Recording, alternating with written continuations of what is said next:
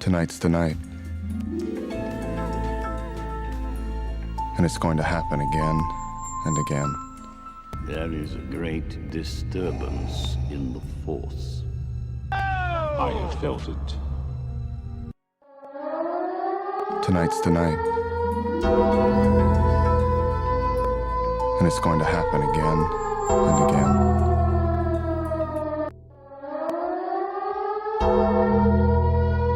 Ladies and gentlemen, we are about to go live. It's going to be the wildest night ever. We are going to do this. It is MAGGCAST time. It is time to party. Let's rock and roll. Yeah. What am I talking about? What are you talking about? What are we talking about? It's MAGGCAST time, ladies and gentlemen. It's time to party. We are here. We are ready to rock. And we are going to have ourselves another wild evening, ladies and gentlemen. I have no doubt in my mind it is going to be nothing short of magnificent this evening. And let me tell you something, folks. We got some things to talk about. We got all kinds of things to talk about.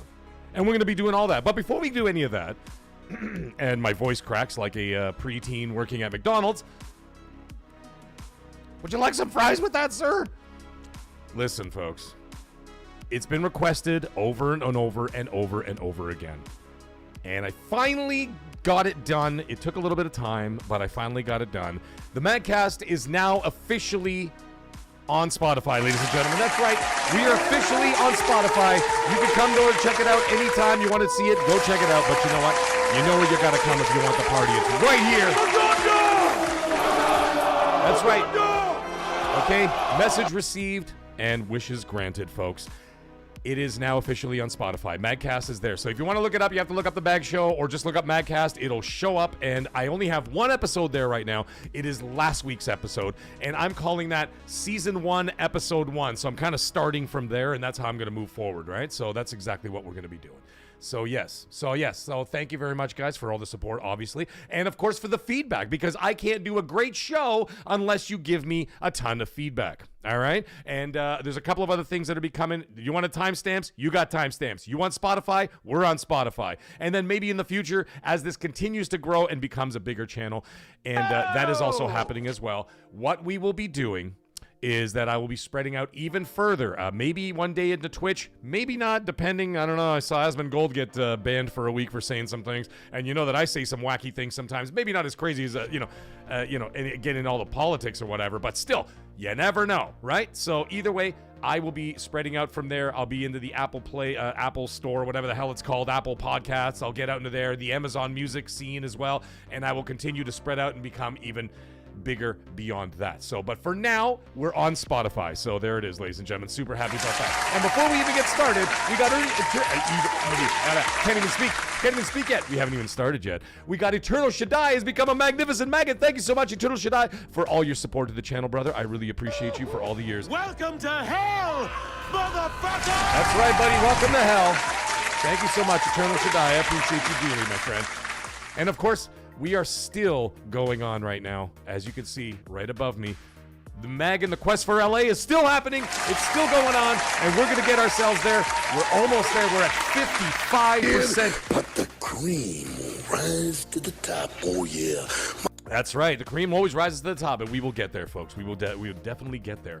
Yeah, I'm all excited for that. It's going to be a lot of great things. And also, on top of that, I did actually receive my tickets.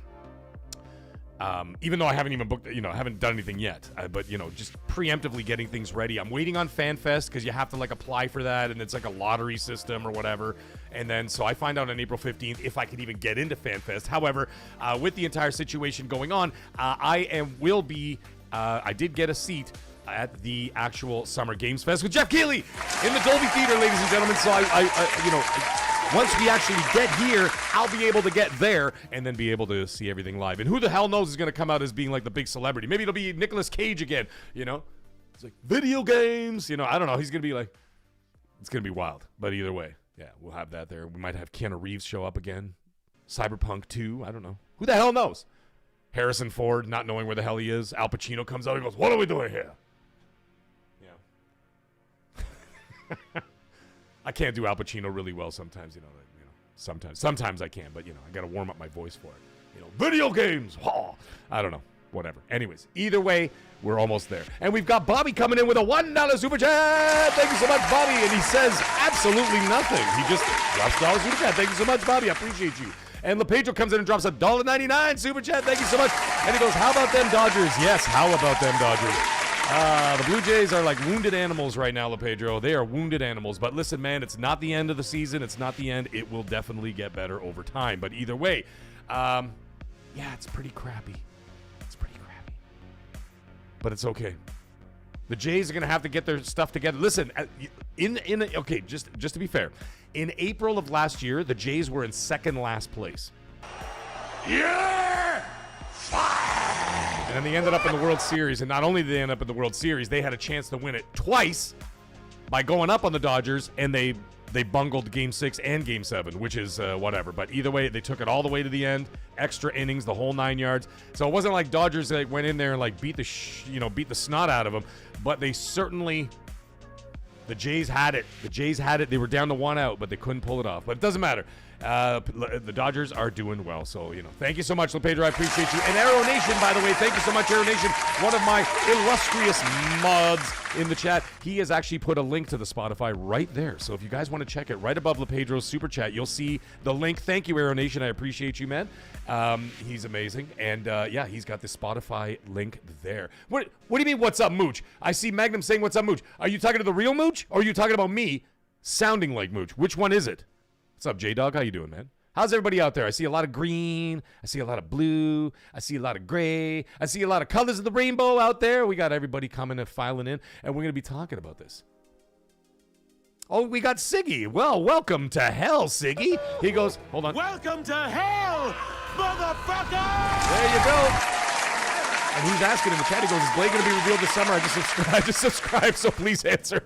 Yes, from everything that I have heard, yes, that we will be getting Blade, will be shown this summer. Now, the thing is, also keep in mind, I know some people are going to be like, oh, are you sure about that? Are you sure about that? You sure about that? Yes, for 2 reasons. One, because I was told by someone who works at Microsoft. That was the first thing. The second thing is that it's been can you believe it, guys? It's been 2.5 years. It's been 2.5 years since the reveal trailer for Blade. Even Colt was like, nah, bro, no, 2.5 years, that's crazy. And I said, yes, it is. It was shown on December 7th, 2023. Can you believe that? It has been 2.5 years. Siggy goes, I fucking love you. Thanks. Thanks, buddy. Everybody in the chat. Everybody in the chat. What's up, 78? Ghost Fixer.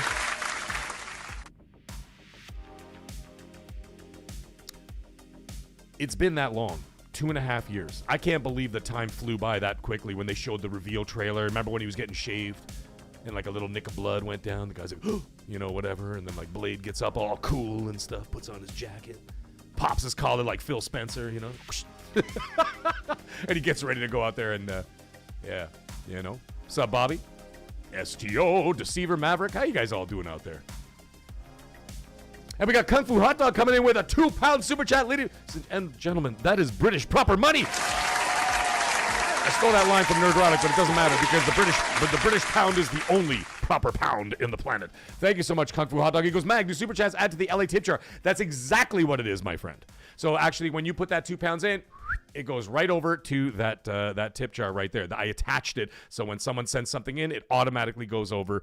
Whoops, wrong way. Right there. It automatically goes into the LA tip jar to help get my ass across the border. To America, and then fly over to LA, and then I'll destroy LA, and then we'll take it from there. Yeah, it's going to be a whole situation. Yeah. I mean, it's going to be a situation for them, not for me. I'll be totally fine. When I leave LA, it's going to be like, what the hell was that video game? You remember once, with like the monsters crawling up the buildings, like destroying buildings? It's a rampage, okay? I'm going to be on a rampage when I get into LA, okay? I'm going to be not a disaster. I'm going to be fantastic, but like, it's going to be a disaster for everybody else. I'm going to be like a public nuisance. It's going to be amazing. I'm going to be dancing on the rooftops, doing all kinds of crazy stuff. Everybody's going to be like getting their beauty rest, going, oh, we got the Gamesfest tomorrow. We got to sleep. Got to get our 8 hours of sleep. And then me at 5 a.m. with Asha Asha and the rooftop party. Like it. What's up, Asha? Let's go. And then both of us show up hungover at the Gamefest. Absolutely, that's going to happen. I mean, it all happened in my head, but not in real life. Aero Nation, thank you for joining the top tier maggots. Here we go, Aero Nation, my friend. Welcome to hell, motherfucker! There we go. Thank you so much, Aero Nation. And right off of that, we got Seth Monsters coming right in. Ladies and gentlemen, the man, the myth, the legend himself, the wild man, Seth Monsters. He comes in and drops a $20 super chat. He goes, who am I? What the hell am I doing here? I picked the wrong G-Day to stop sniffing glue. Or did I? No, you definitely did not, my friend. You are a savage and always have been, and thank you so much. And by the way, you remember last week, Seth Monsters dropped a 50-member bomb into the chat. That was unbelievable. And like he said, he goes, I want fresh souls. I want fresh souls in the members-only Discord. And you definitely got it last week. Yeah, so... yes, well, hey, Goku, how's it going, buddy? Listen, we're going to be talking about that. Ryther, what's up? How you doing, man? Oh, I know you like the Usher. You get it again. Let's go, Usher. Deceiver, Colt cannot hold me back. He goes, Colt going to be Mag's control. Absolutely not. Let me tell you something right now, folks. I know you see me here, right? But when you see me in real life, when I party and stuff, there is no cage large enough. None that can hold this beast. None. No cage big enough to hold this beast. But anyways, yeah. What's up, Josh? How you doing? Everybody go check out Josh Duckwell's channel, please, ladies and gentlemen. No quacks given. What a fantastic show. I didn't watch your last one because you guys did a spoiler talk about Project Hail Mary, which I have not seen yet, so I'm waiting to see that. You know what I'm saying? So we'll get to that when we get to that. But either way. And we've got, before we even start the subjects tonight, which we will, ladies and gentlemen, we're just going to catch up on a few super chats, and then we're going to get right into our first topic tonight. But we've got Sir C. Julius coming flying in. Donation. Dropping your $10 super chat, and he says, LA support.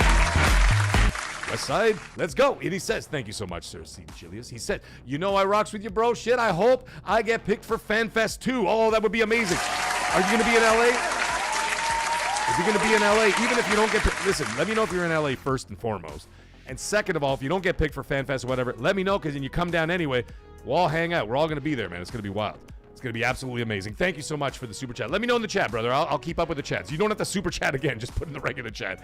And we got 78 Inc., my friend, the man who's been here from day one, drops a $20 super chat, says, let's get Mag to LA.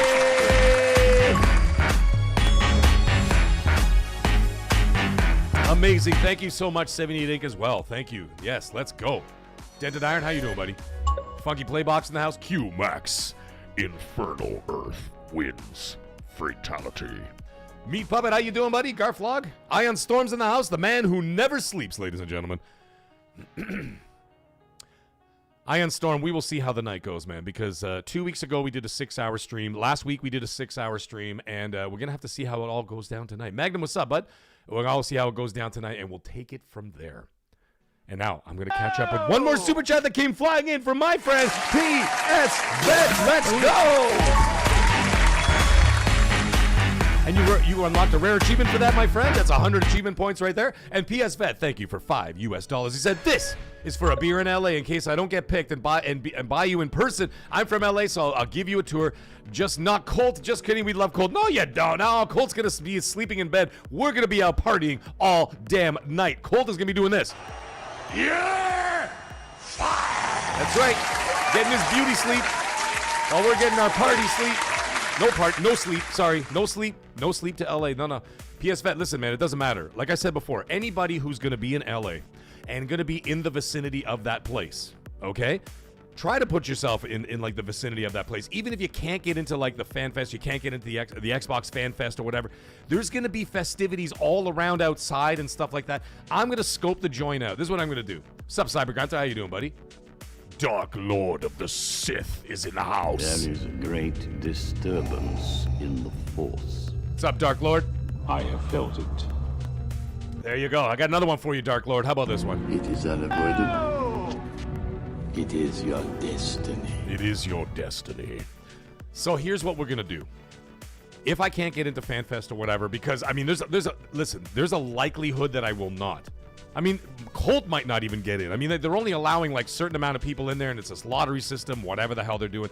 We're going to find out over the next couple of weeks how it all goes down. But what I'm saying preemptively, if anybody wants to do a meetup or something at night or whatever, or in the late afternoon, that kind of jazz, anybody's going to be in the LA region, and we're all going to be in the same vicinity anyway, why not hook up for a drink or two and hang out? You know what I'm saying? I think that'd be pretty damn cool. What do you guys think? That's what I'm talking about. That's what I'm talking about. You know what I mean? So, like, I'm thinking that's exactly what we probably should do. But anyway, we will, like I said, over the coming weeks, we will figure this all out. We'll start to iron out details or whatever else. And like I'm telling you, I know that like some of the huge channels do this, like Nerdrotic does it, Geeks and Gamers do it. Ryan Kinnell does it as well with the RK Outpost and all those other like those big channels, heel versus babyface. What they do is that they do like these little like get-togethers in different cities and stuff like that. That is going to be like my dream, like one day that we can actually do that. It'd be like, hey, listen, we're doing a meetup in Chicago, we're doing a meetup in Toronto, we're doing a meetup wherever in Boston, and fill in the blank. And then, like, all the people from around the area, we get together, we go have a big party or whatever out, and, like, do, like, meet and greets with everybody and get, actually talk to each other face to face. That'd be really cool, man. Obviously not yet, but, like, that would be for, like, when the channel gets really big. Then we'll do stuff like that, and I'm thinking that's really cool. However, I will be in LA, so what the hell? People in LA, y'all gonna be there, I'm gonna be there, we're gonna be there, the bunch of us gonna be there, let's party! That's what I'm talking about.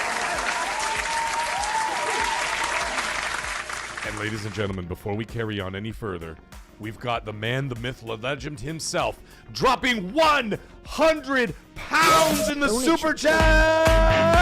Oh my God, I lost my voice again. Unbelievable.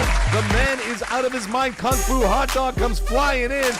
Kung Fu Hot Dog, thank you so much. Oh my goodness, 100 pounds. That is insane. Thank you so much, guys. You gotta all thank him in the chat. I'm thanking him right now. I'm trying to give him as much as I can here. Look, he unlocked another rare achievement. Absolutely amazing. Thank you so much, Kung Fu Hot Dog, for 100 British pounds. Proper money, of course. And he says, for 100 British pounds, he says Colt Eastwood is boring. Yeah! He never does vlogs. Just boring ass photo shoots. But I love the guy. This money is for your crazy vlogs in LA Magalicious, ladies and gentlemen. That's what I'm talking about. Crazy vlogs in the Magalicious, ladies and gentlemen. Thank you so much, Kung Fu Hot Dog. He says, be that guy from Airplane who says, and Leon's getting larger. Do the same to Colt on video. Playing High Buster soon. Thank you, dude. Thank you so much, man. That is absolutely unbelievable. I truly appreciate that. What an absolute gift, ladies and gentlemen. That is bringing us one step closer to this entire situation. It is absolutely amazing. Thank you. Thank you, guys. Thank you, Kung Fu Hot Dog. And thank you, everybody else who has also donated to the chat as well. It's been absolutely incredible. Look at that number going up, ladies and gentlemen. It's flying up again. Flying up. Absolutely incredible. So anyways, we will talk about all this getting together stuff when we get a little closer to it. We are exactly 2 months away from the Xbox showcase on the 7th of June. And I will be arriving in LA on the 5th. Which is a Thursday, or a 4th, whatever the hell, I don't know. Whatever date is it. The 4th, the 5th, I don't know. Yeah, 4, 5, 6, 7. Yeah, I'll be arriving on the 4th. That's a Thursday. And then from there, Sunday is going to be the 7th, of course, and Sunday is the actual Xbox showcase. So it's exactly 2 months today that we get that Xbox showcase. Now, speaking of which, shall we go right into that? Shall we go right into the Xbox showcase and talk about some stuff? I think we should. But first things first, I think we should talk about a couple of other things here. We need to talk about... Oh, wait. Hold on a second. We got a code get dropped in the chat. Sorry, before we get in that first topic, because I want to bring attention to it. We got Seth Monsters dropping a $5 super chat. Thank you so much, Seth Monsters. And he says, "Hey, Mag, it's my favorite game." Ladies and gentlemen, he dropped the code in the chat. Get in there fast. Get it. No talent is asking, is it a Steam code? I'm not 100% sure, but we're gonna have to find out. And whoever gets it, let me know in the chat, okay? So I know who got the code, and we know who to thank. And of course, you know who to thank. You know to thank Seth Monsters. Thank you, Seth Monsters, once again. I appreciate you, guys. So, thank you. Let's talk about the Summer Games Fest, and then we'll kind of tie it into like what we think we're going to see from Xbox, stuff like that, whatever, right? And what I want to kind of like bridge this with a bunch of different topics, whatever. We'll get to the exclusive stuff later. We'll get into the Halo stuff a little bit later tonight. We'll talk about that. We're going to talk about Starfield PS5 as well. That's going to be another topic tonight. We'll get into all that. Oh, it's a Steam code, folks. It's a Steam code. So get in there. Get in there. Let me know who got it. What's up, Jay Silver? How you doing?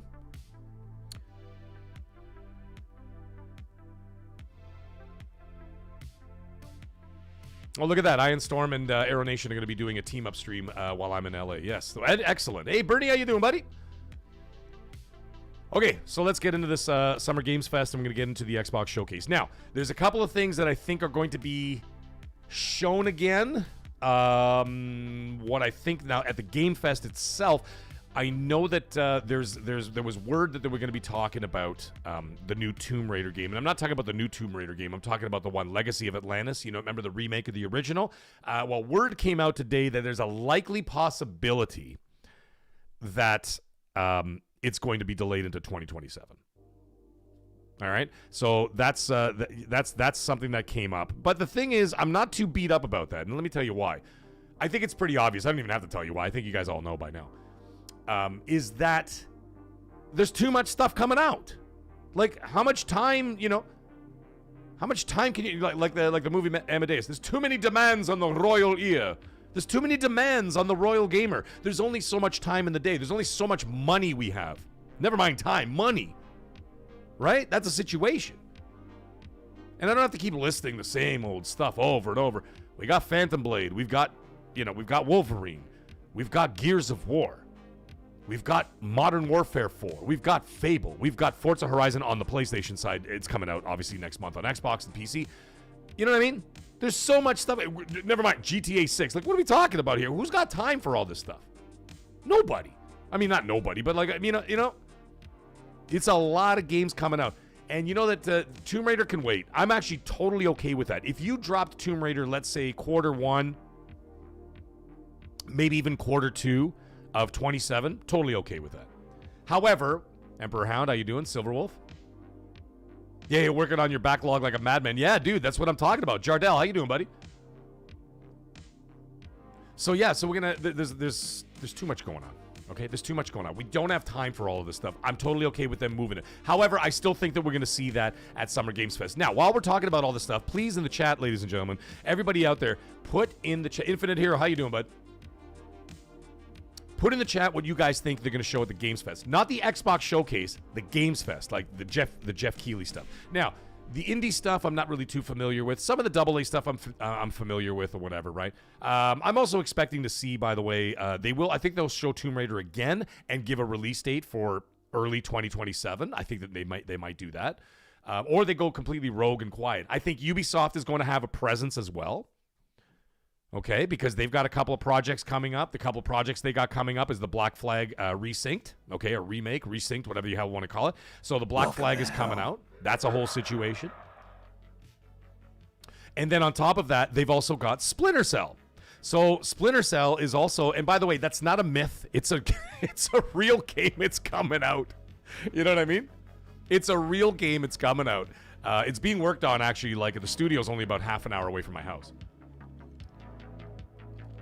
And I know people there. It's not a myth. It's real. So, like, they may be talking about all of that. So, I'm expecting Ubisoft to have a presence there. I think they're going to show some Black Flag remake, and I think they're going to show Splinter Cell. Now, Splinter Cell might be a pipe dream because we've been talking about it for how many years now, guys? How many years? 5 years? 6 years? Every single time we get to Summer Games Fest, what's the first thing everybody says? Come on, tell me. What's the first thing everybody says? Are we going to see Splinter Cell this year? We've been doing this dance since, like, COVID, for God's sake. I get it. Trust me, I get it. But I think we're finally going to get to see that. As for anything else, it's anybody's game. I really don't, no pun intended, I really don't know what else they're going to possibly show during the showcase. These are just some of the ideas that I think that are pretty much guarantees. Now, if you look at the Xbox situation, when it comes to the showcase, which I'm kind of grouped the Xbox Showcase as part of Summer Games Fest because it's kind of that vibe of like that E3 vibe. It's like you got Keighley one day, you got Xbox the other day. You know what I mean? Who knows what the schedule is going to be like for the other companies out there, like EA, Ubisoft. Like, they're going to probably do stuff as well, right? I don't know, man. So yeah, we'll see how that all goes down. Now, let's get into the Xbox Showcase. Let's talk about that for a minute. As I reported last week, now I did say it's still like, you know, let's just not like start breaking out flags and like, you know, throwing ticker tape off the top of buildings in Manhattan. Like, let's just like chill out for a bit. But the word is that Blade is making its appearance at the Xbox Showcase, and it'll be shown, and it'll be announced for 2027. Okay, so that is fair. Welcome to hell, right? That's fair. But anyways, yeah, beyond that, I think we're also going to see a little more of Halo, as we have already discussed as well. And I think now Colt is actually now finally coming on board with the whole thing, and he's like, I think you might be onto something with this Halo dropping in June, maybe not shadow drop per se, but in the vicinity of the Xbox Showcase. I think we're going to be getting that Halo. That's what I've been hearing for months and months and months. And as you guys saw reported just the other day, it's ready to rock, right? It's pretty much ready to go. They're just ironing out some details. You know how it goes, right? When it comes to a game, just, you know, the finer touches, that kind of thing. So it's good to go. Will we see anything else from Halo Studios? Highly unlikely.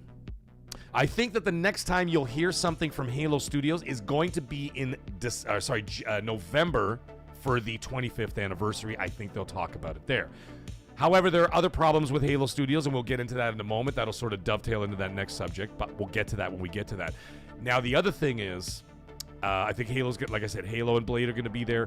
The other thing is, of course, as some people like my friend Colt is now going to be playing the beta for State of Decay 3. There you go. So he's going to be playing that. Now, State of Decay 3. There's another situation. When that guy came out and said what he said, a little bit of controversy there. I didn't think it was like the biggest deal in the world, but it kind of opened my eyes to, oh, that's why it's taking so long. They weren't even working on the goddamn thing. Like, I mean, I'm sure you guys heard about that situation. For anybody who hasn't caught up with that situation, what ended up happening is one of the developers who's working there, he ended up having an interview, and he talked about the game or whatever, and he says, yeah, that trailer, I'm just paraphrasing what he's saying, okay? I don't remember exactly what he said. I'm paraphrasing. So what he said is that, yeah, the trailer that they hadn't even started the game yet. He goes, it was just like it was in like a Word, like a Microsoft Word document. Like they hadn't even started the game yet. He goes, everybody up for the most part up until I think 2022, if I'm not mistaken, or like into 2023, the majority of the team were still working on updates and fixes for State of Decay 2. Welcome to hell, motherfucker! Like State of Decay 2. And I'm like, that game came out like last gen. And but anyway, obviously I understand that they're going to continue to support the game or whatever else. That's, you know, fantastic. But when we're all sitting around going, dude, it's been 6 years since they did the thing with the bow and arrow and like you know, they had like the deer, the deer zombie, you know, doing his thing or whatever. And I'm just like, okay, right? And we saw that little trailer, whatever. Then they showed a little bit of gameplay just recently or whatever. And now they opened up the alpha, and some lucky people got to get into it, and of course Colt got into it, so he's going to be playing it. Obviously, he won't be able. I don't think he'll be able to talk about it with me or with anybody else. I'm not sure what the stipulations are for the NDA. We'll have to see. Like, for example, like I was invited to the NDA for 4 Loop. You guys know that game 4 Loop, the one from like Bad Robot, Jar Jar Abrams there. So like they had that game. I got invited there. The NDA would not allow me to stream the game, which I guess makes sense. I'm not allowed to talk about the game. I'm not allowed to give my impressions on the game. I mean, with them, yes, but I'm not allowed to talk about it in public at all.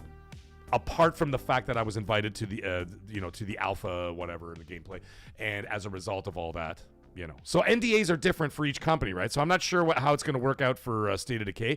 I know that Colt is going to be talking about a little bit about Forza Horizon 6, and he's already got his hands on the game, and he's playing the game right now, and he's still, like, I mean, I talked to him today. He won't say nothing because that's part of the NDA. He's not allowed to break anything else. He'll probably be allowed to do some impressions starting tomorrow, if I'm not mistaken. Impressions will be allowed sometime after 9 a.m. Eastern Standard Time. So keep an eye out for the socials tomorrow. You will get an idea of how people are enjoying Forza Horizon 6, which is on the, no pun intended, horizon. So there we go. That's going to be a whole thing too, right? So a lot, like I said, very exciting year for all the companies involved. I think everybody's going to have a great year, and I'm happy. I'm happy for it, and like this is what we wanted, right? This is what we wanted. But you know what? You know how the world is. You always got to bitch and complain and moan and this and that, blah blah blah blah blah blah blah. Like shut up. We're getting so much good stuff out there. It's unbelievable. Like we are being spoiled this year. Sure. Not truly spoiled because we have to pay top dollar for hardware and software. I get all of that. But the stuff we're getting within a calendar year is nothing short of epic. I think we should be totally excited. And it's coming from all angles. You know, even Nintendo's stepping it up. Even with their third-party stuff coming up, I don't have to list all the games all over again. We got a bunch of games coming out in the next week. It's going to be incredible. So we got nothing to complain about. Now, carrying on from there, my question to you guys out in the chat is, do you think that we're going to get our Modern Warfare 4 reveal at the Xbox Showcase? Now, the reason why I'm bringing this up is because they're clearly focusing on Gears of War E-Day. And by the way, I just like to point out, Microsoft, Asha, thank you. I'm sure it's not her decision, but I'm just saying, I'm just thanking her anyway, just because I want an excuse to play her soundbite again. Let's do it one more time. Let's go.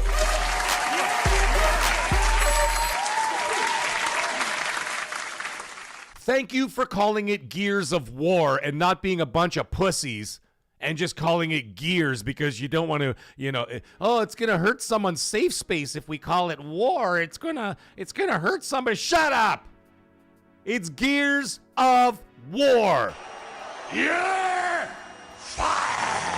You know what I'm saying? And thank you for bringing the name back. That's all I gotta say. Sorry, I get worked up from that kind of stuff. Like, you remember even like the smoking of the cigars and stuff, and like Gears 4, nobody was smoking cigars anymore. They're like, oh well, you know, we didn't want to like you know, promote smoking. Shut up! It's war. People's guts are getting spilled out. You're cutting people in half with chainsaws. Intestines are flying everywhere like the wacky inflatable arm flailing tube men at like the used car dealership. Intestines everywhere. But God forbid you don't want to show a bunch of old grunts in the war smoking a cigar. Get the fuck out of here. Yeah! You know what I'm saying? Ridiculous. So thank you for bringing it back. And by the way, it was actually kind of funny. Did you guys see the social media? I'm sure you guys saw it. These social media posts from the actual Gears of War account and Coalition, and they're like, "Let's fucking go." They're like swearing in their swearing in their posts, and I'm like, "That's what I'm talking about. That's what I'm talking about. Bring the dirt back." You know what I'm saying? Bring the grimy back. That's what I wanted. Anyways, yeah, it's awesome. So now my question is this. Clearly, they're going to do some kind of like an introductory trailer saying, oh, and by the way, they could do a little trailer and then say, stay tuned for after the show. We're going to be doing a Gears of War post-show, whatever hell, deep dive and all that kind of stuff, the Gears of War E-Day thing, right? Great. But then where does that put Call of Duty? Because Call of Duty also for Microsoft, obviously, for obvious reasons, is going to be a monster IP. And I actually think, by the way, I think that this year is going to be a return to form from the Black Ops 7 fiasco, if you want, whatever you want to call it. I think it's going to be a return to form. And, of course, as you guys noticed, maybe you saw today, that Xbox actually put Modern Warfare, the 2019 Modern Warfare 1, so to speak, of the reboot trilogy, is going to be dropping in Game Pass. Well, there's a reason for that, because they want to catch you up on the story and all that kind of stuff, right? So it's now available. I don't know if it's now, but it's coming out very soon. The chat will help me out with that. It's dropping into Game Pass. So, you know. So where do you put Modern Warfare 4? Do you put that as the one more thing? I know they got clowned on it for last year for putting Black Ops 7 as the one more thing. So what would you guys do? Like, I mean, you know what I mean? What would you guys do? I have no problem with it being the one more thing. They're obviously going to show Fable again, obviously. You know, because that's another game coming up for them. So yeah, they're gonna. I don't know how they're gonna juggle this all. And then they're also gonna be doing. Now they already did the third-party stuff. They did that in March. We already saw that, right? We saw the showcase. We did the live reaction right here on the channel. Great games coming up, by the way. Those third-party titles look fantastic. Some of them are gonna be Play Anywhere. Some of them are going to Game Pass. On and on, whatever. looks great. Those games, I'm really excited for some of those games. I'm happy about that. So, but the thing is, this is an Xbox showcase. I don't think they're going to be doing that. I think that the reason why they did that, the reason why they did the third-party partnership showcase is so that they can focus entirely on Xbox for the actual Xbox showcase as opposed to showing third-party stuff. They may show some things that are going into Game Pass because that obviously directly affects Xbox gamers and PC Xbox gamers, right? Makes sense, right? But I don't think you're going to see partnerships of games that are not going to Game Pass in the showcase. I think they're going to focus entirely on that and saying, listen, if you're part of the ecosystem and you're part of that subscription service, these are all the things you're going to be getting, for that. So there's that. Now, before we get on, I wanted to see guys in the chat, of course.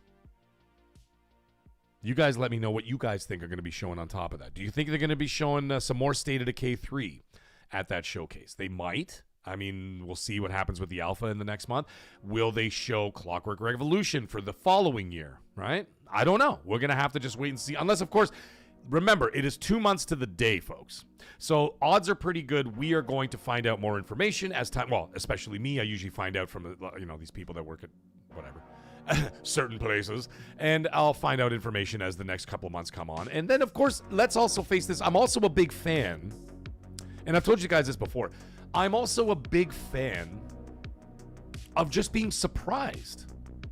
Like, I'd love to, sit there, watch this thing, hanging out with everybody, whatever else, and all of a sudden they just, completely Johnny Cage me right in the balls, like a, split, doing the splits and then punch me in the balls with something I never saw coming. That's what I'm talking about. I love that too. Give me a surprise that nobody saw coming. That would be incredible. I'll be down for that too. So I don't want to be spoiled by the whole show just because I talk to people and whatever else.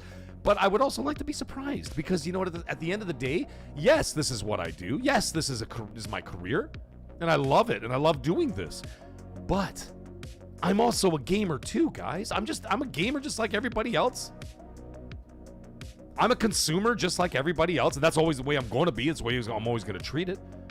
And I like to be surprised. I'd love to sit there and be like, oh my God, and like I never knew that, whatever, they're doing this. They're making a M-rated Conquer game full of blood and guts. Yeah, I don't know, whatever. I don't know. So, it would be kind of fun to be surprised. And, you know what? Actually, I know I talked about at Summer Games Fest. It would be nice if they showed Splinter Cell. How about this? You want to get some excitement going on? I think that you show, if indeed the game is within a certain time period of the game coming out, I think you show the Splinter Cell the Xbox thing. It's always been synonymous with the original Xbox anyway. I played them on the PlayStation 2. I never owned an OG Xbox. Never owned one. I started my Xbox gaming in the 360 days.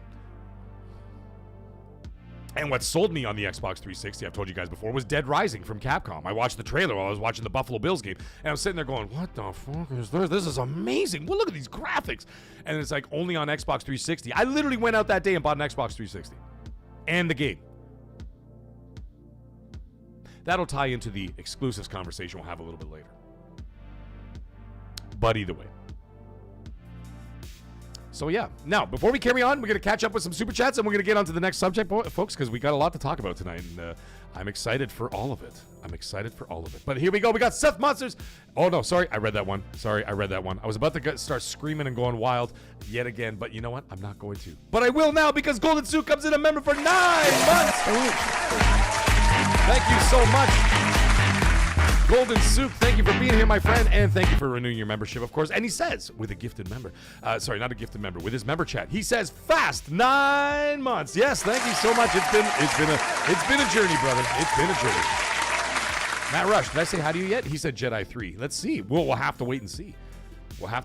And we got, ladies and gentlemen, we got the man himself coming flying right back in. I cannot believe it. Kung Fu Hot Dog, right after dropping a 100-pound super chat, has come right back and dropped a 40-pound super chat. That's proper British money, ladies and gentlemen. Kung Fu Hot Dog, 40 pounds. Thank you so much. My goodness. Unbelievable, dude. Your generosity has been mind-blowing. Everybody's generosity has been mind-blowing.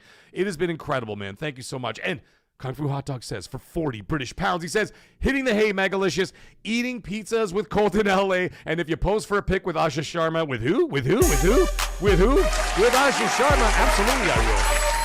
Ask her for Gears E-Day t-shirts. They have to have that merch. No hopes for new Splinter Cell remake. Oh, no, dude. It's coming. I promise you. Conviction and Double Agent. I don't know about Conviction and Double Agent, but the remake of the original is coming, my friend. I assure you. I'll eat my Kiss shirt live on the air if that game wasn't going to be coming out. Thank you very much, Kung Fu Hot Dog. And listen, man, get some rest, and we will talk in DMs, brother. Hit me up. Thank you so much, Kung Fu Hot Dog. Appreciate you, brother. And we got Emperor Ham coming in with a 5 Canadian Super Chat. And he said, hit the like and subscribe button, you maggots. What? That's what I'm talking about. Hell, motherfucker! And welcome to hell. Shout out to the mag. Thank you so much, Emperor Hound. And say hello, and in a nice way, obviously. Say hello to your wife. I know she's out there lurking somewhere and listening to the show. She'll be out there. And Noof Nookem's in the house. What's up, Noof? How you doing, buddy? I haven't talked to you in a minute. I hope all is well, my friend. Everybody say hi to Noof Nookem in the chat.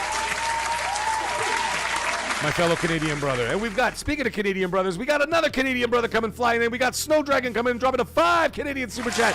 Thank you so much, Snow Dragon. And he says, progress update since last stream. I got both booze and cigs tonight. What?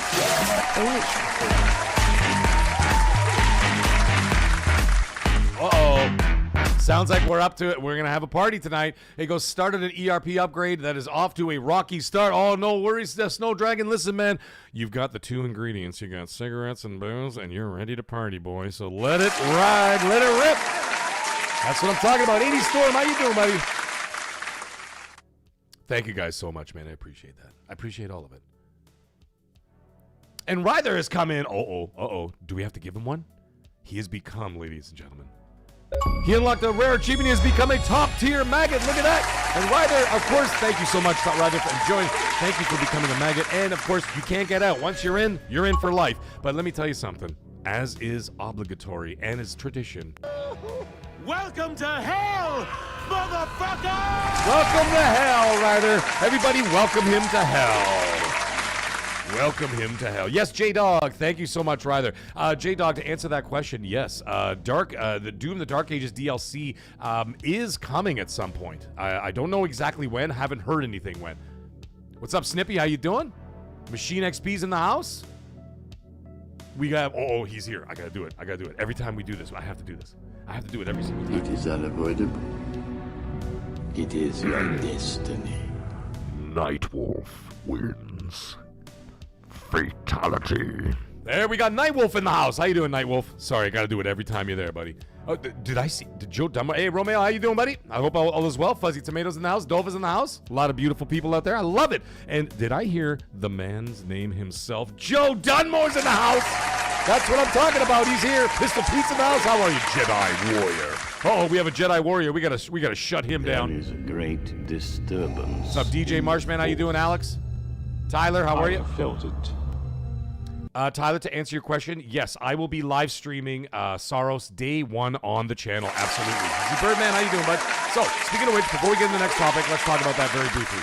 I'll give you my schedule. So, I was saying yesterday that I was planning on doing South of Midnight this Friday. I will not. I will be doing another live stream this Friday, but I'm going to be doing a shorter podcast. It's not going to be a 6-hour extravaganza. It'll probably just be a couple hours, but we're going to be doing a show on Friday. What's up, Street? We got D in the house. Chris is in the house. How you doing? So, yes, I will be doing another stream this Friday, another MAGGCAST on Friday, a shorter one. Obviously not as epic as my Tuesday ones. The Tuesday ones are ridiculous. You guys know what goes down here. So Friday I'll be doing another live stream. But the following week I will be doing 2 gaming live streams. Mark that down, folks. We're going to be doing 2 of them.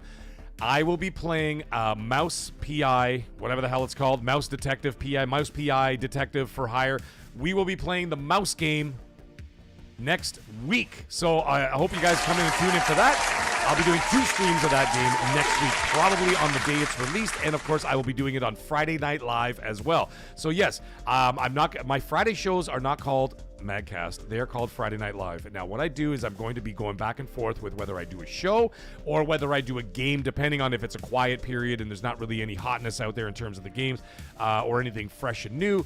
Then I will be doing a podcast or whatever, right? But either way, I will be live every Friday, as I always am. And it's called Friday Night Live for anybody who doesn't know. So yes, we'll be doing that. Mouse PI for Hire. There it is. Thank you, Doba. So yes, next week I will be playing Mouse PI for Hire. And that will be going on 2 times next week. And that'll go on for probably the week after, I think, because the week after we will be doing Pragmata from Capcom. Pragmata will also... Neil Gushwa, how you doing, bud? Let's get you to LA. Yeah, Neil, we're doing this, man. He goes, God, I love the show. Thank you so much. I love you too, brother. Now... I will be playing Pragmata as well. That will be happening either next week or the week after. Pragmata will be played on this channel. And then just 2 short weeks later, not even 2 weeks, we will also be doing Saros Day 1. That's right. Alex, how you doing, buddy? Yes, we will be doing that as well. We will be playing Saros Day 1. And we will be rotating throughout those games. After all of that, because that's going to be 3 games I'm going to be juggling back and forth. We're going to be doing all 3 of those games. We will be playing Forza Horizon 6 right here, and of course, I will be inviting all the maggots and top-tier maggots have first dibs. We will be making a party together in Forza Horizon, and we will be racing together and live streaming and having a blast with the community. So remember that. Top-tier maggots get first choice, get first dibs on the party, and other maggots, you are all invited as well, and we will create different parties and stuff like that. So it's going to be really cool, man. So we're going to create different like factions and teams and all that kind of stuff, and we're going to have so much fun. We're going to be playing Forza Horizon 6 right here on the channel, and then dovetailing into Lego Batman, and then after that 007, and then most likely Halo, and that'll carry us all the way to the fall, which of course we're going to get our heads beaten in with all the games coming out in the fall as well. Yeah, Crispy One, how you doing, man? I'm ready too. Jedi Warrior, good call. Maybe they announced Death Stranding 2 for the Xbox. That's a possibility, dude. Yeah, possibility. Rather, I will be playing on the PlayStation 5 Pro. I do not game on PC. Yeah. So we will be doing all of that jazz. KLZ. I got a week off for Horizon 6. Yeah, dude. And he says, I will definitely join you on there if I can get in. Absolutely. We all got to get in there, man. It's going to be hilarious, man. It's going to be fun. I'll play Replaced as well, Josh, at some point, yes. There's just so much, man. There's so much. I can't keep up with all of it. It's ridiculous. 80 Storm said something. He goes, I just sent a super chat. It's not coming up. Maybe it takes a minute or two? Well, listen, I'll keep an eye on it, 80 Storm. I'll keep an eye on it. Let me, nothing came up over here on this end, and I'm sure it will at some point. Sometimes it takes a few minutes to get through. I'm not really sure. We will keep an eye on that, my friend. I will not forget. However, while we're waiting to see whether that comes up, and it will come up at some point, let's talk about Starfield for the PS5. So that launched today, as well as the, what is it called? Fast Lanes, and of course the Terran situation, right? So I downloaded on Xbox, and during the XNC, Terran Armada, excuse me, the Terran situation. Yeah! Yes, Snow Dragon, it is stuff. Yeah, I know. Okay, fine. I'll give it to myself. Here we go, folks. What an idiot! There you go. Here we go. Oh, what a loser! Sorry, I'll do it again. What an idiot! Oh, what a loser! I'm a loser. I'm an idiot. I'm a loser, baby. But don't even think about trying to kill me. You can send me death threats, though. I'm used to that. I'm used to that. Come on. Hey, Sabina, how you doing, bud? So yes, so let's get into the Starfield PS5 conversation. In fact, let's write that down. Starfield PS5, because you know people are gonna freak the F out if I don't actually put my timestamps in. And by the way, so 2 weeks ago, I was like a day late on doing the timestamps, and this guy hits me up in the chat, like hits me up in the comments, and she goes, Meg, I need, where are the timestamps? You said you were doing timestamps. And I messaged him back. I'm like, dude, I wish I could lie to you, man. I said, but after the show 2 weeks ago, I was so hammered. I don't even. I totally did not remember the timestamps, and the next day I was so hungover. I was like Emotep. I was like a zombie, like just like on the couch for like half the day. I was just destroyed, and I'm like, I told him that too. I'm like, listen, dude, I was just totally wasted after the show, man. I mean, I drank. We were on here for 6 hours. I was drinking for 4 of those hours. Then I was drinking afterwards. I don't remember a goddamn thing. What do you want from my life? What do you want from my life? Well, part of the plan. You know what I'm saying? It's all part of the... Listen, man, I don't lie to you guys, okay? I'll tell you guys straight. I mean, when I'm on XNC, it's so funny. Like Colt's face sometimes when I'm like, Colt, I'll be back. I gotta go pee. And I just go into... He's just like, okay, go pee. I just like announce it in front of like 10,000 people that watch the show over like, you know, a couple of days. And it's just like, did that guy just say he's just gonna go pee? And before we get into the Starfield situation, I got 2 more super chats coming flying in, and we got DC Steven. Let's go. And he drops a $20 super chat. Thank you so much, DC Steven. And he unlocks a rare achievement for that as well. Thank you so much, DC Steven. He says, have a beer on me in LA. Oh, thank you so much, man. I appreciate you. And we'll be having some beers later tonight, folks, when we get into the after show. You all know how that goes down. You know how that goes down. That's when shit goes way off the rails. So, yeah, thank you so much, DC Steven. I appreciate that. And hot off the heels of that, we've got Neil Gushwa coming flying in. Unbelievable. And he drops a $20 super chat as well. Neil Gushwa, thank you so much. Neil, thank you for the $20 super chat. He says, Mag, this trip is epic. Thank you so much. And he goes, your dedication to this show and everyone involved is evident. Thank you. Just from the average conversation to the gaming news, it's the shit. I appreciate you, and I'm sure everyone else does too. Thank you so much. And he says, cheers. Thank you so much, Neil Gushwa. I appreciate the kind words, man.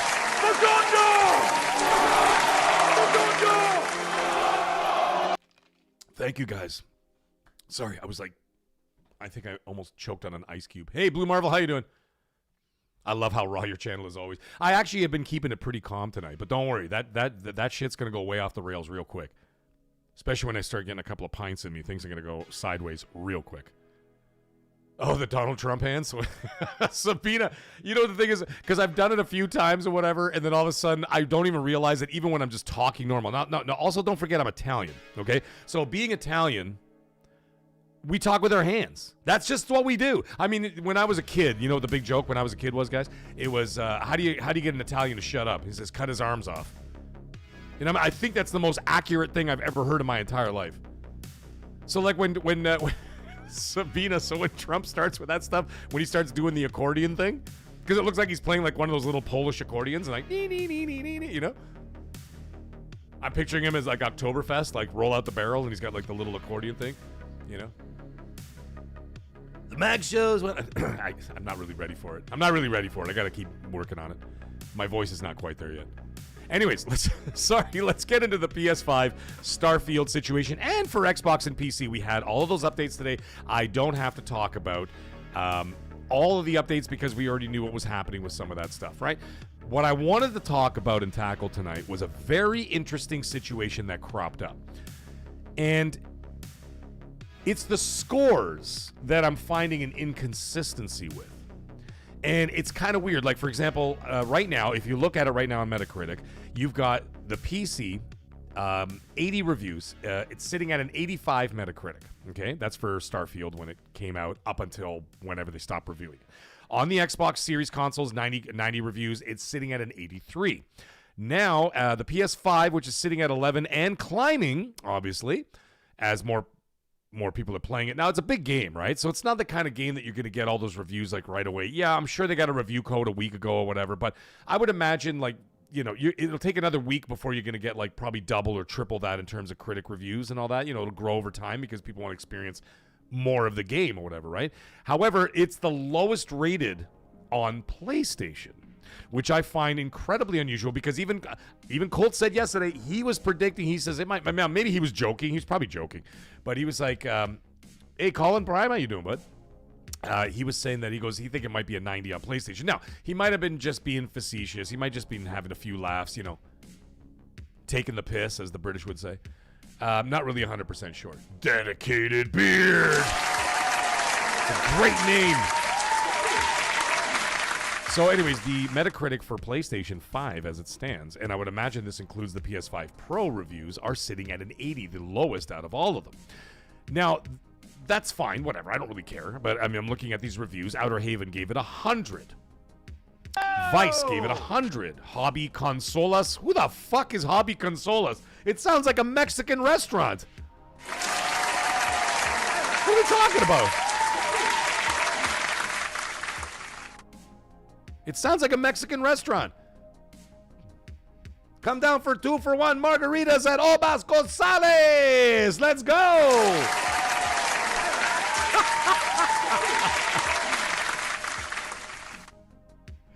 I've never even heard of that media outlet. Who the hell is Hobby Gonzalez? Welcome to I love that. I love the name. It's fantastic. It's a great name. PSX Brazil. You guys are going to make me do it, right? I'm going to get in trouble. I'm totally going to get in trouble, but I don't care. Come on in, pussy lovers!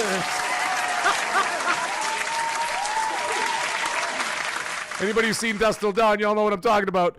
Anyways, sorry, I had to get that out of my system. Sorry, Hobby Gonzalez was in there. PSX Brazil is in there. They gave it a 90. The Gonzalez gave it a 92. Gaming Bolt a 90. 86 Vandal, never heard of them. PlayStation Lifestyle, I have heard of them. They gave it an 80. Now, the interesting thing...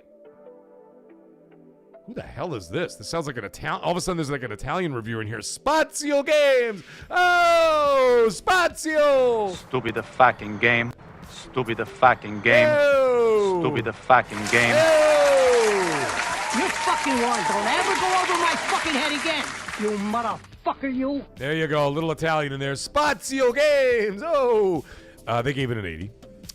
Push Square. Now, here's what gets interesting. Push Square gave it a 70. I'm going to read that review to you guys, okay? So, I don't put all this shit on the screen because, like, you know, when people share the screens, it's good and all, but, like, whenever I'm watching, like, a podcast on my phone or a tablet or I'm in, you know, whatever, and I'm driving, I can't read the shit on the screen anyway. So when people put up, like, this screen to share, I can't read it. So there's no point putting it up and making my stupid face small. So I'm just like, forget it. So I just read it out. Anyway, I want to tell you what Push Square said. So they gave it a 70. And it said, Starfield is bigger and better than ever on PS5, but it still crashes against the roadblocks of old. A complete lack of exploration leaves the RPG in an awkward place where it can feel like an objective ticking exercise with little to distract you. Its faction quest lines are the highlight, and the improved combat systems and new gameplay capabilities make the experience worthwhile. However, 2.5 years later, there is considerably more Starfield. Only some of it makes it better. All right, so that's what they had to say for 70. Now, this is the one that was pointed out. I saw Porter Rock post about it today. And this is the one that I never understood. Actually, sorry, I'm going to read one more before, and then we'll talk about the controversial one. PlayStation Universe gave it a 50. That's a rough score, 50. But I'm going to read the paragraph, you know, the abbreviated paragraph of what they had to say, and then we're going to get into the controversy about the DualShockers thing, because this is fucking nuts, okay? So anyways, let's do the PlayStation Universe one. They say give it a 50, and they say Starfield plays as you would expect an RPG to play in the sense that that the inputs do what you want them to do. Performance also works well enough, particularly for a Bethesda game. Odds are, however, that you won't want to play for a very long time anyway. In this game, you get nothing but residual information about the world around you and humdrum experiences for you to play. Even in Dark Souls, you receive a challenge that faces you head on and you get rewards for surmounting that challenge. Whether it's the plot or the gameplay, Starfield puts an interest you may have to have on the back burner for something much more mundane to take its place. Yikes. And that was a 50. All right, so there was that one. Now, here's the one that I wanted to talk about that was, hey, Nate Dogg, how you doing, bud? We'll get back into the chat in just a moment, folks, and I will address everybody in the chat. Now, the other thing I want to talk about is this DualShockers thing. Now, I saw that Porter Rock posted it on Twitter today, and I'm looking at it, I'm like, is this real? And I'm like, this seems really unusual. But I went and checked it out. It is real. So hear me out, folks. Here's what happened, okay? DualShockers reviewed the game on Xbox and gave it a 90. A 90 on Xbox. Okay? Actually, in fact, what I'm going to do is I'm going to find their review on Xbox very quickly. I should have had this ready ahead of time, but it's okay. I'll find it. It will not take me very long to find it. So what they said, they gave it a 90 on Xbox. However, the exact same media outlet reviewed it for PlayStation and gave it a 60. Yeah! That is insane. How does that make any sense? Listen, man, I don't console war and all that bullshit. You guys know that. You want to do that, go to a fucking playground. Like, you know how it is. You know what I mean? I mean, we could do a little bit of it, just for fun and shits and giggles or whatever, but and we could bust each other's balls. That's totally fine. There were a couple of guys in the chat last week that busted my balls, calling me names and stuff, and I'm like, hey, man, you can call me whatever you want. It's all good. I'm not going to kick you out of here. I hope he shows up tonight. Like a couple of those guys. But, hey, that's great. We bust each other's balls. It's totally cool. That's what men do. You know what men do? They punch each other in the side of the head and tell each other to grow up, and then they go out for a beer together. That's what men do, right? And strong women. Like, my wife will do that shit. My wife will punch me in the side of the head. I mean, she's Irish, so, like, what the hell do you expect? With a touch of Scottish in her. What a nightmare scenario that is for me, folks. Mostly Irish with a touch of Scottish in her. It's a recipe for a disaster. And I married it. What an idiot! Oh, what a loser! Anyway, she'll punch me in the side of the head, and then she'll go grab me a beer from the fridge and be like, come on, let's go have a couple beers in the back. I'm like, all right. And by a couple, I mean like 14. Okay, anyways, back to the story. DualShockers, 90 on Xbox. Hear this. Starfield is a triumph for Bethesda, but even more so for every human. Oh, for fuck's sake. But even more so for every human who has ever dreamt of a destiny born in the stars.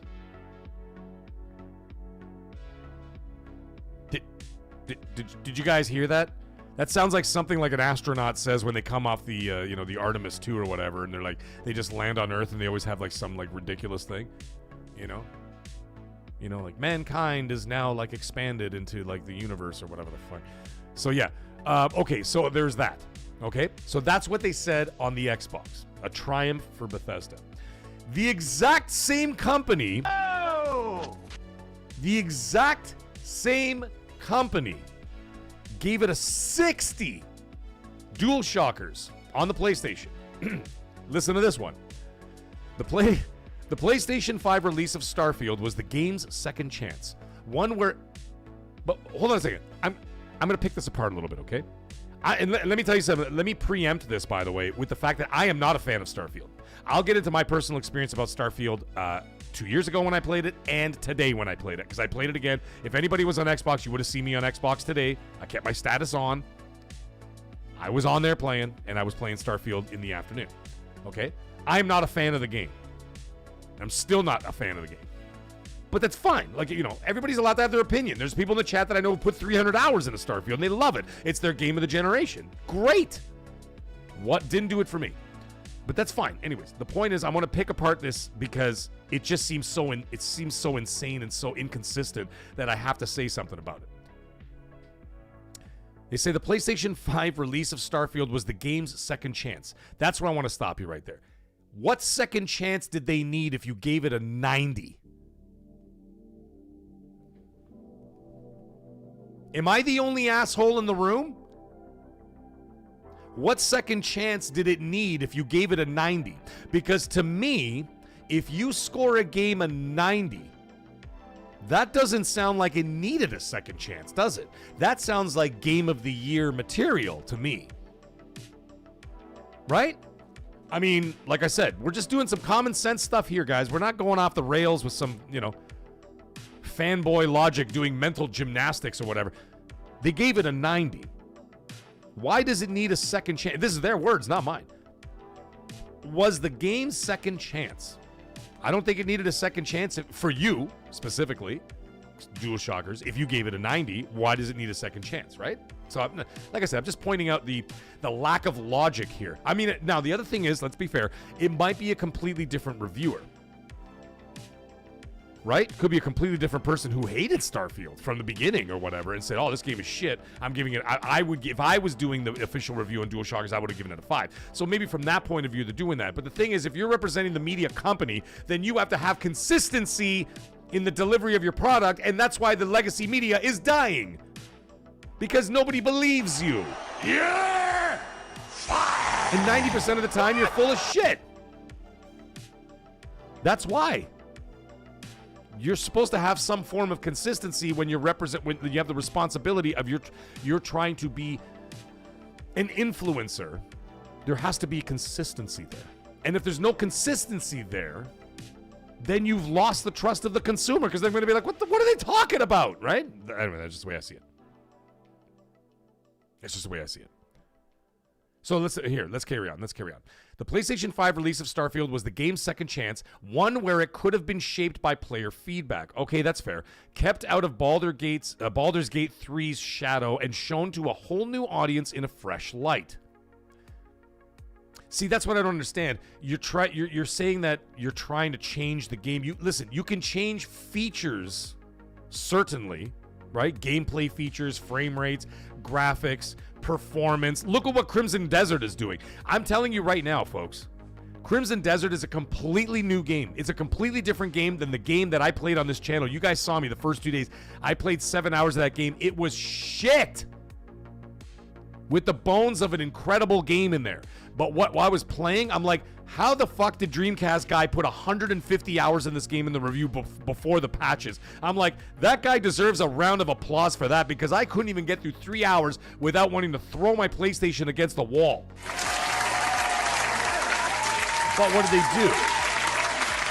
You can't change the fundamentals of the story. Like this is the most, like, obviously a child wrote this. You can't change the story. You could change sort of elements or whatever, but you can't really change the story or the structure of the game. And this is what this person is kind of getting at here.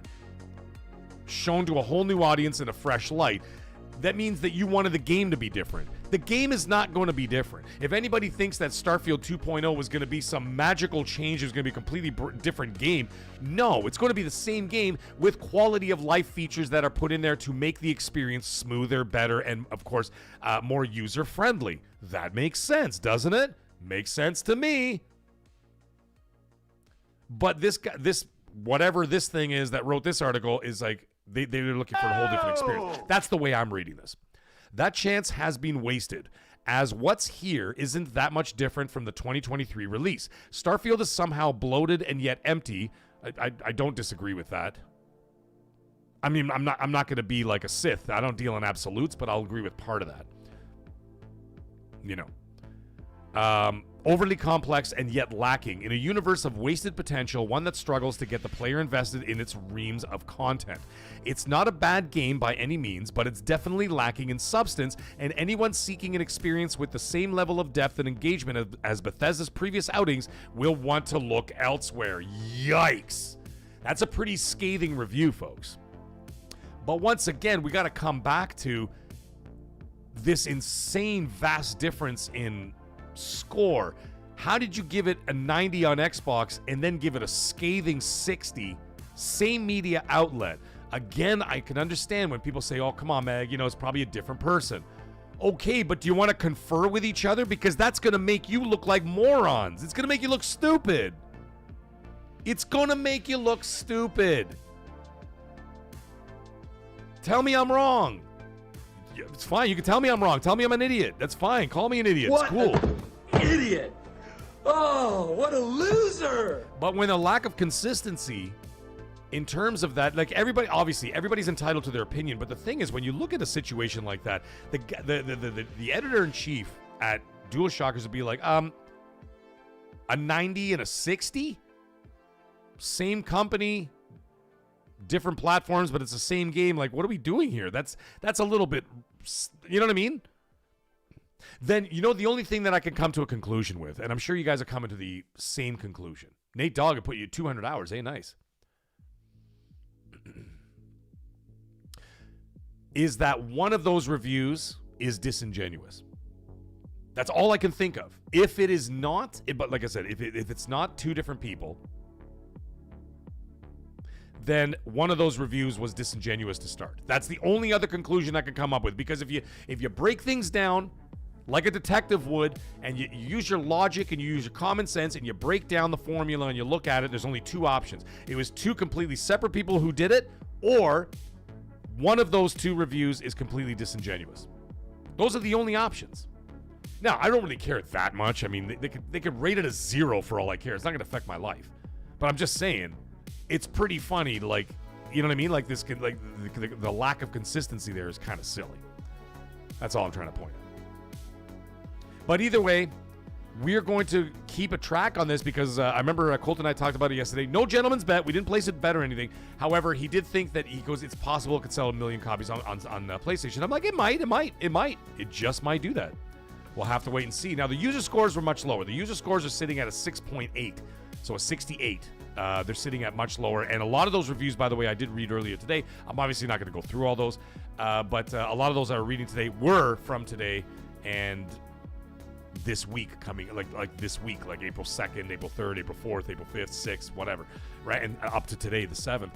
The thing is, though, like I find it hard. The other thing is that when you get a game that could possibly take you anywhere between 100 and 300 hours, putting a user review on April 7th when you got it April 7th, I don't think you're going to get a good idea of how, you know what I mean? Like, you can have a ballpark idea. Like I said, like I said, Crimson Desert needs a lot of work before it's a great game. They did that in 72 hours. They released 3 or 4 updates within the first 72 hours of the game. And the game was just from the Friday night where I was ready to, I'm not kidding, guys. I'm not kidding. This did happen. I'm not going to lie to you guys. I'll tell you the truth. I uninstalled it Friday night after the stream because I was so pissed off. I couldn't take it anymore. I said, this game is a fucking mess. I'm not playing it until they fix this goddamn thing, and maybe I'll never play it again because it'll get caught in the backlog, into the bowels of backlog hell. You guys know how it is. You gamers know how it is. And I was in that situation where I'm like, I'm done. And then all the updates, update 1, update 2, update 3, then it was another update on the Sunday night. By Monday, I reinstalled it. I said, fine, let me just see what they did. I turned it on, and I swear to God, it was a different experience. And then they updated it again. And then they updated it again. And then within 2 weeks of the game's launch, and you know the thing is, like I said, I'm not going to get into the Crimson Desert talk, okay? We've already talked about it a million times. But I will say this. It's not like they didn't know that those things were problems. They damn well knew that those things were problems. Don't let them fool you. Don't let them gaslight you into let you think that they didn't know and they're just really fast. They fucking knew from day one that those things were shit. They knew their mechanics were shit. They knew their controllers were shit, or the controls were shit. They knew the graphics and performance mode were shit. They knew it. Because how the hell do you fix it that fast? Because they were already working on fixing those things before the launch of the game. Now, the reason why they probably had to launch it, they had investors busting their balls. Let's face it, that's exactly what they did. They had investors busting their balls, and they had to get the game out there and just get it out on the street, because otherwise they're going to have them breathing down their necks, right? So they had to get the game out the door. They already knew weeks in advance that those things were going to be problems. They were already working on them. How do you think they just started hammering out all these updates? They knew, right? But what did they do? Never mind all that shit. What did they do? They've got a game that I can't put down. From uninstalling it and screaming my head off doing those 2 live streams that I did for all you guys who came and watched those, okay? I went from screaming, freaking out, having complete meltdowns. What do the kids say these days? Crashing out. I was crashing out every half hour during those live streams and uninstalling it at the end of the night on the Friday after the 2 days in a row of live streaming 7 hours. To reinstalling it, and not only reinstalling it, I can't stop playing it. Now, the reason why I brought that up is because we had the same situation with Starfield. I did not buy it on PlayStation because I have the premium edition on Xbox. I did not play it on Game Pass. I bought the game, the premium edition, on Xbox. So, during XNC last night, I reinstalled it. I figured it was going to take a while because, like I said, I got the premium edition, ultimate edition, whatever the hell it's called. So it was going to, do the game, plus the updates, plus all the DLCs, because I never went back to it. I played 11 hours or whatever it was. By the way, I thought I only played 3 to 5 hours. Turns out I played 11 hours of the game. So I put in 11 hours into that game, whatever, and I just like, this is just not, it's not doing it for me, whatever. So I didn't bother going back to it. I uninstalled it because I needed space on the hard drive. I don't buy external hard drives. I just use the space. When I get Call of Duty in there and a couple other games, that's it. There's your hard drive. You know what I mean? So anyways, I reinstalled it last night. All the DLCs came in, all of them. The first one, what the hell was it called? Shattered Space, and then the Terran Armada and all that stuff. I got all that stuff in there. Fantastic, whatever. Ready to rock. And I go in there this morning. There was another 21 gigabyte update this morning or whatever. So I got that as well. That did the update. And funny enough, as soon as I'm about to turn the game on, bink, Colt Eastwood, brings me into a part, invited me into a voice chat party, right? Alex was there. Or no, Steven was there. Steven 4XP was there. And myself and Colt, we were talking. So I loaded the game up. I'm like, all right, guys. We chatted for about 10 minutes, this and that. I'm like, I gotta go. I'm gonna try this. So I started playing the game, and I did notice improvements in performance. Performance was better. Graphical fidelity was better. I noticed that when I turned the motion blur off, it was better than what it was originally. And so there was a lot of quality of life features that were better, like even the traveling, getting into the ship. I was able to like pinpoint an area, go there, boom, the ship was already there, and I was already on the ground, ready to rock. I didn't have to go through all this bullshit of all these loading screens or whatever, right? So I was like, all right, that's what I'm talking about. It's great. So I go in there and start farting around, start doing a couple missions here and there. I didn't play long. I played for a couple hours. And I just realized, now the thing is, and this is probably going to piss off some people, but that's fine, whatever. Like I said, everybody's allowed to have their opinion.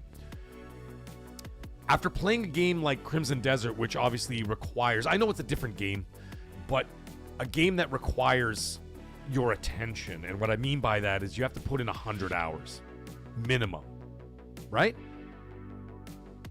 Starfield, same thing. But there is a point where the game will click with you or doesn't click with you. I mentioned already I uninstalled Crimson Desert after 2 days because I'm like, I can't play this right now. This is not it. But I knew it was a good game. I just knew that they needed to work on it. So I said, I'll get back to it later. I wasn't uninstalling and saying, fuck you forever. I was uninstalling it because I'm like, listen, man, get your shit together, Pearl Abyss, and then I'll come back to you. I didn't feel that vibe with Starfield. It didn't connect with me. And it was nothing about there was some stuff about the gameplay and the graphics and like the crazy googly eyes and all that shit and whatever. There was all of that. But like it wasn't connecting with me on that other level, like that emotional level, that, the interest level. It wasn't there. And as a result of that, I didn't think that all those fixes were going to change that. And what's interesting is a lot of those reviews, the user reviews, not the media reviews, but the user reviews, some of the media reviews, but the user reviews that I saw there were saying the same thing. It's like, listen, you could keep putting these updates and whatever else, and it's wonderful, and it is changing the game for the people who really love it. But it doesn't change the fundamentals of the game. And if it didn't change the fundamentals of the game, which I obviously know, is that it's not going to change my experience. It'll make the experience smoother, it'll make the gameplay better and whatever else, but it wasn't connecting with me. And so when I played it this afternoon, I felt exactly the same way I felt the other time. So I think I put in like 14 hours now, almost 15 hours or whatever, and I'm like, I'm just not being pulled in. And I think I've been a little bit spoiled now with this updated Crimson Desert. I know this sounds very contradictory and almost hypocritical in a way, but now that I'm playing this updated Crimson Desert, I see the difference, and I'm invested. I'm invested not so much in the story, but the world. I'm invested in exploring. There's something around every corner. There's such drastic differences, like when you're like in what's it called, a little town there, and the haunted hills or whatever the hell it's called. And then you go over to the mountains and it's a totally different thing and it's all that stuff, right? And so you're feeling all these different vibes going on and you're just like, this feels different. I know it's all in one world. I know that Starfield is different worlds or whatever. But it's still, I felt more invested and I feel more invested. So once you do something like that, when you're connected with there and I'm disconnected with the other one, it's just not for me. So long story longer, all I'm trying to say is that Starfield, after a second attempt and almost 15 hours, I'm just not connecting with it, and it's just not for me. And that's totally fine. That's totally fine. That's just the way it's going to be. There are games that people are going to love. There are games that people are going to hate. And sometimes they're the same goddamn game. You know what I mean? There are people who say this is going to be this is my game of the generation. Then there's other people that say that exact same game and like, I hated it. I couldn't even get into it. I played 5 hours and I just gave up on it, whatever. And that's fair too. That's fair too. So everybody's opinions are different. But anyway, that was my opinion. That's the story about the Starfield PS5 situation, folks. I just thought I'd get that out there and see what you guys think. So anyways, anybody in the chat, anybody pick it up for PlayStation today? Or did anybody play the updates on the Xbox? Let me know what you guys think about the Starfield situation out there. And we're going to move on to our next topic. But before we do that, we're going to catch up with the chat because the chat has been absolutely wild, out of control, and unbelievably generous, ladies and gentlemen. And we've got the maniac himself once again.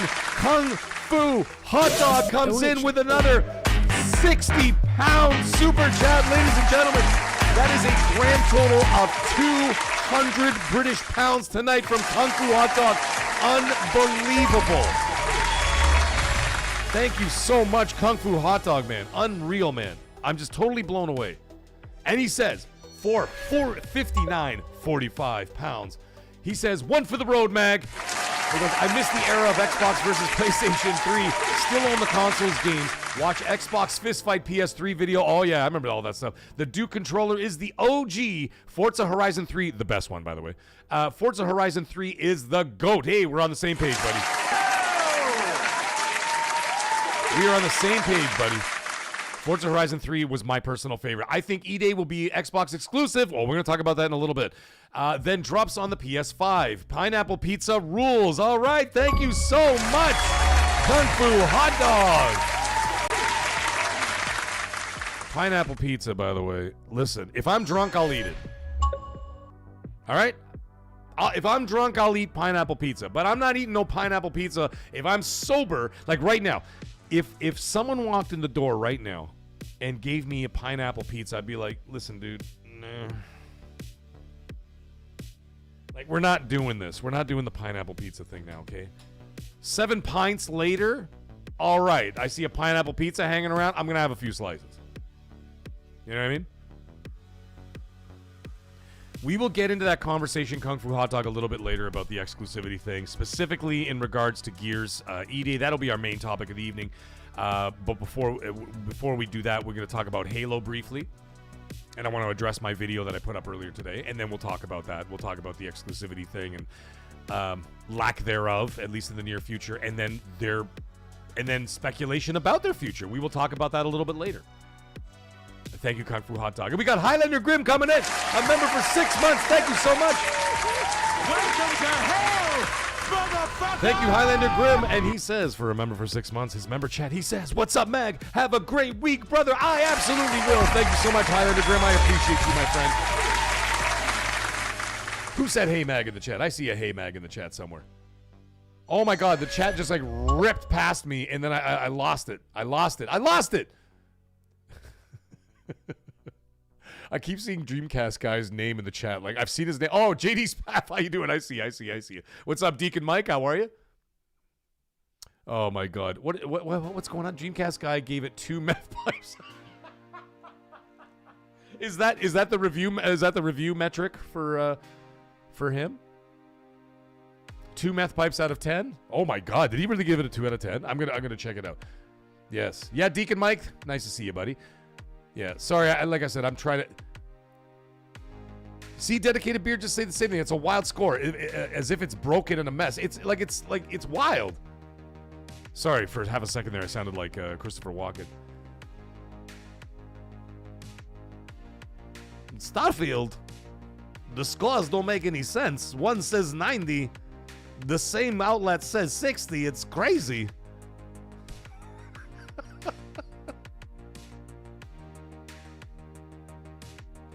DualShockers gave it a 50 out of 100 today. Or 60 out of 100. They said it's so bad. So bad. So bad that nobody even wants to play the game. That's what I've been hearing. But then all of a sudden, 2 years ago, DualShockers gave it a 90, said it's so good. Possibly the best that you've ever seen.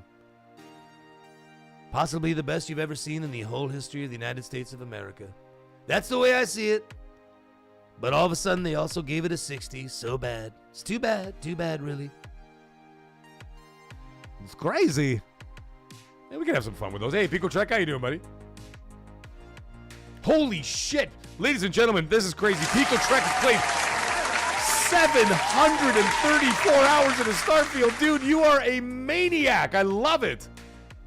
Pico Trek, I'm glad that you're really enjoying it, man. I'm glad you are.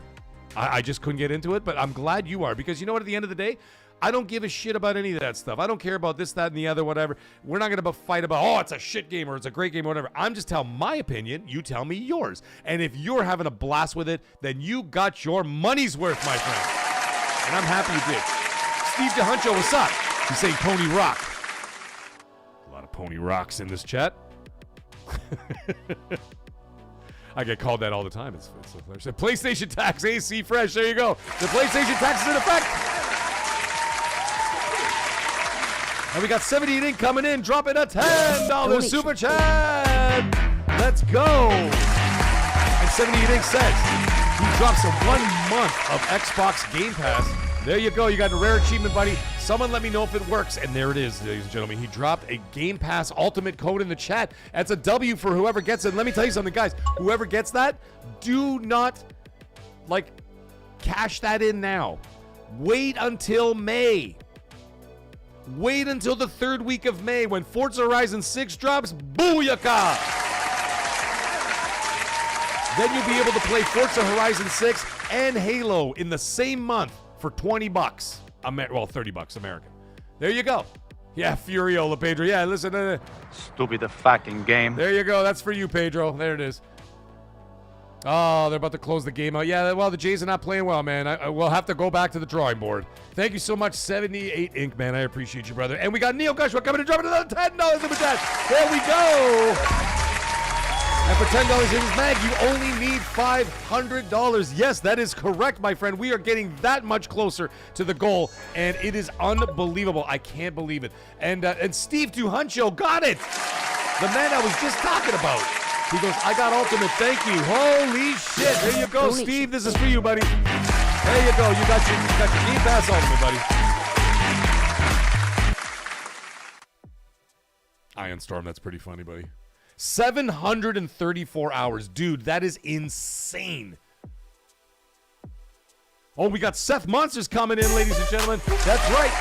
The man, the myth, the legend, the craziest man on YouTube right now. Let me tell you something. This guy has just been supporting like a maniac, and he comes and drops a $50 super chat, and he says, let's close this shit out tonight, folks. Let's go. Go. That's it. Thank you so much, Seth Monsters, for your $50 super chat. I appreciate you, brother. Thank you. And then we've got Maverick coming in, dropping a $20 super chat. He goes, did I miss the good shit already? Hopped on at the start, but had to go back to work. Oh, work is overrated. Don't worry about work. We'll take care of work for you. Yeah!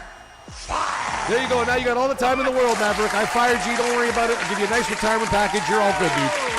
He goes, I'm finally off now. Mag, we have to have an after party today. Fuck yeah, we're having an after party today. That's what I'm talking about. After parties in the house. Let's go. Bring out the beers. Bring out the meatloaf. You know? Fuck! We're going to have a jam later on. And he says, finally off now, Mag. We have to have an after party. Come on, y'all. Let's close this LA Quest out. Yes, I would love that. That would be one way to close out the evening. It'd be absolutely amazing. Yeah, this watch. And we got Mikey B. Comes in and drops a $5 super chat. Thank you so much, Mikey B. Great name. I like the name. I'm just going to scream that name all the time. Fuzzy Tomato, you have 800 hours in Starfield, you maniac. That is insane. But the cream will rise to the top. Oh, yeah. Anyways, Mikey B comes in and says, hello, friends. As tradition, what would your meal be as Masters Champion? Ooh. Okay. M. Gene, what's up? He goes, I usually don't like bots.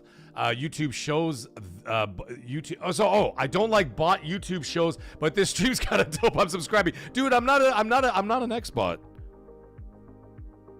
I'm not an X-bot, if that's what you were talking about. I actually primarily game on PlayStation, the PlayStation 5 Pro to be very specific. Obviously, I have deep ties with Xbox. I'm on XNC with Colt Eastwood. That's, we talk about a lot of stuff, but it's an Xbox-generated show. And of course, Xbox is in the news all the time, so it's hard not to talk about them. But MG, thank you for subscribing. And of course, let me tell you something, MG. You ready for this? Welcome to hell! Welcome to hell, buddy. Welcome to hell. Yes, everybody's welcome here. Everybody's welcome here. But yes, MG, to answer your, you didn't ask a question, but I'm going to answer something anyway. I do all my live streams, like when I do the gaming streams, I'll play on PS5 Pro. It works best with my Elgato 4K capture card and stuff like that. And I game share with my wife. And my whole house is full of ponies, ladies and gentlemen. Now, you guys all know that it's a horse stable over here. I've got 4 PS5s in this house, 5 PS5s in this house, and my kids all have PS5s. My wife has a PS5. I have a Pro, and I'm the only one with Xbox. I have an Xbox Series X and S in the house, and I have a PC, and I have the Switch too. So that being the case, because my wife has a PS5, I game share with my wife. So all third-party games and even Xbox games that my wife loves to play, I buy them all on PlayStation because it's cheaper. So I know people can say Game Pass. I'm like, yeah, but Game Pass just for me, it's $40 a month in Canada. It's fucking ridiculous. I'm not doing that. I'd rather just buy the Xbox games so that my wife and I can both enjoy them, and I get to play them on the Pro.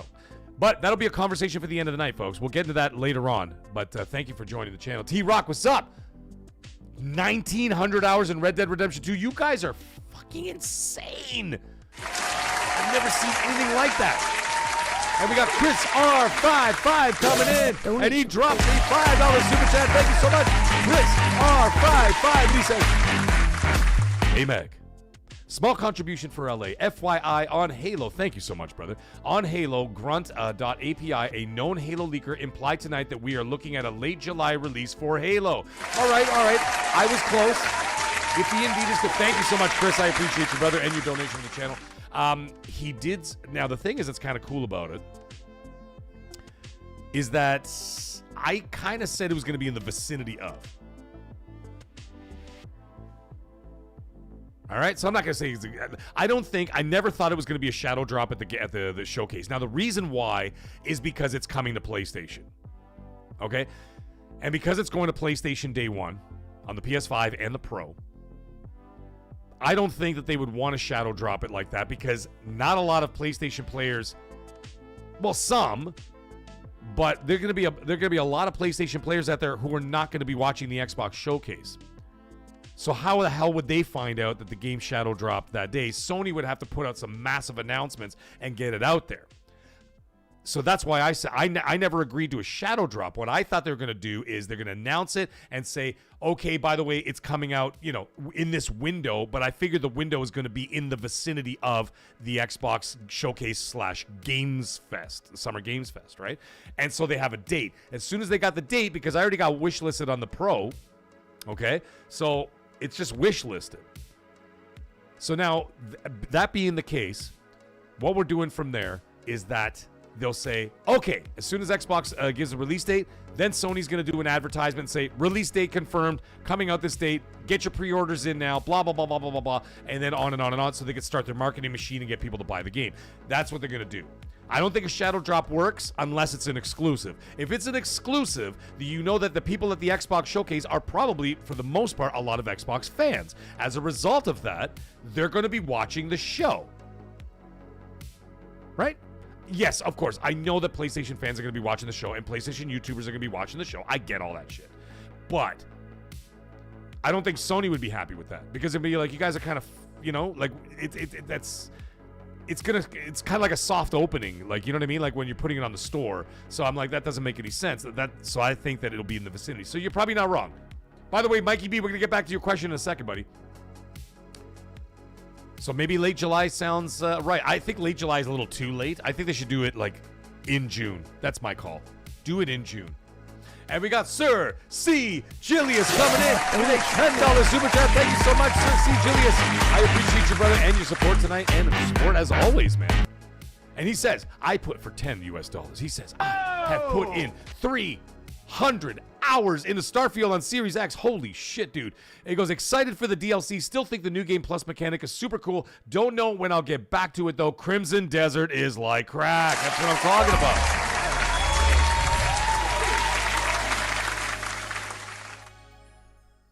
There you go. Thank you so much, Sir C. Julius and Chris R55. Now, getting back to Mikey B's question. Tradition, what would your meal be as a Masters champion? My meal would be as follows.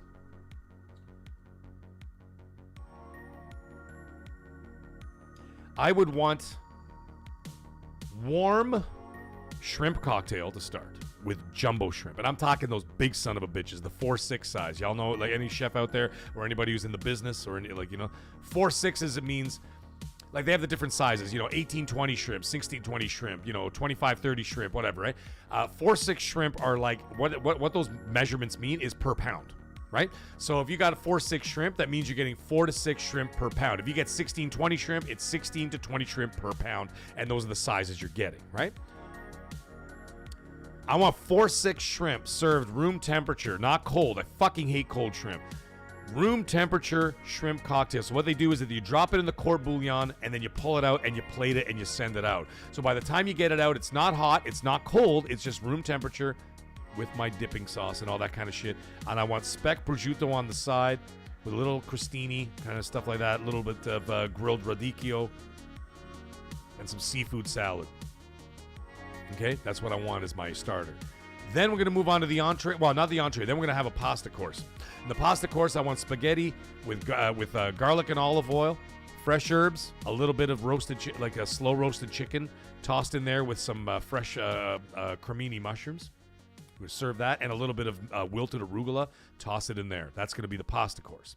Then from the pasta course, Mikey B, we're going to move on to the main course. The main course is going to be purple mashed potatoes with asparagus, roasted peppers, rapini, sauteed rapini with garlic on the side. Just a few of each, like a couple of asparagus, a couple of roasted peppers, a little bit of rapini, a little bit of sauteed rapini. If anybody doesn't know what rapini is, basically it's a bitter Italian spinach. It's delicious. That with some roasted garlic and olive oil. And then we're going to be serving with that medium rare rack of lamb. The coup de grace, as the French would say. I love rack of lamb. Too goddamn expensive to buy in the store these days, but the prices will come down eventually. But right now, it's out of control. $67 for a single rack up here in Canada. Fuck off with that. And of course, I had leg of lamb for Easter Sunday. Delicious. But that's what I want, and that's going to be the main entree. Now, for dessert, very simple. Very simple. It's going to be a duo dessert. I want creme brulee in one dish on the side. And then I want a big, stinking piece of key lime pie. My favorite in the entire world. There you go, Mikey B. I hope that the Masters Champion meal was exactly what you hoped it was. Oh, my God. And then I look down at the other side, and it says, what's going on here? He goes, oh, don't dodge it, Mag. For one night, you set the menu. Oh, and there you go. I just answered it for you. Oh. If at SGF, you've got to request a meal for so many great people and creators, what are we eating? That is what you're eating. MG is saying cold shrimp is ass. It is ass. It's the worst. Thank you very much, Mikey B, for that second $5 super chat. I appreciate you, brother. Thank you so much. Phantom Thief, how you doing, buddy? Maritime Mafia. Did I even say hi to you yet? He goes, Jesus, Mag, what's wrong with steak and potatoes with a beer? Listen, we can do that at home, okay? But if I'm getting the PGA to pay for this shit, you're getting the most I'm getting the most expensive stuff possible because they're paying for it. That's what I'm talking about. That's why I want to get them. That's why I get that meal, because they're paying for that shit. Oh yeah, and endless booze, of course. Neil Gushwa comes in and drops another $5 super chat. Thank you so much. He goes, what is the best seasoning you would barbecue a ribeye? Dude, very simple. Just salt and pepper. Don't fuck around with it. Salt and pepper. Spray it with a little bit of like the canola-based or even the soy-based no-stick spray, and fire that shit right on the hottest barbecue you could possibly do. And the reason for that, you blaze it up. What it does is it breaks down the fat and the gristle, and it tenderizes it, and it melts it just a little bit. And then you flip it around. You serve it to a medium rare to a medium with the outside char burnt just a little bit. Mwah! Chef's kiss, no pun intended. That's what I would do, Neil Gushwa. Thank you so much for the $5 super chat. You guys are already getting into the questions that are not even gaming related. We haven't even got to the after show yet. I love it. And Mikey B comes in, drops another $5 super chat. He says, DM the next champion. Follow up. Colt won't eat that. Taco Bell for him? Oh, no. Colt's not invited to the Masters. Are you crazy? If I win the Masters, he's going to stay at home. Just kidding. Masters Week is undefeated. I'm salivating. All right. Thank you, Mikey B. Appreciate it. Yes, Sergeant Essential, we are going to get into that conversation in a moment. But first, I'm going to talk about Halo very, very quickly now. I want to kind of get that in and out of my system. Now, the reason why I want to bring that up is because it came up because of Glenn Israel. We talked about it on XNC last night for just a little bit. By the way, 80 Storm, if you're still out there, your super chat has not come in. So I'm just wanted to put that update for you. It has not shown up here. There's nothing here and nothing in my records and nothing on I have a mini feed on top of the actual live feed and nothing is here. So you might want to check into that, see what was going on with that whole situation and see, make sure YouTube didn't screw anything up and then make sure that, like everything is on the up and up and they didn't charge you for something that didn't come through. So let me know. Let me know.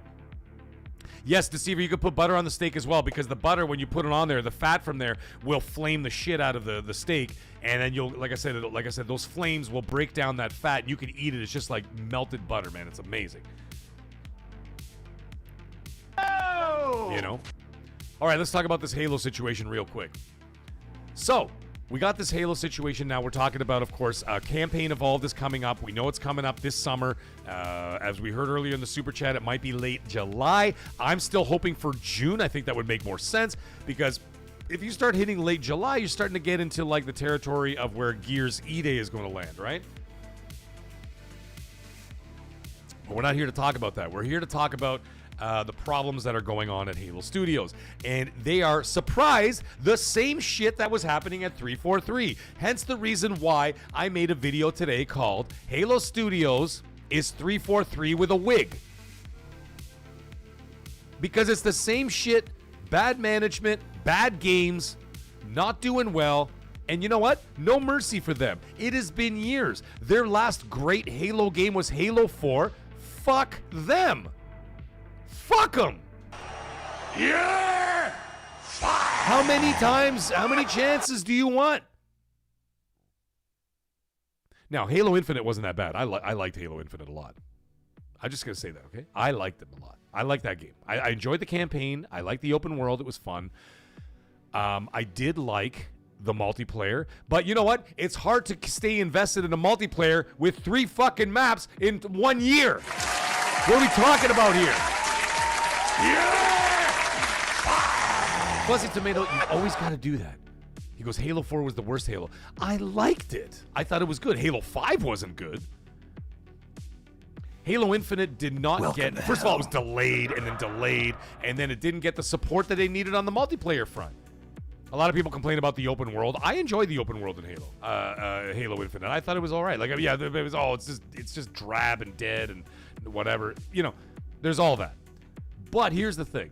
The situation is that this studio has been fumbling the ball over and over and over again. Do we have to go back? I said it in the video. How embarrassing was it? Welcome to hell. In 2020, you know, when I was a bigger Xbox fan, coming off of the Xbox 360, the Xbox One, the Xbox One X, and then the Xbox Series consoles. I bought 2 of them at launch, plus a Series S at launch, and I was all gung-ho for the generation. I'm like, let's fucking go. And then what's one of the first things that happened? A bad showing of Halo, and not only that, they delayed it an entire year. You know how embarrassing it was to go to the grocery store, or like I was saying in my video, or the gas station. I'm standing there in line, and there's like the bags of like Doritos Cool Ranch chips or whatever the fuck, and then like they got the Monster Energy drinks, it's got Master Chief all over it, and the fucking game wasn't coming out for another 13 months because they bungled it up and they fucked it up so badly that they had to delay it over an entire year, but they still had to get the marketing out there because they paid millions and millions of dollars for the marketing, the production, the printing of the bags. Welcome. What a joke. And I did say it today. I said, after that incident, how the hell did Xbox marketing management not get fired? Yeah! Fire! You know what I mean? You know what, QMax, you're not wrong, dude. He goes, I wouldn't trust Bungie now either. No, I don't trust any of them. And this is why. You know what I mean? Anyway, so like they really messed that up. Let's face it. Halo 5 didn't hit the way they wanted. It did all right. It actually did all right. But like a lot of people like on a critical level were like, man, this is the worst Halo. A lot of people were saying that. And this doesn't include the offshoots. You remember we had Halo 1, 2, and 3, which were magnificent. We had ODST, we had Reach, which were fantastic. I loved ODST and I loved Reach. I even loved Halo 4. And I'm like, yes. I'm like, you know, this new studio's taken over from Bungie, and I'm like, great, they're doing a great job, all right. They start off on the right foot. Halo 5 kind of went a little sideways. A lot of people didn't like the story, you know, the whole lock thing and whatever. I know it's like 10 years ago, 11 years ago, whatever. And it wasn't like the greatest whatever. But, I mean, I still played through it, and I still, you know, I liked it for what it was. I'm like, it's still good. But, you know, either way, it wasn't received as well as the other ones. So we could see the downward trajectory. The Halo Wars games, I never got into them because I'm not an RTS guy. I'm not into that stuff. But whatever. But they looked pretty competent for what they were. And then there was some other like kind of top-down. You guys remember this was like an isometric top-down like Halo game? Dude, the grapple hook was the greatest thing that they've ever put in the grapple hook in Infinite was like the greatest addition to Master Chief in the history of what was going on. Anyway, there was an isometric Halo. I can't remember what it was called. And I loved that. That was fun. Like just running around and just shooting and stuff. It was kind of very arcadey and whatever. It was kind of cute. Like third person, whatever. It was kind of neat. So I remember playing that. That was fun. And then Halo Infinite. Now, not talking about for me. I enjoyed the game. I liked Halo Infinite. I put a lot of money. I put a lot of hours into that game. I really enjoyed it. And I loved the multiplayer. I thought the multiplayer was fucking shit hot. I thought it was amazing. Not shit like shit. Like, you know, English people say shit hot. Sorry, I should have. Yeah, Halo Wars. Yeah, that's the one. Maritime. Thank you. I thought that the multiplayer in Halo Infinite was incredible. I loved it. I'm like, this is fucking awesome. This is the best Halo multiplayer I've played in years. I'm like, this is it. And then they didn't support it. How long does it take to slap together a map? Half of them look the same anyway. How long does it take to slap in a few more maps together? It took a fucking year to get something comparable out. Then it took year 2 before they started really releasing the meat and potatoes. By then, it was done. People moved on. The game was a failure. The downward trajectory continues for 343. Right? Then we start hearing about all the bullshit behind the scenes, the management, all kinds of problems, issues, HR getting involved, people fighting, people getting fired, people not getting fired, whatever. It was chaotic, to say the least, right? Downward trajectory again. Now you're having, staff morale has gone down, inward fighting, all this other stuff. So what do? They put a silk hat on a pig. What's up, Mirko? How you doing, buddy? Halo Forge, yeah. Jacob, you're absolutely... Hey, Jacob, how you doing, buddy? Jacob Tupua in the chat says, he goes, community really did a service with Halo Forge. Yeah, they had to leave it to the goddamn community to put it together, Jacob. Not them. The community put in more effort than they did. QMax said Infinite was great. Yeah, I enjoyed it. Dubmobile says the same thing. Halo Infinite was great. I agree with it. Spartan Assault. Thank you, Chris, R55. I loved Spartan Assault. If you guys haven't played Spartan Assault, go and play it. It's a lot of fun. It's good to just, like, kind of just run around and, just fart around with some of that stuff in the Halo universe for like a day or two. Like I said, my opinions may not be as popular with everybody, and that's totally fine. You guys have yours, and like I'm seeing in the chat. I'm saying what I'm saying, and I agree with you guys for the most part. I just think that they did not support the game after, which could have got it up there, QMax is saying people getting their fifis hurt inside the fucking studio. Yeah, that also is a thing. And oh my God, can only imagine the corporate nightmare that was. Yeah, listen, man, I'm not saying it's going to be all one side or the other, but the thing is, at the end of the day, someone has to go in there and look at what's going on. I mean, it was like a mess then. And the thing is, somebody said in the chat, it says, oh, this is just my video that I released earlier. Someone in the comments section said, oh, this is just herd. I'm just sort of paraphrasing what he was saying. He goes, this is just knee-jerk reactions to one guy or whatever. It's herd mentality. And I said, no, it's not. To be quite honest, it's not herd mentality. Why? Is because this has been happening not with one guy, but over several years. So what I'm seeing, I'm reacting not to one guy. I'm reacting to pattern recognition. Right? You guys get that? pattern recognition. And when I see the same things happening year after year with different names behind it, then you have to start to wonder. Right? Then there's got to be something to it. The thing is, beyond that, what upper management loves to do, and HR loves to do this too, they like to sweep shit under the rug instead of fixing the problem because they don't want to fucking deal with it either. They don't want to deal with it. The corporates don't want to deal with it. Management doesn't want to deal with it. The staff don't want to deal with it. And it's just a big old mess of bullshit. And it's got to stop. So they got to get out. Listen, they got to be like, listen, man, you guys might not even have to like each other or whatever. Everybody get on the same page and let's get this thing done. But it sounds like a lot of the problems year after year from 343 in last generation all the way up until now today, Halo Studios, it sounds like the same problems happening over and over and again. I'm just saying that it's worth a look. That's all I'm trying to say. It's worth a look. And I think that someone should go in there and take a look at it. HNS 9098 says Halo Infinite multiplayer was amazing. It was amazing. But it got boring after the same 3 maps. And they did not support it enough. And then that's it. Then it just disappeared. Then you know how you know it failed? Because people dropped off. They're like, God, it's the same fucking 3 maps, man. Like, how long are we going to keep doing this? And then people's dropped off, and guess what they did? They made it free to play. That's when you know you failed. They've made it free to play from a paid game to Game Pass and whatever. They turned the multiplayer into a free to play because no one was playing it because they didn't support it at launch the way they should have. They had a stellar multiplayer game in their midst. They had it right there. All they had to do was supply it with more content on a regular basis. But they didn't. And after a few months, however long it was, they made it free to play because no one was playing it. Those are just the facts. Unfortunately, it's just the facts. It's the way it is. I know this is not a popular subject. Oh shit, was it always free to play? Oh well, fuck me. I guess I'm the idiot. What an idiot! Oh, what a loser! I thought they made it free to play after. That just killed my whole argument. I'm fucking done. That's it. Fire me. Yeah! I thought they made it free to play after the fact. Bobby, what are you saying? He goes, you're wrong, Mag. Halo Infinite multiplayer was multiplayer day one? Isn't that what multiplayer is? Stop lying at the Mag. Dude, what the fuck does that even mean? Halo Infinite multiplayer was multiplayer day one. Yeah, we know. Or you meant free to play. I think you meant free to play.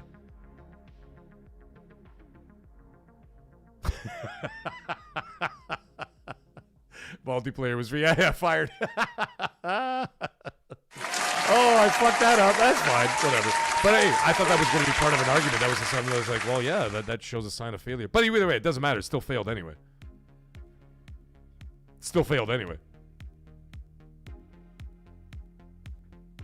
It died like in less than a month. And I liked it. I liked it a lot. How many people are playing it now? Probably 0? Oh, I can tell, Bobby. I can tell you get passionate over Halo. It's all good. But yeah, anyway, I fucked that right up. Hey, man, I'll take it right in the chin. I don't give a fuck. Yeah. The other stuff you said is still valid. Yeah, absolutely. Yeah, no. Yeah. But it still died within the month. So regardless of like my flubber with that one, sorry about that, guys. I thought it was made free multiplayer after the fact, but turns out I was wrong. Yeah. But either way, at the end of the day, it doesn't really make a difference. It did not succeed. It was a failure. It was looked at, and I know because I speak to the guys who work at the bloody, in the bloody company. They said it was a failure. It was a financial failure. It was a commercial failure. That's not good. That's not what you want from Halo. You know what I'm saying? Hey, Daniel McCarthy, how you doing, buddy? I didn't even know if I said hi to you yet. McLovin, how are you? Guardian, what's up? Jay Slayer in the house? Yes, you're right, Jay Slayer. That's right. The multiplayer was shadow drop free before the main game. Yeah, that's right. I was fucking crazy. I remember when they did that. Now it's all coming back to me like a fucking idiot. You remember when they did that? They had the team out there, and they had like their little thing when they had the little show. They had that little showcase thing, and they're like, "Oh, and by the way, the multiplayer is free, like as of right now, or something." Yes. I remember that. Okay, it's all coming. It's all coming back to me.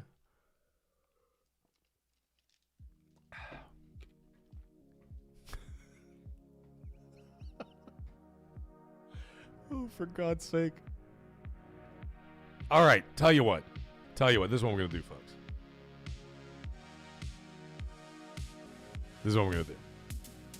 I'm just pulling up something on another screen. It's like a screen like way far away, so that's why I'm like looking way off camera right now.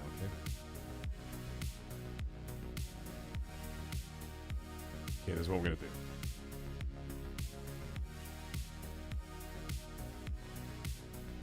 This is what we're gonna do.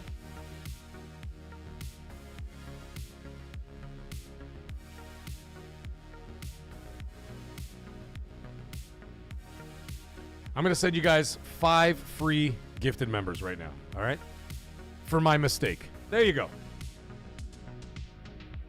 Let's see if it worked.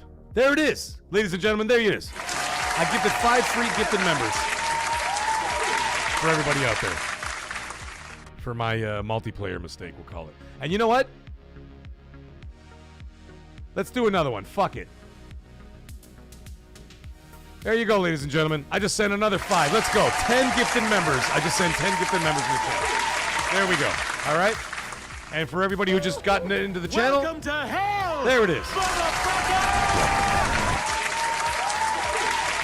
Everybody who just joined the channel, any mods in the chat there, please, if you can, drop the Discord for the members only Discord link. Drop it in there, and let's get in there. Everybody, go in there. Go in there, hit that link, and that's what we're gonna do. Okay, and then that's also gifting for everybody who's also been gifting for me to try and get my dumb ass out to LA. So it's been absolutely incredible. So thank you very much. Yes. So there we go. 10 gifted members to the chat from courtesy of me for my Halo fuck up. There it is. Yeah! And speaking of which, actually, now that we're talking about it, I think we're pretty much done with the Halo talk. We've got McLovin coming in, dropping 5 gifted members as well. Let's fucking go. Thank you so much. McLovin drops 5 gifted members, and everybody else who just joined the channel from there, hit me up. Welcome to hell, motherfucker! There it is. Yeah. And we got Mikey B coming in, dropping $5 US. Thank you so much, Mikey B. And he goes, I was lucky to walk Augusta National in 2023 with my brother. Amazing. He goes, but the champion does foot the bill for the wine. Food is covered. They can get, I'll give him $2 wine, okay? You're gonna get that $1,000 meal, Mikey B, but you're getting $2 wine. That's what I'm talking about.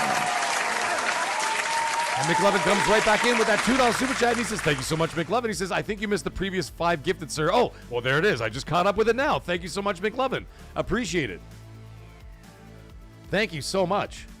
And we got Dubmobile coming in, dropping $5 super chat. Thank you so much, Dubmobile. Let's go. He just became a member, as a matter of fact. And he says, shout out Mag in the chat. Sorry, can't donate more. Super ready for Gears E-Day. Let's go. We're going to talk about that in just a moment. I'm going to wrap up the Halo thing in just a moment. Mikey B comes dropping another $2 super chat in there. He goes, to be randomly selected by the Mag is an honor. Oh, thank you so much. Thank you so much, Mikey B. Thank you so much, guys. Thank you so much for all the support, of course. Guardian, just go in there. You know how to get there. Where's my mods? Y'all know where are my mods at? Oh, it says the mag is gifted 5 Magtastic maggots. It's still going? That's hilarious. You see the big like what's it called? Minecraft kind of thing going on there? Deceiver Magnum, it's his wife's card. Yeah, she'll find out next month. Oh my God. Oh, Alex, thank you so much, man. I appreciate that. Anyway, sorry about the Halo multiplayer thing. I fucked that up. But either way,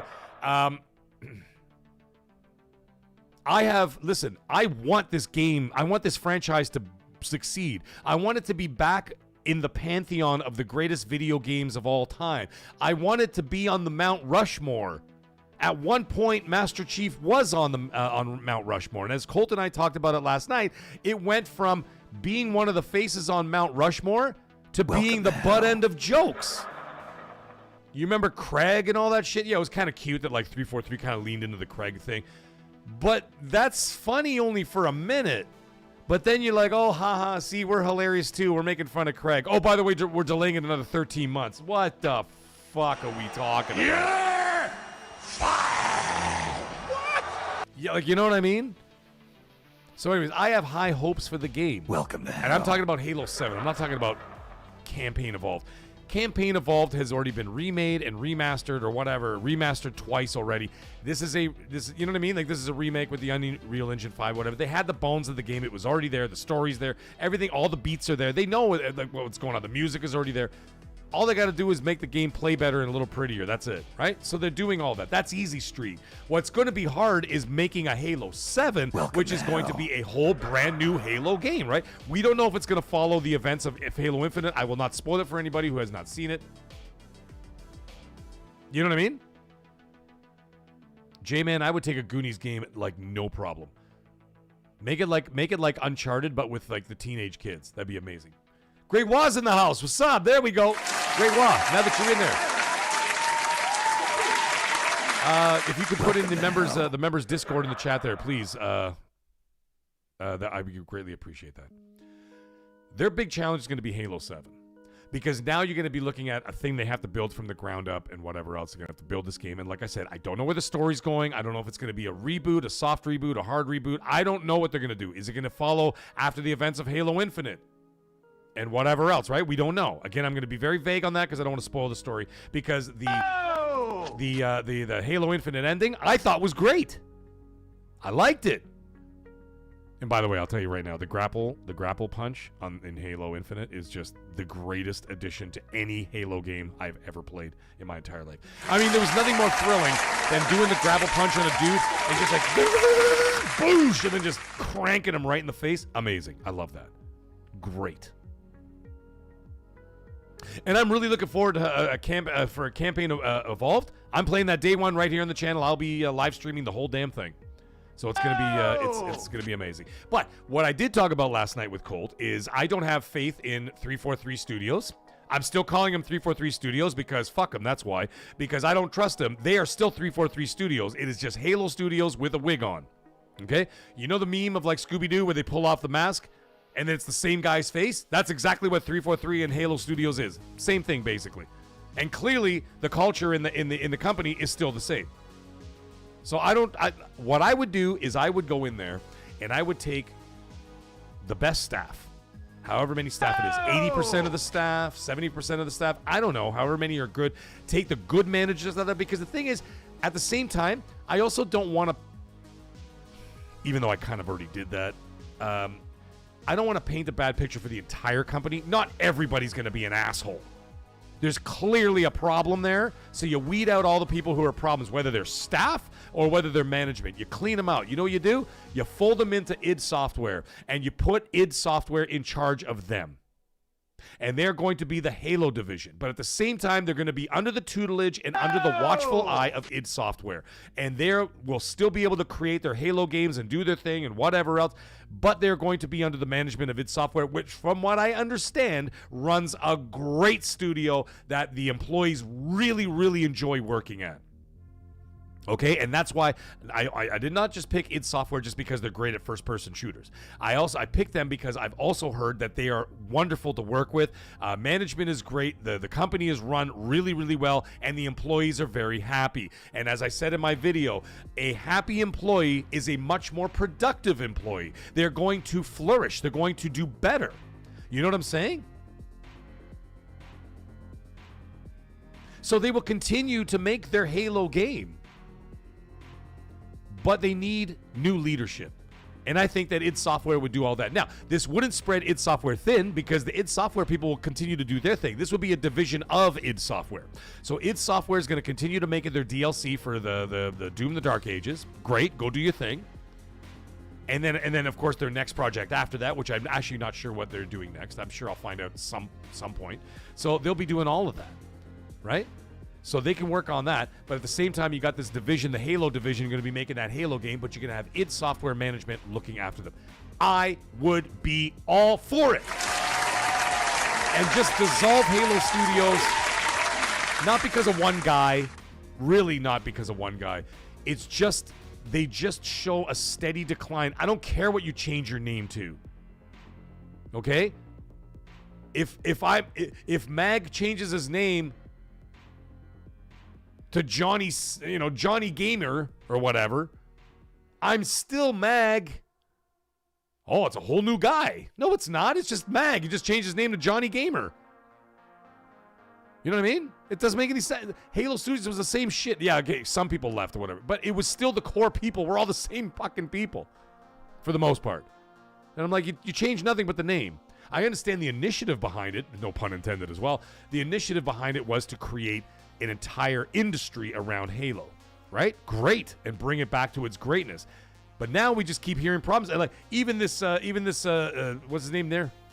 Glenn Israel, he said that even the development on Halo Campaign Evolved was chaotic and catastrophic for a remake. How does that make you feel about Halo 7? Like, you know what I mean? I don't have faith in. I think that like you take the best of the employees and the best managers and the best leads of all the departments, and you take them over and bring them over to id Software. That's all I'm trying to say. You're wicked hot. What's up, my brother? How you doing? Q-Max says Halo Studios needs a big-ass shot of testosterone. Wasn't it? You're fucking right, it does too, man. Fucking right.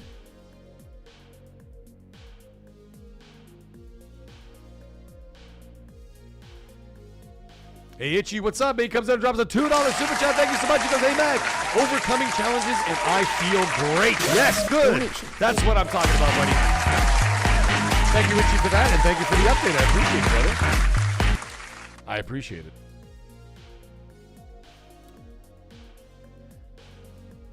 it. I was about to say Johnny Sins, yeah. Oh, boy. I mean, I don't know who Johnny Sins is.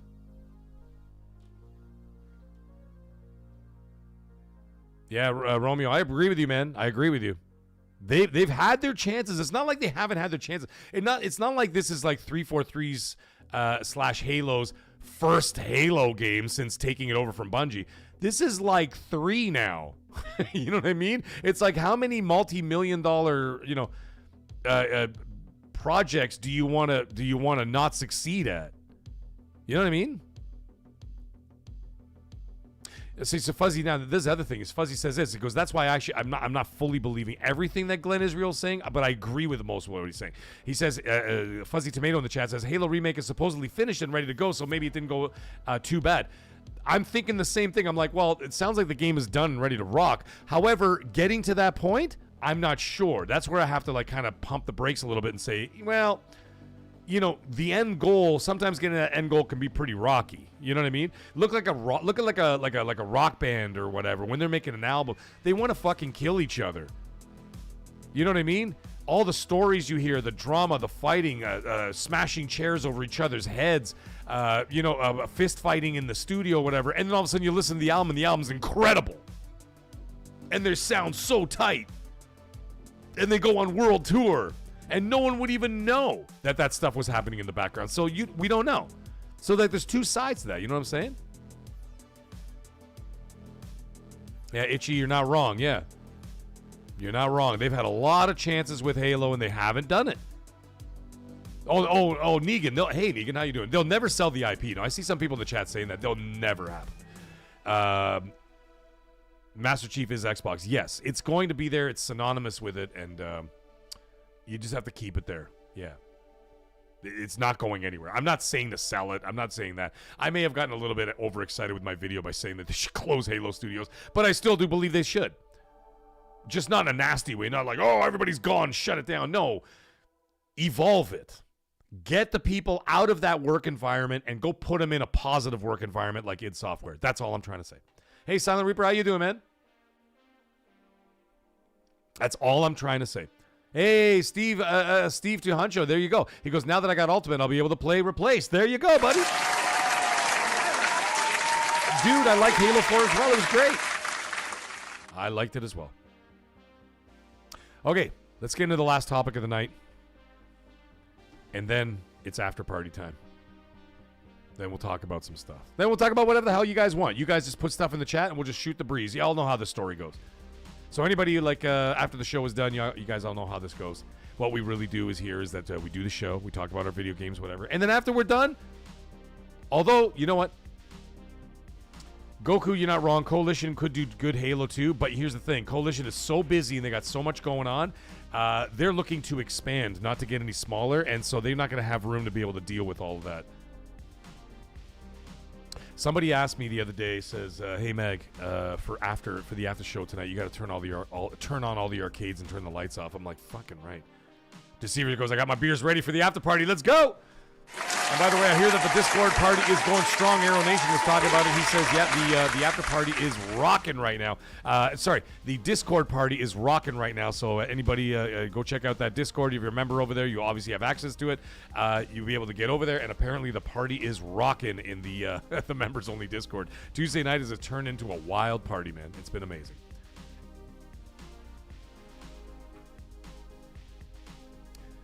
Okay, so let's talk about this Xbox exclusivity situation. It's not going to be a long topic, but it's going to be something that we need to talk about. In fact, I'm going to write down the timestamp so that, I don't have people screaming at me.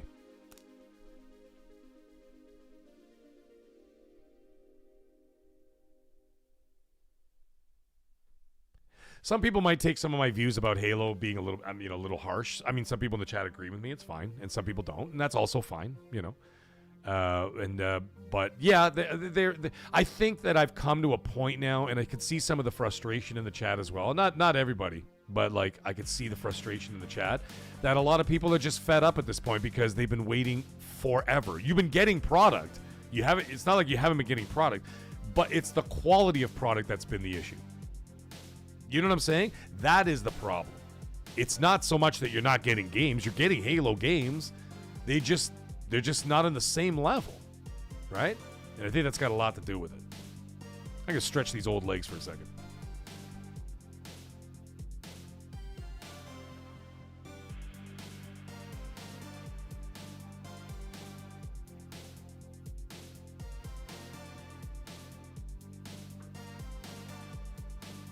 There we are.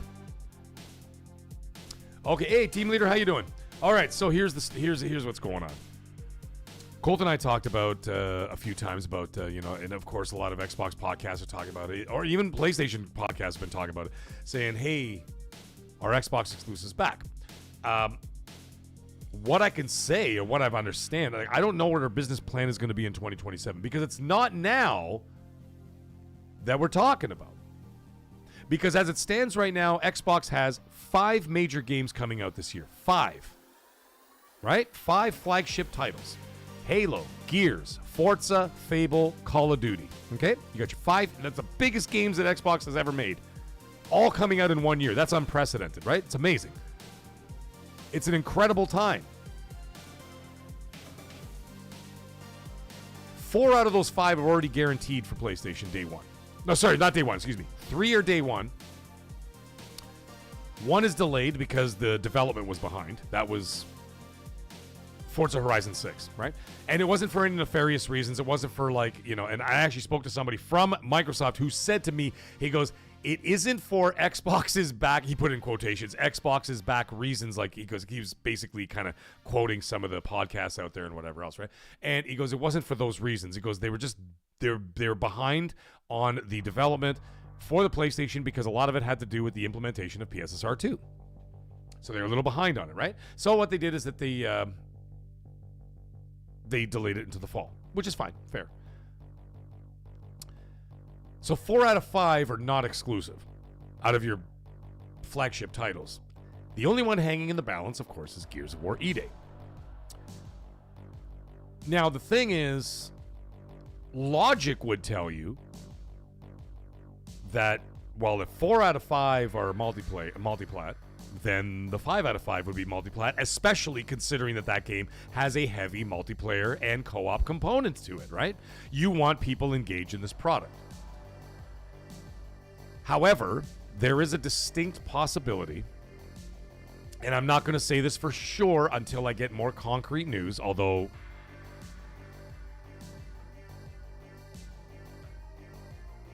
That's what some people are hearing. Some people are saying, higher-ups are saying, not, whatever, are saying that the PlayStation version of Gears of War is not going to be ready for launch. Unfortunately. Sergeant Essential, I hope I don't break your heart, dude.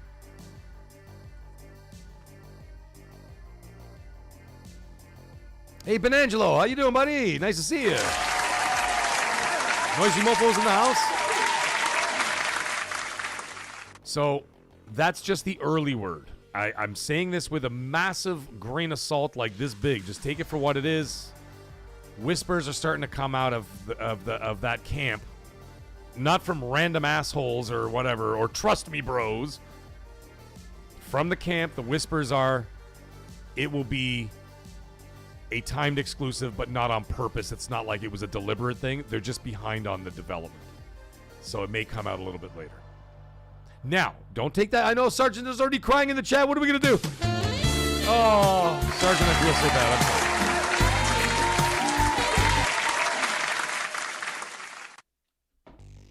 This obviously won't affect PC players and Xbox players. You're getting it day one, whatever the date is. Now, they may catch up with that and say, "Hey, you know what? We were able to get it done in time." But that's the early word. Like I said, take that with a huge grain of salt. It is a rumor. It is not fact. It's just some of the whispers coming out from that camp is that it may not be ready for launch. But again, it was reiterated to me that it is not for any other initiative other than it's just not going to be ready in time. That's all it is. It's not like it's like, oh, they're changing their strategy or no, that doesn't make any fucking sense.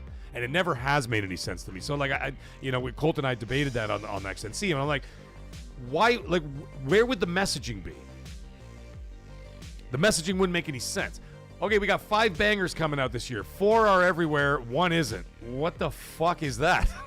like it doesn't make any sense. Why would you do that? Right? It's like, oh, to bolster the Xbox. Okay, I get why. Because you want to bolster the Xbox ecosystem. You want more people over there. You want more people to, buy consoles. You want more people to subscribe to Game Pass. Whatever, right? You want more people to purchase the game in the Xbox ecosystem, so you grow the ecosystem. Okay, cool. But then why would you make the other 4 multi-plat and then just one? One is going to carry the whole industry? What are you talking about? Doesn't make any sense. You see what I'm saying? If you were going to change your strategy in such a drastic way, you'd make them all just Xbox. But that's not the case. However, let's also face it, those wheels were already in motion before Asha started the job. So they're already in motion. It's already out there and done. But there are questions, and the questions I have to ask are this.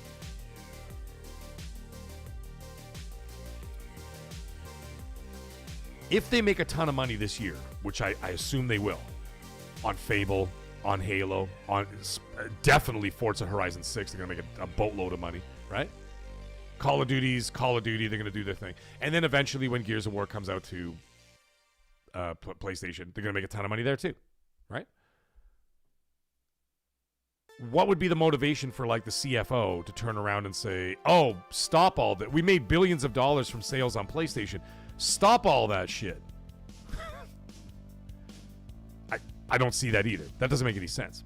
Now, like I said, Colt and I debated it last night. He says, well, he goes, a lot of those leaders, even the leaders outside of like the whatever, they want Xbox to have a better image. I'm like, yes, that makes a lot of sense because image affects, of course, the bottom line, right? It affects you financially because if you have a bad image, and my Xbox has been the butt end of jokes for how long now? Since 2013, right?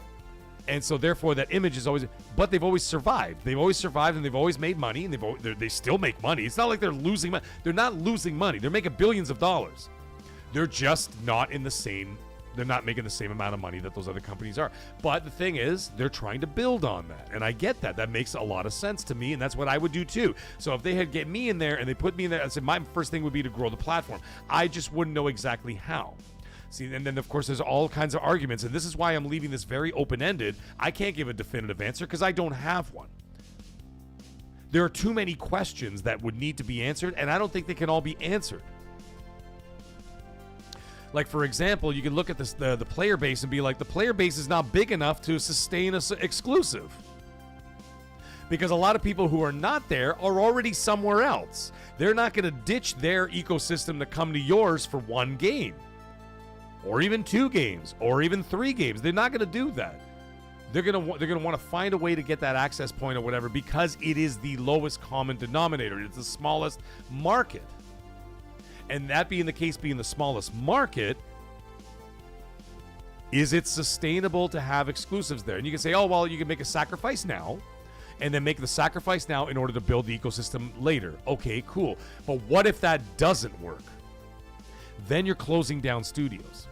Then you're firing people. Then you're laying things out. Then you're not getting funding for the next game or whatever, right? There are financial realities as well, right? And there are financial realities that other companies are not facing in the same way because their ecosystems are 3 times or 4 times bigger. And so they could swallow some of that cost, right? When PlayStation takes their exclusives off of PC, they weren't making a ton of money over there anyway. Like 99% of their, whatever, 98 point whatever, 2 I think it was 98.2 or 98.7 of their profits were coming from the PlayStation platform, not from PC. It was like 1 point something percent. So that wasn't like to lose out on that. It's not the end of the world for them, right? But anyways, like I said, there's so many questions we don't have the answers. And I don't think they have the answers because I think what you have to do is you have to let things play out. Now, I have an idea, folks. Now, hear me out. Here's the idea.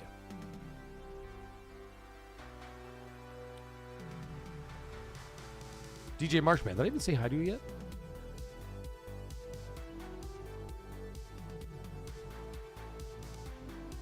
Oh, listen, Machine XP, you're 100% right. Gears is going to be one hell of an amazing. I think it's going to be an incredible game. I think it'll be their best game that comes out this year, outside of Forza Horizon 6. I think Fable's going to be all right. I'm not sure about. I think that Call of Duty's going to be good. I think Fable's going to be good. I'm not sure if it's going to be great. The 2 showings that I said, I wasn't massively impressed. But I think Gears of War E-Day is going to be top fucking notch. I personally think that Gears of War E-Day is going to be a 90 and above Metacritic. I'm telling you right now, that's my prediction. It's going to be a 90-something on Metacritic. I think it's going to be a huge hit. I think it's going to be a huge, huge hit. So anyways, back to the story. There are too many questions, and there are no answers. Because what they have to do to get those answers is they're going to have to play out each scenario. You could put it through a simulation with AI and say, okay, this is what we're doing. This is what we want to do. And you know what? You know, Asha's all about that, right? The AI thing. She'll 100% put it into an AI algorithm and say, okay, here's the business plan. How do you see this going? And then they'll do like a mock-up and say, okay, well, you're going to grow 4% year over year or whatever. And then in 5 years, it'll be sustainable for exclusives, blah, blah, blah, blah. But then there's monkey wrenches that are getting thrown into those clockworks. You know what the next monkey wrench is going to be? Okay, you want to grow the platform next generation. If there's any chance that the console's $1,000 and above, you're not growing in the same way that you did in previous generations, because no longer is it going to be $400, $450, $499, $399 for Series X that I bought day one, $399. This is a far cry from that. You want to hear something funny? I had a casual reach out to me, a friend of mine. I'm going to read it to you right here. He sends me a message and says, yo, any lines on the PS5?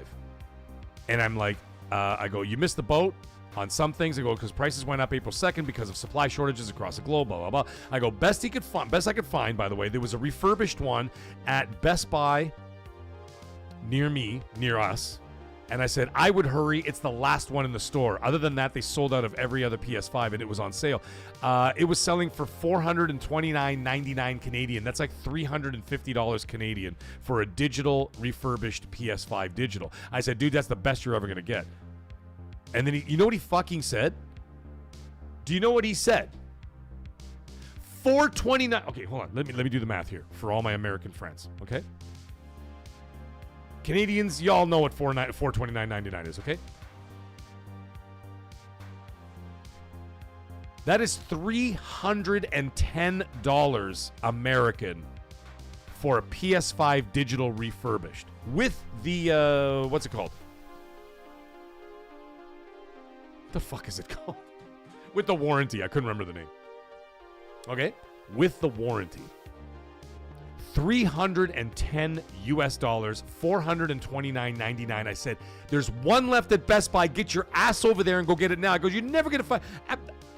When that last one sells, the next one is $700, dude. Canadian. Even $800 Canadian. With tax and everything else, right? I said, are you fucking kidding me? You know what he said to me? What's up, Fadeaway? How you doing, man? You know what he said to me? It's too expensive. You're fired! What? Yo, Drayton Manor, how you doing, man? He goes, morning, Mag. Love your banter. Dialing in from the UK. Welcome, my friend. Greetings from Canada. Heading to the gym before I start work. Outstanding. Get it in you, buddy. Get it in you. It's not a bad, solid deal, Romeo. It's amazing. He said no. Too expensive. So I responded to him and I said, are you fucking kidding? Yo, Rock, what's up? I said, are you kidding? I said, dude, it's going to be triple that next year, next generation, presumably. And then he literally laughed and he goes, yeah, no gaming in this house. Fade away, no nonsense. Don't be silly. Don't be silly. He goes, you're a legend, Meg. Thank you so much, man. Thank you so much. Hey, Colin Prime, how you doing? Colin Prime, let me tell you something. You said dude is cheap. Fair. Fair. But he represents the 80%, 85% casual market. Casual market ain't paying $1,000 for a console for their kids, for them to play NHL once a week in the garage with the boys drinking a beer. Oh! You know what I'm saying? Exactly, Ryther. Imagine next generation. He did miss out, QMax, and somebody else snatched it up. And let me tell you something. If I had the money for it, I would have gone right then and bought it myself and just keep it in a box somewhere, just to have. But I couldn't justify that. I'm trying to pay for this trip to LA. You know what I mean?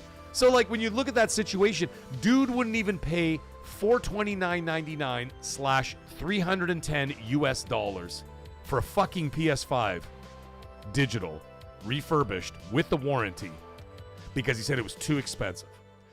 Like I said, plug that into $1,000 or up here $1,200, $1,500, $1,800 consoles up here in Canada if you get into that $1,000 and above price range, right? With the conversion and of course the tax and all that shit, right? Maybe not $1,800, it's a little ridiculous, but like we could say anywhere between like $1,100 and $1,400 ain't gonna happen. Ain't gonna happen. So what are you growing next generation? You see what I'm saying? So Usher can come in and she can like plug in those numbers and say, okay, this is what we're gonna do. We're gonna try and grow next generation. You're not gonna grow next generation. Even internally, they said they expect less than 10 million Helixes sold. That's from an internal business projection from inside Microsoft.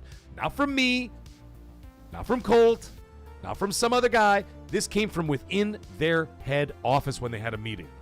That's what they projected at the price points that they had it at. Okay? It may slightly go up if they decide to go $9.99. They might sell more than that. Or they might not. But the thing is, you are locking out that casual consumer. Therefore, what are you doing at that point? When your player base is so much smaller and you're trying to grow it, I get all that. But the thing is, there is an immediate penalty for that. And I'm not sure they're willing to take that financial hit. I'm not saying for sure. They might. They might have that. Satya might be like, fuck it, just go for it. I trust you, and I would trust her because she's an extremely smart individual. I think that Ashish Sharma is actually the best thing that could have happened to Xbox in 2 generations. Because she's got a business mind, and she's not tied into gaming, so she's not going to be all wishy-washy about like games and stuff. She wants to get to the bottom of why it's not working. That's exactly what it's going to, I mean, not that it's not working. It's just that it's not as big and successful as it used to be. We've seen the downward trajectory from the 360 and on. You see the numbers. Yeah, they're making money, but they go down, and it's been going down, and it's going down. Look at the numbers. Look at the numbers. They keep going down and down. That's not accounting for PC players as well. There is that. but it's nowhere near what it was, and it keeps going to. There's a again pattern recognition. You see that pattern recognition? It's got to be addressed. I think that Asha's going to address that immediately, and I think that she's already done that. So this is my thing. If you want to do that, you want to actually bring in exclusives, great. Then you know what you do? 2026 is already a wash. You could forget about that because you've already made the marketing plans. It's already been done. You've already spent millions of dollars in development, plus the actual developers' salaries and the thousands of work hours that have gone into the ports going to PS5. It's not going to happen. You're not pulling those back. Never going to happen in a million years. Those are all going to remain multi-plat, including Gears of War, but it may not be ready for launch. So expect a small delay. Okay? So that's just a possibility. We shall see what happens. However, I also expect that Xbox will not show a PlayStation 5 logo or talk about it at the Xbox Showcase or the Summer Games Fest. I don't think that, or their little after show, they're doing the Gears of War deep dive afterwards. I don't expect to hear about the PS5. I would be very shocked if they did. Because if they do talk about it, then you have a bird's eye glance, a bird's eye view as to their plans for the future, showing that there will be no change whatsoever. If they do not talk about it, I'm leaving the door open. And I say they might be able to do that. Now, let's look into 2027. 2027, by January 2027, all those games will already have been out and will already be multi-plat, done and done and done. Okay, Bobby's saying he thinks they would. All right. He escaped from Mag's stable. So, 2027, different story. Now you're starting with a clean slate. You're not going to get another Gears of War for 5 more years. You're not going to get another Fable if they do a sequel for another 5 years. It's going to be another 5 years before you get another Forza. So now, essentially, in a way, you've got a clean slate for 27. So, if she wants to make a run at it, if Usher wants to make a run at it, then 27 is the year that you start. Start it clean. Make a clean break. If you have the balls to do this, then fucking do it. Then go for it. Put your helmet on. Let William Wallace do a big speech. And then everybody pulls out their swords and their spears and run at the English at full speed. Ah! Then go for it. But you're going to do it in 27. You're not doing it in 26. 26, forget it. You can fucking forget it. Everybody thinks that's happening in 26. That's all sunshine, rainbows, and bullshit. It's not happening. But 27 is a clean break. You can make a clean break if you want to make that business move. You want to make that business move, then fine. Show me you got the balls to do it. Let's see that you put your money where your mouth is, and let's see you do it. Do it. Because then you've got 5 years. You got 5 years. See these twinkling fingers there? Look. Twinkling fingers, okay? You see those fingers? You got 5 years before your flagships are coming out for another round. So that means you've got 5 years to build and plan. Then you know what? Make Clockwork Revolution exclusive. Make Blade exclusive. Call of Duty's for the streets. I mean, that's never going to change. That's, it's just like my favorite women. For the streets, for everybody. You know what I'm saying? Yo, T-Rock, what's up? You know, the thing is, T-Rock, he says, why hide that it's not exclusive? That goes against your own 4 already that are exclusive. Why hide the 5th? I think it just might be, I think, you know what I think it might be, T-Rock, if they don't do it? Nick Hulk, how you doing, buddy? Oh, your 14-day just ended. Well, our day is just starting now. Sir Rifsalot, how are you doing? The thing is, T-Rock, they might use it to their advantage of building a little hype. You know what I mean? Like to really give like the showcase like an extra little bit of pizzazz to it or whatever. And they might do that, right? So we don't know. Anyways, back to that story. Then make Clockwork Revolution exclusive. Make Blade exclusive. Call of Duty's going to be Call of Duty. Whatever else they got coming out in 27, State of Decay 3. Make State of Decay 3 exclusive. PC and Xbox. That's it. And then see what happens. If you have the opportunity to do it, then see what happens. See how it plays out at the end of 27. Then you got the CFO sits down with you, Amy Hood, sits down and says, okay, we made X amount of dollars this year. You guys went exclusive.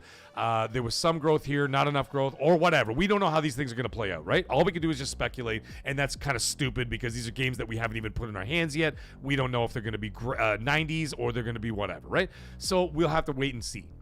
Then Amy Hood can sit down, and Asha can sit down, and Satya can sit down in January 2028, February 2028, and say, okay, what are we talking about here? What are we looking at? What are the numbers like? Is this feasible for a future, or do we just continue like releasing games multi-plat when the next round of flagship franchises like our Halo, Gears, Forza, Fable, and all that jazz come out, right? But then, of course, now. You guys see the madness of this? I know, Grandpa Barbecue. I agree with you, dude. But what I'm saying, Grandpa Barbecue, is it? By the way, hi. By the way, I don't even know if I said hi to you yet. Here's the thing. He says in the chat, "What's the point of making games like Clockwork exclusive, not really high profile enough?" I said the exact same thing. But you've got to start somewhere. So if this is what they want, the gamers want this, the community's asking for this, they want that, whatever, then you got to start somewhere. Right? Now, the other thing is, this is what's going to lead to more questions. This spider web keeps getting more intricate by the minute. It's getting stupid now. Fallout 5. You put all the other Fallouts on PlayStation. Do you make that exclusive now? Elder Scrolls 6, always been a multi-platform. Well, not always. Excuse me. No, that's not true. I don't want to stick my foot in my mouth twice in one fucking show.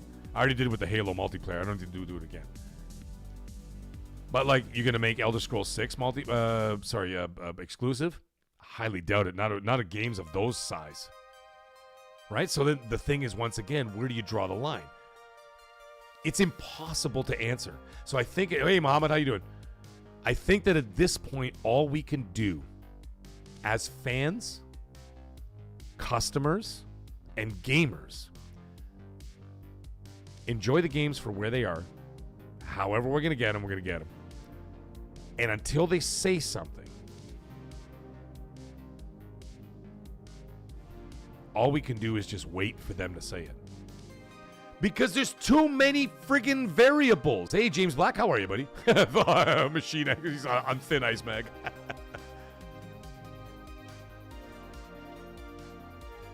There are too many variables. All we can do is sit back, watch the show, so to speak, and just see how it's all going to be going on and how it all ends up. There's nothing else we can do.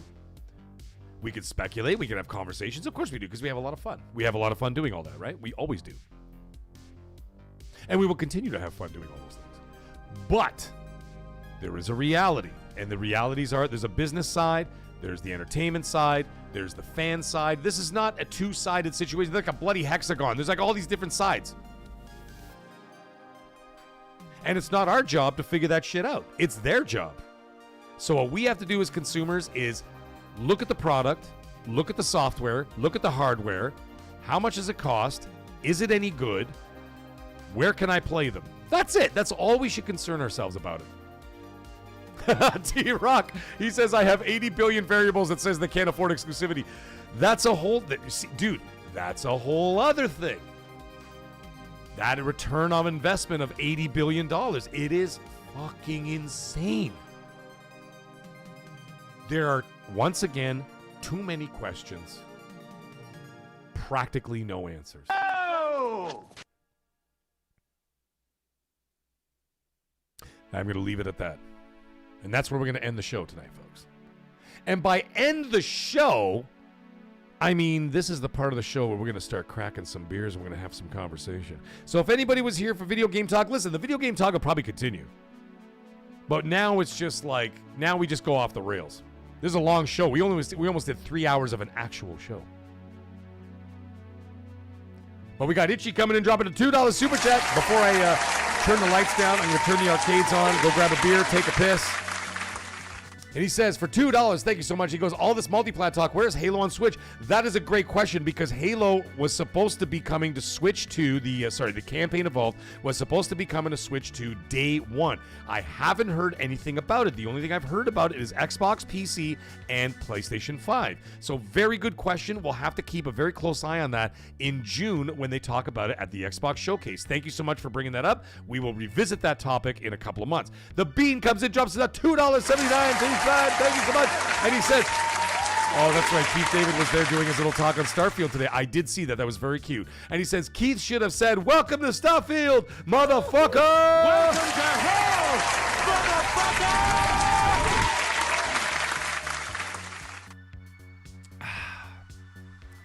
Mr. Little Evil, what's up? And he says, how you doing tonight, buddy? He says, most of what value is in the real estate. It's not like they're $80 billion. No, yeah, no, you're not wrong. You're not wrong. They're not $80 billion out. They paid that, by the way, with cash. They paid that with cash. However, there is a big sagging overhead, of the weight of the studios, the salaries, the benefits, the rent, like all the different things that have to be on top of the, never mind the budgets of the games themselves on top of the salaries and new hardware, new technologies, all these things all factor into that. So a lot of that costs a shitload of money, Mr. Evil. So there's a lot, like they took on a lot. That's why they started downsizing because of redundancies, is because they had to start shaving down somewhere. And I ain't talking about their balls. They had to start shaving. What's Magnum saying? Oh, he's... You guys behave in the chat, okay? I don't want anybody fighting. If anybody's going to fight, you fight with me. Call me names. That's fine. You can call me a fraud. It's totally cool. All right, guys. Listen, we are going to take a couple of minute break. I will turn on the cabinets. We're going to turn the lights down low, and we're going to have ourselves an after party. So anybody who came and joined us tonight had a great time or whatever else. Thank you guys for joining me. If you decide to leave, then Godspeed. We'll see you on the next show. I will be having another show this Friday. By the way, the reason why I didn't do Friday Night Live last Friday, because it was Good Friday for me, and I was celebrating the Easter weekend with my family and totally forgot about Good Friday. And so when Friday night came, I'm like, oh shit, I forgot I was supposed to do a show, but I was with my side of the family. So we were doing that. So yeah, so we didn't get to the Good Friday, but Friday Night Live will return this week and we'll continue on for the rest. So Z Birdman saying, have a good night, Mag. Take care. Enjoy the show. Thank you so much, Z Birdman. I appreciate it, man. Okay, guys, so I will be back in 5 minutes, maybe even less. Yeah, we will continue the after show. And then you guys can ask me whatever questions you want. We can continue to talk about things, whether it's gaming, whether it's movies, whether it's life, whether it's TV, or whatever the F we want to talk about. All right, be back in 5 minutes. Don't go anywhere.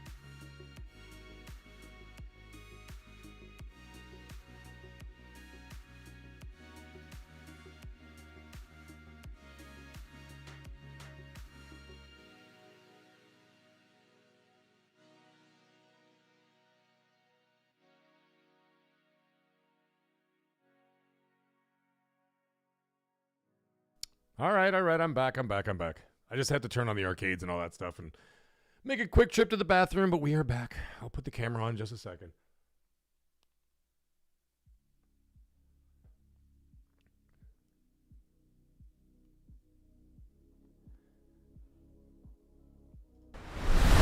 There we are, ladies and gentlemen. And we are back in the house. Lights are down, as you can see.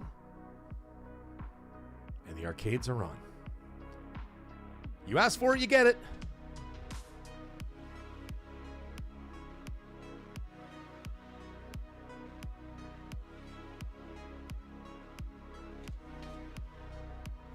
Let's put a timestamp on that. I put it as community talk. There we go. Welcome back. Thank you, Bobby. Got my beer. Got a ginger beer, eh, Bobby? All right. Rock on. Mag After Dark, ladies and gentlemen. We are back with Mag After Dark, yes. This is it now. I mean, I could turn off the blue light, too, that's back there, and then, like, you'll see the arcades more. I don't know, but I think if I turn the blue light off, it's going to kind of screw up the light, the colors of the room. So, you know how it goes. Whew.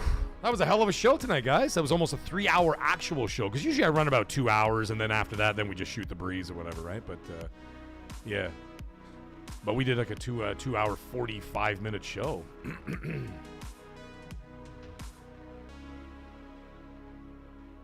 Oh, feels so good when it hits your lips.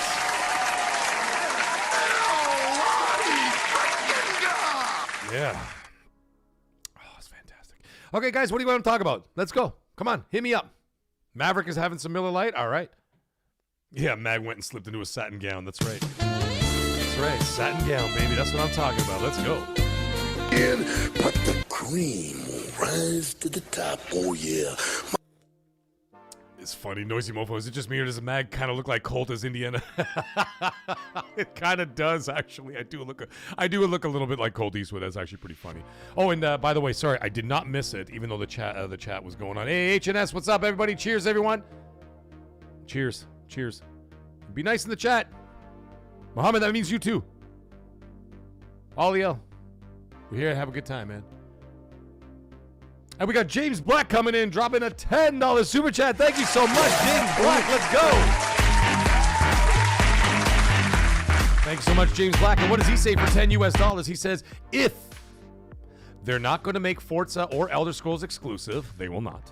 Xbox should just stay multi-plat. No one is buying a console to play some mid-compulsion or Ninja Theory game. Also, Meg is a pony. Meg is a pony. Oh, James. Listen, man. Listen how it all works out, right? Obviously, outside of the OG Xbox, I've owned all the Xboxes, including the One X.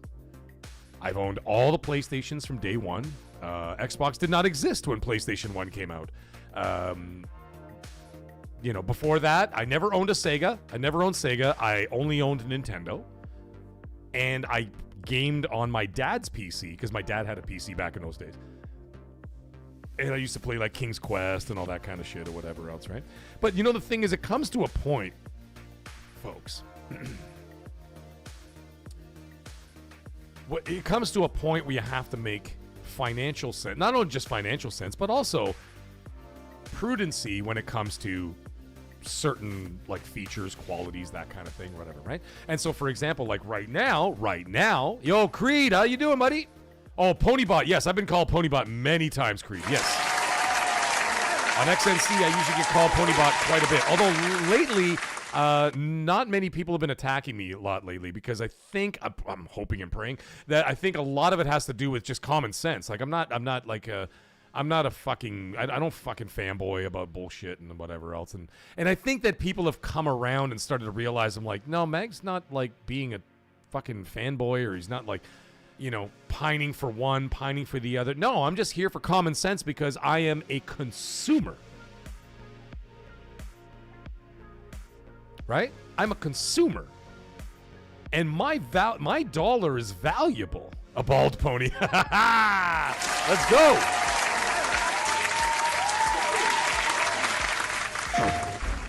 PlayStation. There you go.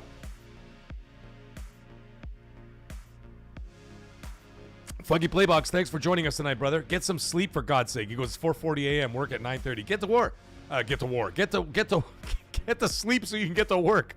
Thank you so much for being here, by the way, tonight. James Black, he says, people not attacking Mag anymore. We got to step up our game. Oh, yeah, you guys got to step it up. So I think that it comes down to a point where people either... Now, there's always going to be toxic assholes who are there, whatever, and then they leave. You know what I mean? Then a different crowd moves in. But, it's funny, Colt and I talked about this off the air, obviously. And I said, did you notice that the crowd has changed over time? Like, I've been there 3 years. I've been doing XNC for 3 fucking years. Right? So, that being the case, I've noticed too, and I said, did you notice that like some of the people that used to listen, like when you and Gaz were on the show or whatever, and then some of those people hated me, and that's fine, and they stuck around for a bit, and maybe they're still there. Maybe they just like secretly listen in the background, or else they just fuck off and they go find some other like echo chamber they want to listen to. Totally cool. You could do whatever the hell you want. I'm not going to tell you what to do, nor am I going to criticize you for it. Go ahead. Go listen to whatever you want. It's totally fine. But I know where those guys are, and some of those people are on some pretty toxic shows. I've seen in the chat anyway. I've seen like there's some pretty toxic YouTubers out there that are really like say some really nasty shit. I'm just like, yo, guys, come on, man. Like let's not do that. You know.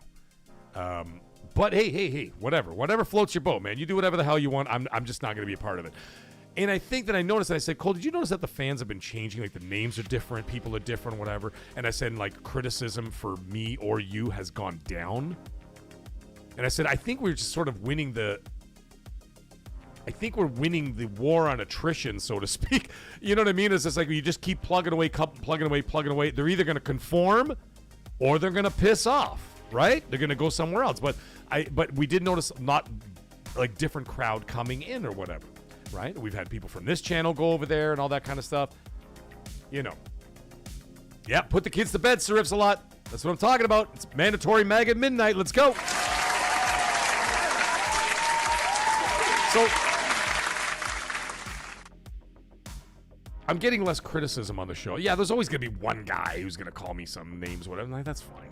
I don't care. Maverick busts my balls like nonstop, but we're friends. We do that. That's out of love. That's a whole different situation. It's like dudes hanging out at a bar and you're always busting each other's balls, calling each other names or whatever, insulting each other. That's fine. We do that. We know that. Magnum does the same thing. He busts my balls all the time, and like we do it for fun because we know. But those are like signs of affection, not like love affection. Okay, take it easy, Magnum. All right, not that kind of affection, but you know what I'm saying. And so like. We get used to that. And there's always going to be a couple in there, but I've noticed that they've dissipated quite a bit because I think that at this point, like I said, they've either moved on and found what they're looking for, which is totally cool, or they're realizing that I'm not, you know what I mean? I am what I am. That's all there is to it. I'm not going to change who the fuck I am. And I'm upfront about it. I'm like, no, fuck you. I'm not afraid to say I play all my third-party games on PlayStation. Fuck off. PS5 is the best. PS5 Pro is the best console to play their game, play all the games. Period. So I got that better experience. Fine, I'm getting that better experience with my PSSR2 and all that bullshit, whatever. Okay, that's not a fanboy thing. That's a fucking fact. Did I say that Series X is shit? No. Not at all. I think the Series X is a fantastic console and it's a well-built console. I said that last night on XNC. I said, you know what? Xbox's problem is not their hardware. Their hardware has always been rather sound. It's been good. Their problem has been the software for the last whatever. Now they've had some hits here and there. I'm not saying it's all bad, but I'm saying they've had some hits here and there, but a lot of this stuff doesn't hit. Their hardware is not the issue. Gandalf is doing what he's doing over there, and I think he's just doing fine with that hardware. You know what I'm saying? Baganda!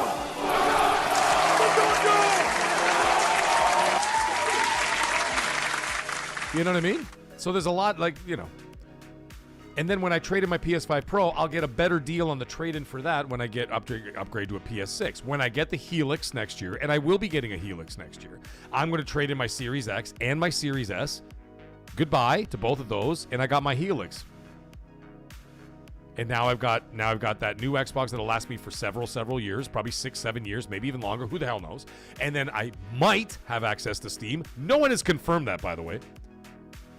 Nobody has confirmed that. Everybody assumes that all those things are coming. It's not been confirmed as of yet. So, like, I'll assume that Steam is going to be there. So I'll be able to access Steam. I mean, I have a PC, the cable PC to game. I just don't do it. But I'll be able to sit in the living room and have a Helix there, and I can have access to my Xbox if I want to. And then I have access to, presumably, Steam, which is great. And it'll be certainly much more powerful than a Steam machine, which is why I made this decision to not keep my Series consoles and get the Steam machine. Because my original plan was, I'm not sure the Helix is going to be probably too expensive. I'll just keep my Series consoles because they'll still be supported for several years, probably another 4 years at least, right? And then who knows beyond that with cloud and all that stuff. We don't know. But at least 4 years, maybe 5 years, I could still keep the Series consoles. I'll buy a Steam machine and put the Steam machine in the living room and be able to play Steam games in there. However, I had a change of heart. My change of heart is I'm not getting the Steam machine. I don't even know if the Steam machine is coming out anymore. No one's talked about it. It's kind of like disappeared into the nether realm, for God's sake. You know, into the ether. Like, see you later, right? It's gone. So anyway, that being the case, I decided to bypass the Steam machine entirely, and I'll get the Helix instead. With the presumption that Steam will be accessible on the Helix. And I think it's a pretty solid assumption that that's going to be the case. But we still have to wait and see until we get that confirmation, and then I'll get rid of the Series consoles. So now I'll have my PS5 Pro. Oh, no, sorry, excuse me. By then I'll have a PS6. I'll have my Helix. I got my Switch 2. Call it a day. I'm done. I don't need anything else. I don't need no VR headsets. I got the Switch 2. That'll be good for another 10 years. You know how Nintendo Nintendo operates, right? And I got my Xbox and my PlayStation. Done. I'm fucking fine. That's all I need. Exactly, Ryder. Exactly. Steam machine is too weak. No way. Magnum saying, why trade your Xbox in for a PC? Well, I mean, if I can still access my Xbox library, ecosystem, whatever else on the Helix, then I'll get it, because then at the same time, like I said, once again, it's a presumption, I will be getting Steam on the Helix. Right? It's turned into vaporware. Dallas LeBeau's in the house. Let's go, that Dallas. I hope you're doing well, my friend. Thank you for joining us tonight. So I'm gonna, you know what I mean? So I have like everything I need with 2 consoles. Now, is that going to change anything for like third-party titles? Absolutely not. Because my wife is still a pony, my kids are still ponies, and therefore, all my third-party games I'll be playing on the PlayStation because I game share with them to save money, because I am a consumer. I don't get free codes. I don't get flown out. I don't get to stay in fucking hotels. I have to pay for all this shit with my own money and my wife's money. I mean, it's the same money, but you know what I'm saying. So we're going to do the most financially prudent thing, and we're going to continue to buy our third-party games on the PlayStation. Even if the Helix is more powerful, I will still be playing them on the PlayStation 6, the third-party games, and we don't know about Xbox's strategy in the future. If they're going exclusive, then guess what? I got a Helix. I can play them right there.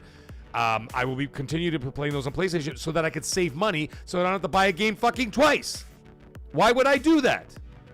James Black, spamming the ponies in the chat. There we go. You know what I'm saying? If the next Assassin's Creed, whatever it's called, Hex, comes out, okay? The one with the witches. Why would I buy it on Xbox and buy it for PlayStation so my wife can play it? I'm going to spend $200 for the same game? It makes no sense. I'll just buy it one, even if it's not as powerful as the Helix. Then that's the way it's going to be in order to save me $100. I got bills to pay in this house. I can't do that to feed some console war bullshit. You know what I mean? It's about money. It ain't show friends. Show business.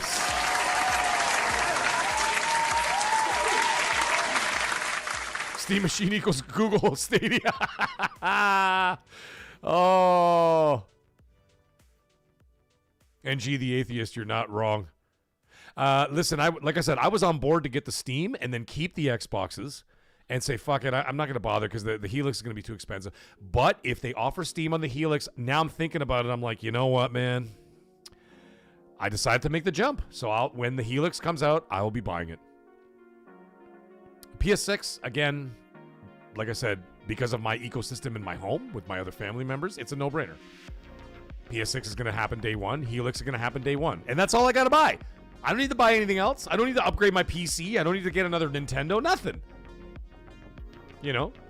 The only people that play VR in my house are my kids. They play the Gorilla Tag shit on the fucking the MetaQuest 3 or whatever. I bought a MetaQuest 3. I've used it for like 2 hours. The rest of the time, my kids are on it every day. At least they're getting some use out of it. You know what I'm saying?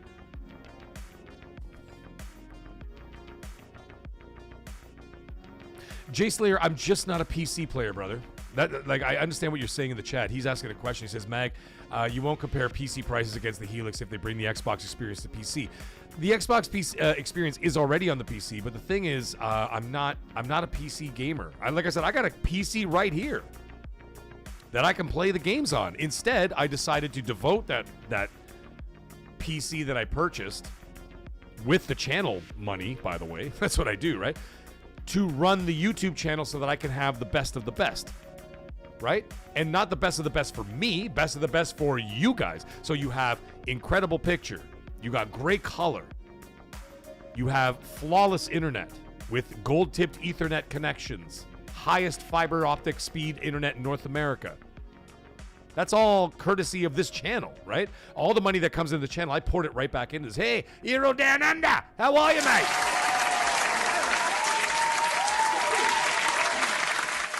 How you doing, buddy? X-Lands Gaming's in the house. How you doing? He goes, Mag, you getting 007? Yes, 007. Obviously, you missed the beginning of the show. 007 will be streamed here day one. The games, as I might as well re-announce it for any new people that have come. All the games that I will be premiering on this channel day one on release dates, I will be premiering on the channel with gaming footage, with live gaming footage. Is going to be Mouse PI Detective for Hire, that game. I will be playing Pragmata from Capcom. I will be playing Soros from Housemarque. I will be playing Forza Horizon 6 from Playground/Xbox. I will be playing Lego Batman Legacy of the Dark Knight right here on this channel, and I will be playing 007 and Halo. That will round out the first 3 quarters of this year right here on this channel. All those games, day one, right here. You get to see all the gameplay as it comes around. To answer your question. Josh Duckwall, you're not... VR doesn't whatever, right? Doesn't do it for you.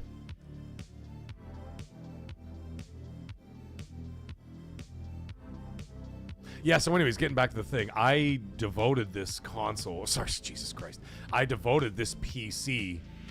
See Fresh is saying stay away from PC, it's not worth it. I don't want to get into all the fucking nonsense with it, you know? All the like setting up the shaders and this and that and fucking all the settings. Fuck off. I want to turn it on, performance mode, 60 FPS, ray tracing, see you later, call it a day, goodbye. I don't want to sit there and fart around with launchers and this and that. Get out of here.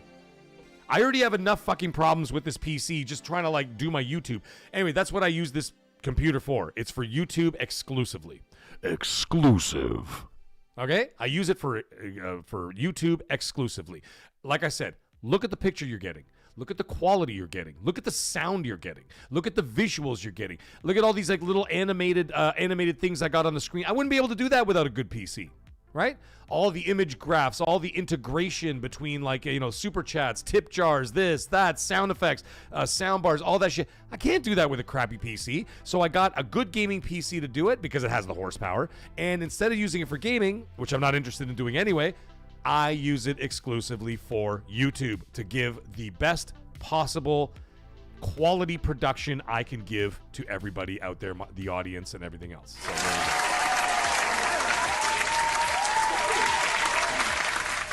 Hey, RT Reviews, how you doing, bud?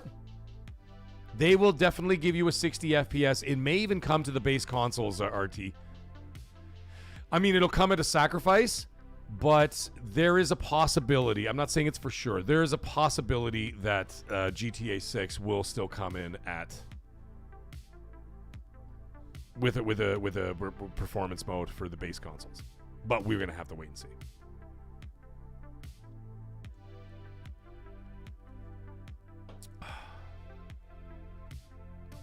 Street is asking in the chat. Here we go. Now we're getting some questions in here. This is what I'm talking about. This is what we're here for. Street is asking in the chat. He's saying, do you think Naughty Dog's other unannounced game is Uncharted 5 or Last of Us 3? Well, here's the thing, man. I'm a huge fan of Naughty Dog. I love their games. James Black, 60 FPS when it's going to run at 480p. That was good. Thank you. Yeah! That was funny. What? So anyways, let's get into it. The vague comments made by Neil Druckmann, I'm not able to like take that 7 words that he said and sort of decipher that meant Uncharted 5 / Last of Us 3. I mean, it could, but I mean, I can't see it now. The thing is, I can absolutely see that. First of all, they should have been doing an Uncharted 5 instead of Factions 2. Like, Factions 2, or whatever the hell it's called, Last of Us Factions 2. They should have been working on that game behind the scenes or whatever the hell it was. You know what I mean? Like, with a smaller team, just get the game out, whatever. Just work on the game and then have them support it after launch and all that kind of shit. But to make it a priority for so long that it kind of put Intergalactic a little bit on the back burner for a bit. They were still developing Intergalactic, but there was a lot of focus on this Factions 2 thing, right? It seems kind of silly, don't it? We could have already had Uncharted 5 out by now, which I think is a mistake that they didn't continue it. I already have a story for Uncharted 5, by the way. Here Down Under thinks it's Last of Us 3. Now, the other thing is, how fucking long do you think it's going to take them to make a Last of Us 3? They're still working on Intergalactic, which won't come out to the end of 27 at this rate, right? So when are we getting this thing? In 2035? Like, what the fuck are we talking about? Hey, Guardian, have a good night, buddy. Guardian says, good night, Mag and chat. You guys are goated. Thank you so much. Guardian, love you, man. Now, the thing is, at the end of the day, first of all, we need a Last of Us 3. You can't leave the game like that. Like, what the fuck is that? 1 and 2? And then you remaster 1 and 2? You remastered 1 3 friggin' times? Or it's been released 3 different times? I got 5 platinums, by the way. Because, I mean, Last of Us is one of my favorite series of all time. I have 5 platinums for 2 friggin' games. Like, I mean, there's milk in the cow and there's milk in the cow. You know what I'm saying? Like, you know what I mean? It's ridiculous. At that point, what are we talking about here? They should have been working on a Last of Us 3 the fucking minute that Last of Us 2 came out. Get on it. We would have gotten it this generation at this, or maybe not. Maybe at the beginning of PS6. It could have been a launch title for the PS6. But instead, no. Now we gotta wait till Mag's 57 fucking years old before I get a Last of Us 3 and a conclusion of the goddamn story.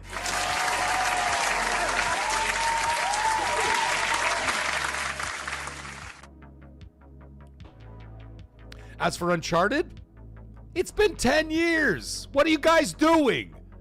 It's one of the most successful series on the PlayStation ecosystem. What the fuck are you guys doing? Where's Uncharted 5? We should have been on Uncharted 7 by now. There should have been a 5 and a 6 already released. Why are we still waiting on 5? And I have the perfect story. You want to hear my story? You guys want to hear my story? Here's my story.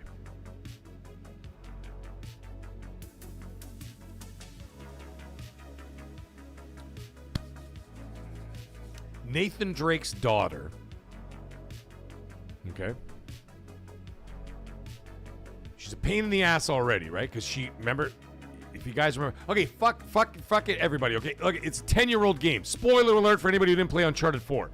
At the end of Uncharted 4, when Nathan Drake and his wife there, I always forget her name, they're retired. Okay, they're retired and they're living in a beach house on the beach. Don't exactly know where in the world or whatever, but they're on the beach, beautiful place, they got dogs and all this stuff. And Nathan Drake's daughter, obviously being his daughter, and of course, what's her name's daughter? I always forget. Guys, let me know what her name is. The wife. I always forget her fucking name. The blonde chick. Right? She's a pain in the ass. Nathan Drake's a pain in the ass. We all know this, right? Elena, thank you. Thank you very much, Phantom Thief, Elena. The daughter's a pain in the ass. She's an offspring of two pain in the asses. So what does she do? She goes into Nathan Drake's office at the end of the game. Okay, this is after the credits and whatever else. She goes into the office and she breaks into his little cabinet that he's got locked up because he's like, no one's allowed in that cabinet or whatever the fuck, right? And she breaks into the cabinet and she opens the cabinet. And what does she find in there? Wow. She starts looking around. And she's like, these are all the artifacts from all the previous Uncharted games that he took back with him.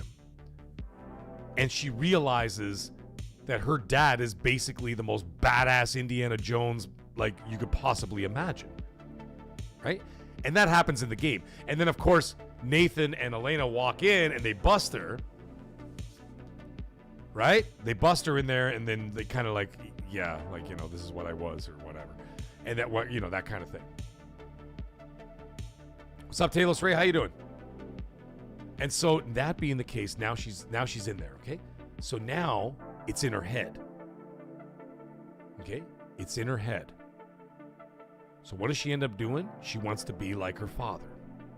And she goes out on an adventure. Now, keep in mind at this point, you know, Nathan's sitting on the beach with his feet up in the air and he's just chilling.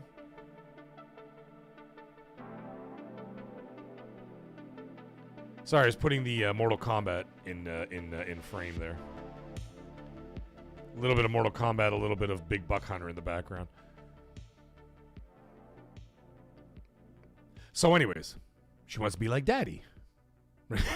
Nathan was a mass murderer. It's totally true.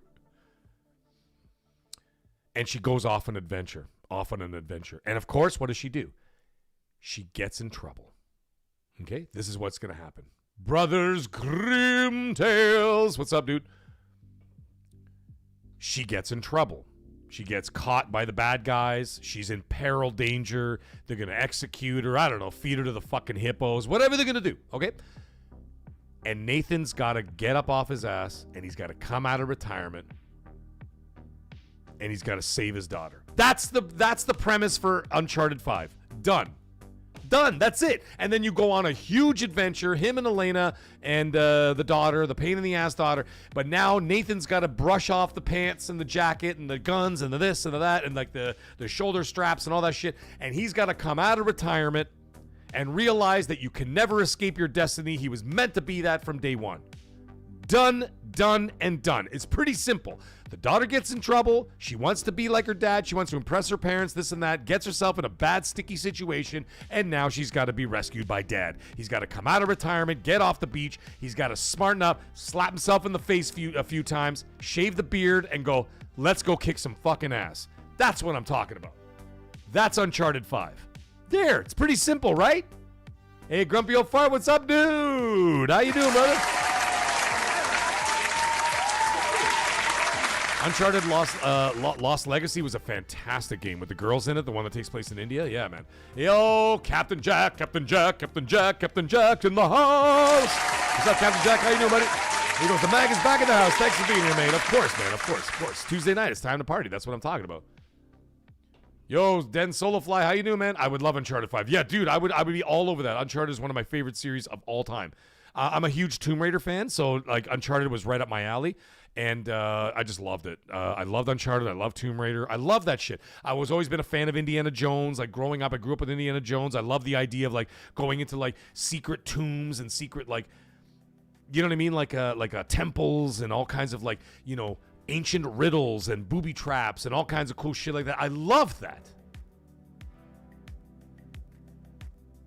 All right, Grumpy Old Fart. Thanks, buddy. Get back to work, my friend. Love you.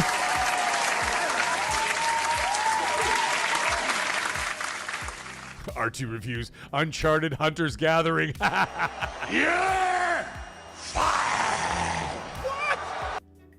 We can't have none of that. The meatloaf! Fuck! So, you know what I mean? Anyway, that's my plan for Uncharted 5. As for Last of Us 3, I don't know where you take the story, but the story's not done.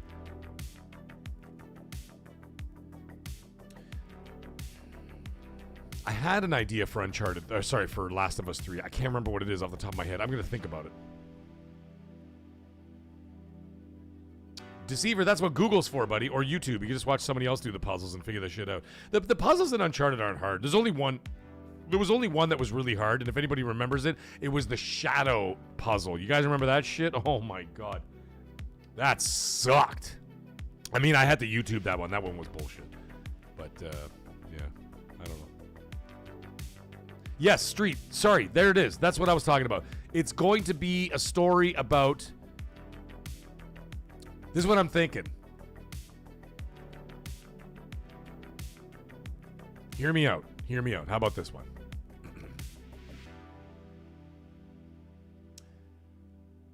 Abby is back, but she gets in trouble. Very similar to the situation that I brought up about Uncharted 5, but not the same. Abby has left with the whatever that kid was. And, you know, they go off and do their fucking thing or whatever. She gets into trouble. They hear about it. Ellie hears about it, this and that, whatever, and has a moral decision at that point. Even though they, you know, they parted the way that they did and all that kind of stuff, whatever. It gets to a point where Ellie's going to have to make the moral decision. She's on her own now, right? Her girlfriend, her left, the baby and all this shit. But maybe she tries to get her back. I don't know, tries to get her back. I don't really know. But what I'm thinking is this. She has a moral decision and has to decide whether she's going to help Abby. And then have to go out there and go do her thing. Now, that's one story. At the same time, we're going to have an interwoven story of Joel's origins on his out in the real world adventures, smuggling, doing this, fighting zombies, all that kind of shit, and dealing with factions and all that kind of stuff, all the way up into the events of The Last of Us 1, right when he meets Ellie for the first time. Exactly, Jacob. Part 2 was revenge and its consequences. That's exactly what Part 2 was about. That was why Part 2 was so fucking good. Because it was showing that whether you were helping or, you know, like revenge, only like they say, if you go for revenge, dig 2 graves, one for yourself and one for your enemy. Right? Part 3, redemption. Absolutely. And that's, anyways, so now it comes to the point where Ellie's going to have to sacrifice everything to go save Abby. And it'll help the future of everybody involved. And hear me out. And at the end of the game, Ellie does what didn't happen in the first game. She willingly sacrifices herself for the cure and saves the world.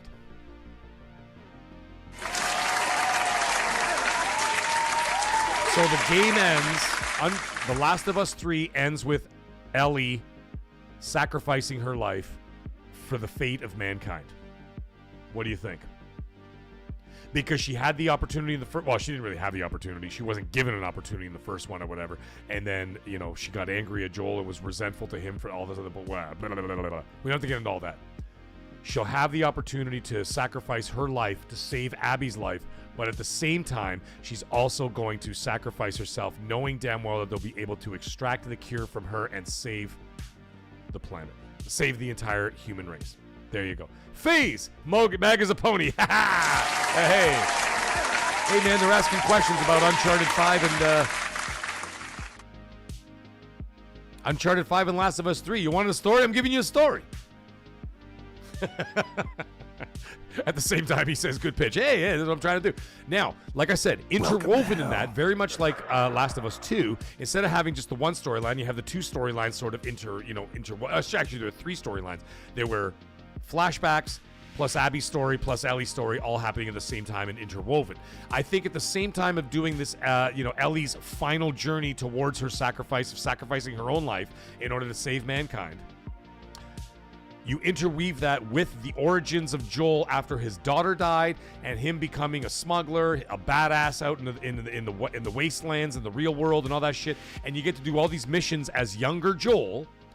And it, like I said, and his last level leads up right up until he's about to meet Ellie for the first time. So we all come, like Tarantino, all come full circle. Do not come. Do not come. I'm gonna come.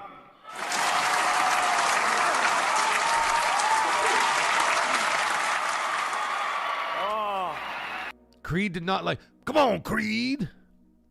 Come on, Creed. He didn't like the story. It's fair.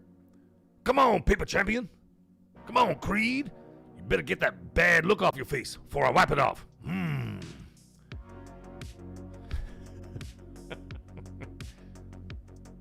Hey, woman. Hey, woman. Why don't you come on to my place?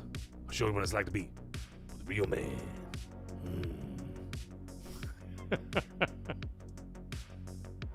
Goro lives. I just turn around and it says Goro lives. Half human, half dragon? Is that what he was? Goro remains undefeated for the past 500 years. What a dick. I didn't realize he was half dragon. Interesting. Magnum says, by far, the funniest fucking thing I've ever heard in my life. He says, Mag, your pitch for The Last of Us 3 is not woke enough.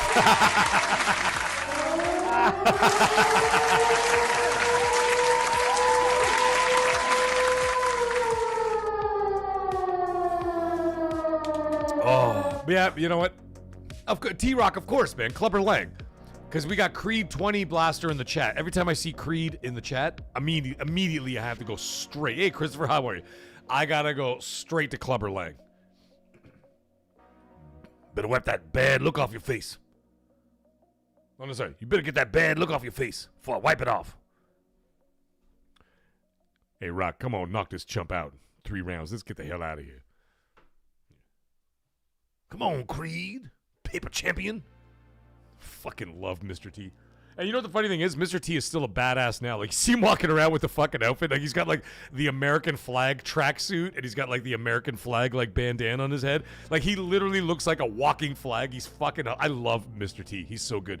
Survived cancer and everything, man. He was like, you know, not headed in the right direction there for a while, and he came out of it, and the man is still there. That's right, RT Reviews. There is no tomorrow. There is no tomorrow.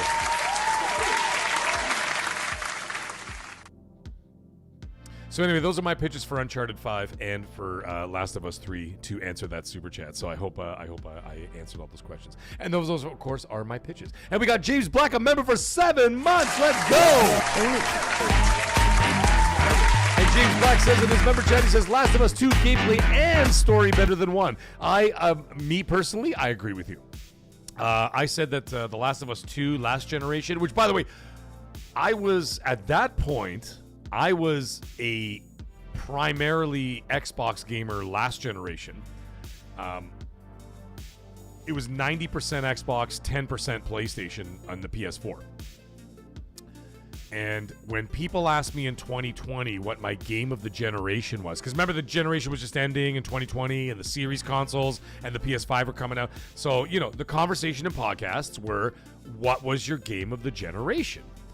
And when I said Last of Us 2, holy fuck, the meltdowns was unbelievable. Yeah!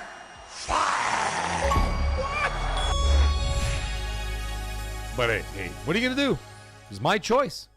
I also said in the same breath that my other favorite games of last generation were Assassin's Creed Odyssey, Last of Us 2 being number 1. Days Gone, Dying Light, the first Dying Light, and Resident Evil 7 Biohazard. Round out my top 5 best games of last generation. Bobby says, Mag, do one for Spider-Man 3. Absolutely. I will do one for Spider-Man 3 right now. But before I do that, I need to grab another beer. My beer's empty. And we can't have that. Be right back. Let me grab another beer. Come on, Creed.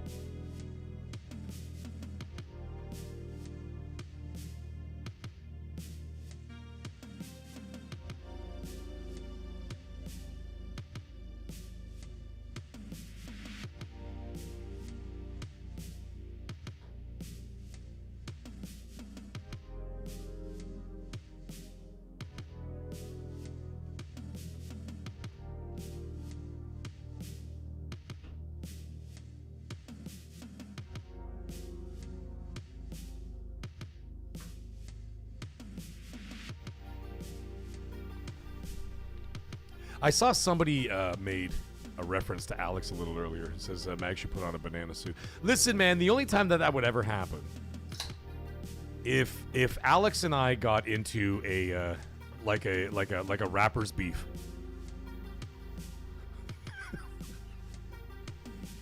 Like, for whatever reason, we ended up getting like Alex and I have always been cool with each other, and we've guested on shows and stuff all the time. I've never had a problem with him. But it would be funny if we did like an Eminem versus like Machine Gun Kelly. Of course, he's Machine Gun Kelly. A Machine Gun Kelly like battle with each other and like have a public beef for like a month, or like P Diddy and like 50 Cent. Or Drake and what's his name? They Not Like Us. What the fuck is his name? Kendrick Lamar. You know what I mean? Like Drake and Kendrick Lamar. We'll have like a rap beef going on for like a month.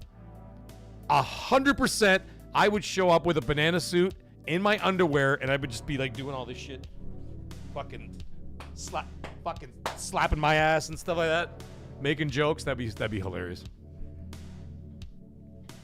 But no, Alex and I are cool, man. Although there was one time, it was really funny. I doubt he would remember this. But there was one time we were doing XNC, and Colt and I were talking about PC for whatever reason. I can't remember what. And he was in the chat. And obviously, everybody knows that Alex is the PC guy, right? He's the PC guy. He knows what's going on. Hey, Terrell Skull, how's it going, buddy? What's he saying? He goes, how's it going? Listen to you while I'm waxing my floors at work. Let's fucking go. Get that money, baby. Let's go. Get that money. Get that money. Daryl Skull, I'm glad I can keep your attention while you're doing all that. Don't for listen. Hey, Q-Max saying story time with Mag. Absolutely, Bobby. I'm gonna get back to that. I have a story for Spider-Man 3 as well. Okay, we're gonna do that in a minute. Alex, not you, the other Alex. He goes, yes, Mag, we are cool. I know that. I meant Alex like, oh no, it's Alex. Although I'm cool with you as well. Wouldn't it be funny if this Alex that I've been talking to for like months and months and months was actually, oh no, it's Alex, and then we just didn't know. We just didn't know. He's like undercover, just like kind of trying to see if I'm going to eventually be competition. Oh my God. Anyways, in all seriousness, the day you put on a banana suit, I quit YouTube. Magnum, I got a banana suit in that closet right over there. Well, sorry, you can't see the closet. But there's a closet right over there behind one of my floodlights. And the reason why it's in there is because my son dressed up as a banana for Halloween 2 years ago. You don't think I got that shit on standby in case I get into a rap battle with Alex? I'm ready. I got the fucking banana suit ready. I'm just kidding. Anyways, so back to the story. So Alex was in the chat during an XNC show, right? And of course, everybody knows he's the PC guy and whatever else. And the thing is that we're talking about PC. I've said it from the beginning of the bloody show. I'm like, dude, I'm not a PC guy. Like, I know PC specs. I know like all these things. I know the basics and whatever else. Actually, I know more than the basics. But I certainly don't know as much as someone who is a 24/7 PC gamer and a PC YouTuber like Alex, right? And then Colt is talking. He games on PC. He knows a lot of shit too or whatever else. But we're talking about something, and Alex is having a fucking meltdown in the chat. It was so funny because he's like, no, that's not what it is. No, guys, no, that's not what they're talking about. And then all of a sudden he puts in capital letters. He goes, put me on the fucking show. He was so mad because he knew like what we were talking about. Like he knew like what he was talking about, and Colt and I were just kind of bumbling through the subject, and it was getting funnier and funnier by the minute. And Alex is freaking the fuck out of the chat. He literally just says, he goes, put me on the fucking show. And I'm like, we should totally send him a link. But anyways, we didn't. We didn't end up sending him a link, and then that was it. So. Silent Reaper, hey, how you doing, by the way? I'm not gonna squeeze in the kid's costume, just the headpiece. Fuck that. Yeah, peanut butter jelly time. That's right. Stephen Walsh, how you doing, bud? Oh, listen to this, ladies and gentlemen. Straight from my wife's motherland. There we go. That's what I'm talking about. We got Stephen Walsh coming in here watching the show from the Republic of Ireland. You're a legend, man. Thank you so much, Stephen Walsh. I appreciate you, brother. And of course, I married one of yours. I married one of yours. Dude, All I can say is it's my fault. It's my own fault for doing so. Can you imagine my kid? And you know what the funny thing is? And my kids, which is really unusual. My kids are half Italian, half Irish, and they are the calmest, quietest children you've ever seen. It is insane. There is no logical, there's no scientific sense of that my children are half Italian, half Irish, and are the calmest, quietest kids ever. Alex, don't tell me you're a priest. Alex in the chat is saying, Alex, Father Alex. It says, Mag, I'm a priest. It says, Father Alex. Dude, if you're an actual priest and you're listening to the blasphemy coming out of my mouth, Yeah! listen, man, I'm a messenger of God, okay? I'm a very unusual one. God picked a very unusual person to be his harbinger of truth. But here I am. Come on, Alex, don't fuck around. Tell me you're an actual priest. If you tell me you're an actual priest and you're listening to this show, that would be monumental beyond words. That would be monumental beyond words. Grab a barbecue. I can't even speak. Grab a barbecue. GameCat comes and drops up 5 Australian didgeridoos, ladies and gentlemen, he says. For LA. Thank you so much, Grandpa Barbecue GameCat. I appreciate you, brother. And you know, man, you've been there all the way. You've been here since day one, my friend. I appreciate all you do, man. What's Creed saying? Mag and oh no, it's Alex doing a piss contest on stream. Dude, I would piss on the monitor. Magnana, the banana rapper. Yeah. Oh my God. Anyways, back to Steven. Thank you, Stephen Walsh, for listening all the way in Ireland, man. I appreciate you, brother. But it's not my fault. I married an Irish woman. I mean, fuck. What am I doing here? Christopher, how you doing, bud? A Plague Tale Legacy and when will be released? My guess is either late this year or 2027. I don't think it's coming out this year, brother. Father Flanagan! Welcome to hell.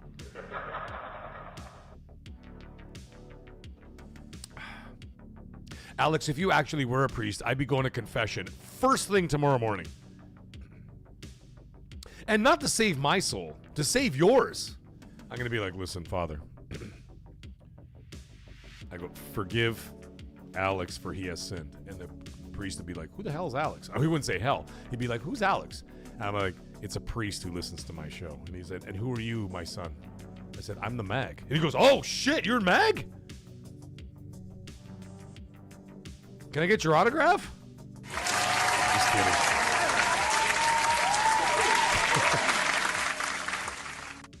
Alex, you gotta be fucking guys, I don't think he's kidding. I don't think he's kidding. I think he's being dead serious. He says, I'm an actual priest, man, who loves gaming and the Mag Show, baby. Oh my God, get out of here.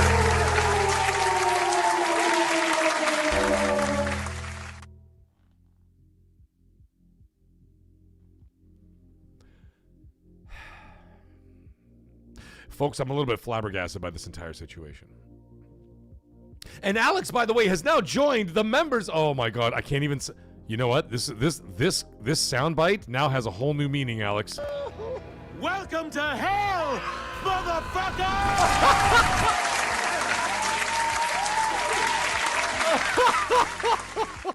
Oh no!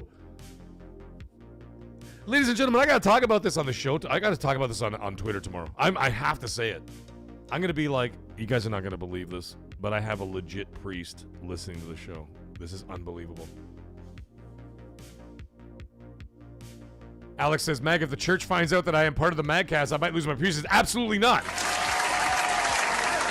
Absolutely not. I'll tell you why. I'm a man of God. I'm a man of God. However, like I said, I've had some interesting interactions, not with God himself, somebody else, but his son. But I'll tell you this. No, I'm not fucking crazy. If they picked someone very unusual, I'm that one. They could have picked the nice goody two shoes that gets dressed up and goes to Sunday, goes to Sunday mass every day and then goes to church school on the weekends and this and that. They could have picked that person, but no. God chose to spoke to this guy, the foul-mouthed, beer-drinking, cigar-smoking, womanizing kind of guy. But I'm also a very nice person. I have a very good heart and I have a very good soul. And I'm a repentant sinner. I'll tell you that. However, that being the case, he picked a very unusual person with me. But hey, maybe that's the way he works. In mysterious ways, isn't that right, Alex? That's what I'm talking about. Of course God listens to Slayer. It's a great band, Itchy. What are we talking about? And we got James Black coming and dropping another $5 super chat. And he says, Spider-Man 3 said, thank you so much, James Black. Appreciate you, brother. By the way, we are creeping up on 82% on that total, by the way. Can you imagine that? In 2 friggin' shows, we have climbed up to 82%. That is absolutely unbelievable and mind-boggling. I can't believe it. Thank you, James Black, for adding to that. And, of course, to Father Alex as well for adding to that as well. And he says, for $5 US, he said, Spider-Man 3 story is both Spider-Man get their ass kicked by Carnage, and you play the entire game as... And, oh, fuck off. James, stop. And the entire game is MJ to beat Carnage with her taser. Absolutely incredible story. It's incredible. Hebs, how you doing? Welcome to the chat, my friend. Oh, you unlocked the rare achievement. You showed up at the almost 4 hour mark. That's her.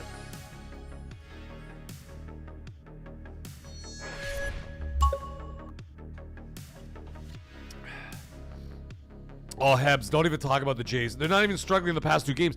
Dude, they've been struggling in the last 5. They shit the bed with the White Sox. Now they're shitting the bed with the Dodgers. Like, listen, man, it's a rough patch, and I said this earlier in the show, by the way. The Blue Jays, they were in second last place in April of last year, and they ended up going to the World Series. You know what I mean? So, like, there's a long season. We'll see how it all goes, you know.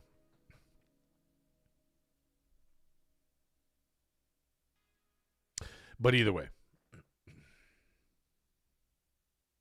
James Black, I have not seen that show. I would like to. I'm gonna have to like mentally screenshot that and check it out. God, the devil, and Bob. It sounds hilarious. Okay, so. Oh, Seth Monsters is saying still hooting and hollering in the Discord over here. Let's go, guys. Anybody who's not over in that Discord, get over there now. Get over there now. The party is on, and it's going on all night, as it always does in the channel. That's the way we roll in this place.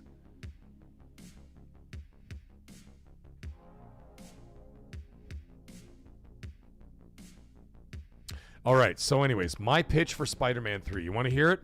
So Peter Parker decides that... You guys remember the ending of... Dodgers are not making the playoffs this year, Terrell Skull. I'm telling you right now. Yeah! I'm tearing you out. They're going to peter out, and it's going to be over for the Dodgers. I'm telling you now, they're not going to make the playoffs. There is a great disturbance in the force. Just telling you. I have felt it. Yeah, that's what I'm telling you. Unavoidable. It is your destiny. That's right.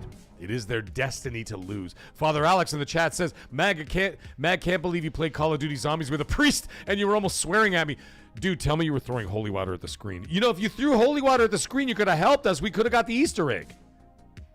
What were you doing, Alex? You got the tools. Dallas is saying I thought about something that bug PC set up and all those arcade machines. I'd hate to see Mags Electric. Dude, I wasn't kidding when I said, when I got these machines going, I got 2 studio floodlights, the camera, 1, 2, 3, 4 monitors going at once, plus the audio interface and the microphone and the lighting and the PC. Oh! Okay? I could literally power the Philippines with all the electricity in this room alone. Like, you can send me to, like, Laos in, like, near Vietnam. I could power the whole country with just this room, with the amount of electricity I got pumping through this room. It's insane. Yeah, just the way it is. We got Maverick coming in, dropping a $5 super chat. Let's go! Oh, Thank you so much, Maverick. Appreciate you, brother. And he says, Mag, did you ever play Cyberpunk? The PSSR 2.0 update drops tomorrow. That is correct. I'm freaking stoked. Talk about an insane comeback. Top 5 all game time for me. Yes, it's a great game. Arrow Nation, if you have a second, buddy, drop that Discord link in the chat if you can. Magnum, what's Discord? Yeah. Yeah, this room is insane with all the stuff that I got going on in here. I'm like, and just to power up my PCs, the lighting and the monitors, I've got the big like surge bars, whatever. I've got 2 of them. 3 of them full of plugins. It's like 17 plugins in like it's fucking insane to do this. So that's what it takes to like run a proper YouTube channel. People think it says, oh, it's just a camera on top of the monitor and piss off. No. If you actually want to run a real YouTube channel with like the chat and all those 9 things, it is not just one monitor, a little laptop and like a webcam up top. Sure, you could do that. I mean, that's how I started. But in order to like upgrade to something like this, it's a lot. It's a whole fucking room. Never mind the games behind me. I mean, like this side of the room. It's literally a whole room full of tech. Like this entire wall is filled with monitors and tech just to do the show. Which, by the way, comes courtesy of you guys. Up until the LA tip jar, which is over here. The LA tip jar is for LA, obviously. Every other penny that I've gotten from this channel has gone directly back in this channel and bought all the stuff. That's the only way I could do it. The only way I could do it is like I started with a laptop, a webcam, and what the hell is it called? What are those microphones called? I got it upstairs because I'm selling it now. Shit. Can't remember the name of the company. Anyways, yeah. So, Blue Yeti. Okay? A Blue Yeti microphone. My wife got it on sale for like $80, right? And that's how I started this journey. She bought it for me for Christmas all those years ago. I told that story a million times, right? My origin story. It's like my Batman origin story, except my parents weren't murdered by, my parents weren't murdered in an alley. Either way, that's how I started. And then, of course, as I took it more seriously, upgraded. But, like, it takes a lot of money and a lot of time and a lot of tech and a shitload of electricity to do this. And on top of it, you know how exhausting it is? Like, when I do MAGGCAST, you know that Wednesday I can't do anything? I can't even fucking move on Wednesdays. And no, it's not because I'm hungover or whatever. Like, oh, he had to... Give me a fucking break. I have, like, 6-7 pints. No big deal. I could have 6-7 pints and go to work. Like, it's not, you know what I mean? Like, it's not a thing. But Wednesdays when I'm done, I used to do that anyway. When I'm done the show on whatever, I'm looking at 4 monitors. I'm looking at the chat. I'm talking to you guys. I'm doing the show. I'm looking at the mic. I'm checking all the vitals, so to speak, of the live stream. I've got 3 different like what they call it, equalizers going on at once. I'm checking all that shit. It is fucking crazy. Creed, good idea, buddy. Brothers Grimm, the room is AI. It's not real. You know what's funny, Brothers Grimm? You're not wrong. A lot of people think that these are fake. They're like, oh, that's a nice, like, a green screen background. And I'm like, no, dude, it's real. It's real. Like, look. Listen to the sound. As you can see, they're real. Look. Wiggle, wiggle, wiggle, wiggle, wiggle, wiggle. Those are real cabinets. They are the real deal. Yeah, but a lot of people think it's actually a green screen, and I'm like, no, it's not. No, these are real arcades. Like, I could like go back there and play them right now, and everybody's like, no. And I'm like, yeah. Oops, I forgot to turn the on-air sign. Guys, we're on the air, just in case anybody didn't know. There we go, ladies and gentlemen. Arrow Nation has dropped the Discord in the chat right now. You can go check out the after party that's happening there right now. And if memory serves correct, for any new channel members out there, the members Discord party was going on till 3:30 in the morning. It was going on all fucking night, man.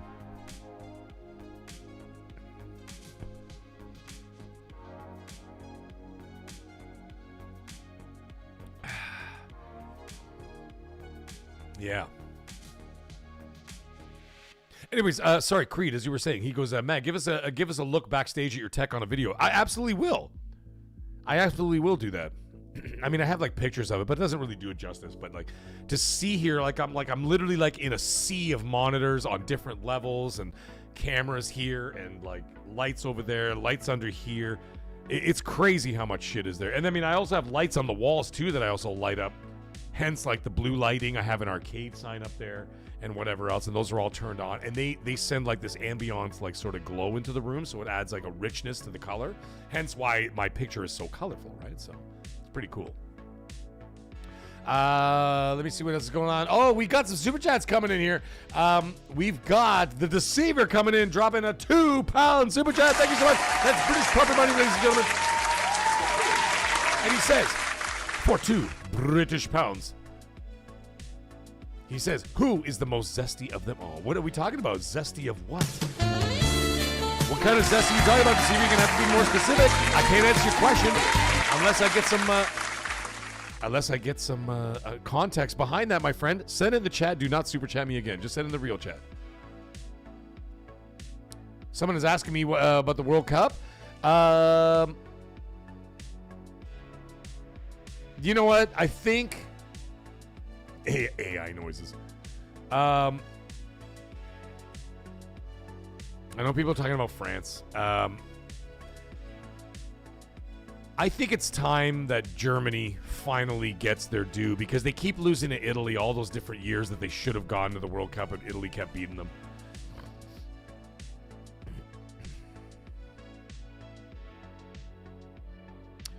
I think it's Germany's time.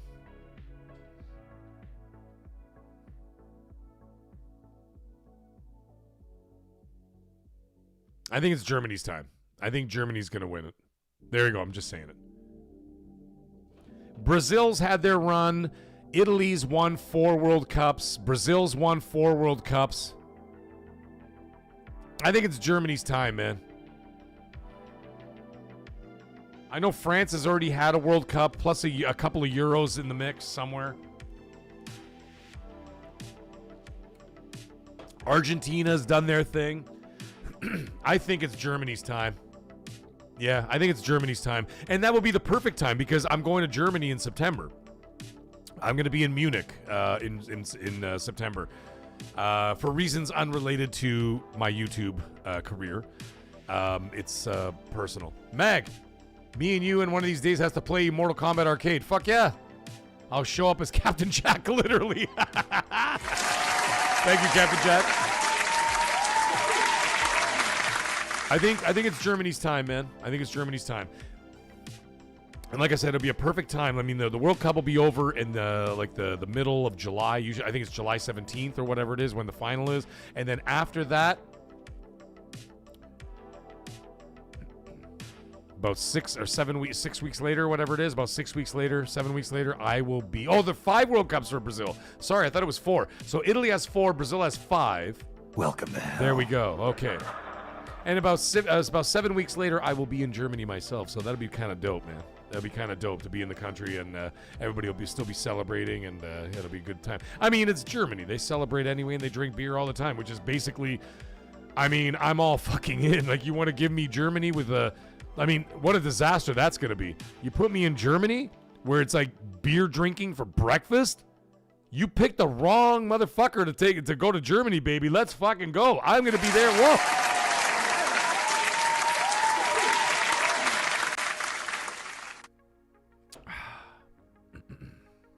Either way.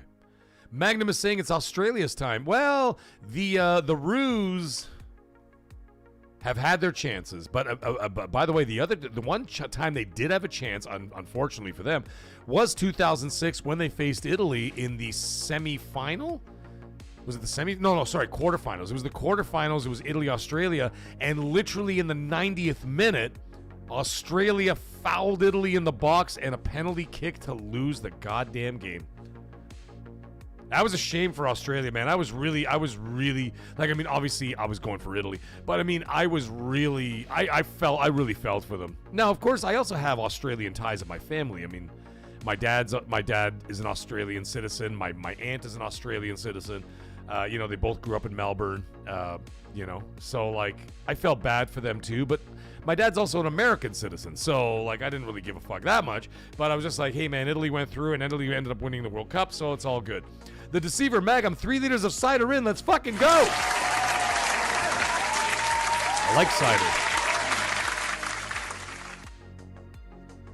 Neil Gushwa is asking who the... oh, and Silent Reaper, by the way, ladies and gentlemen, 1 second there. Silent Reaper has joined the top tier maggots. Let's go.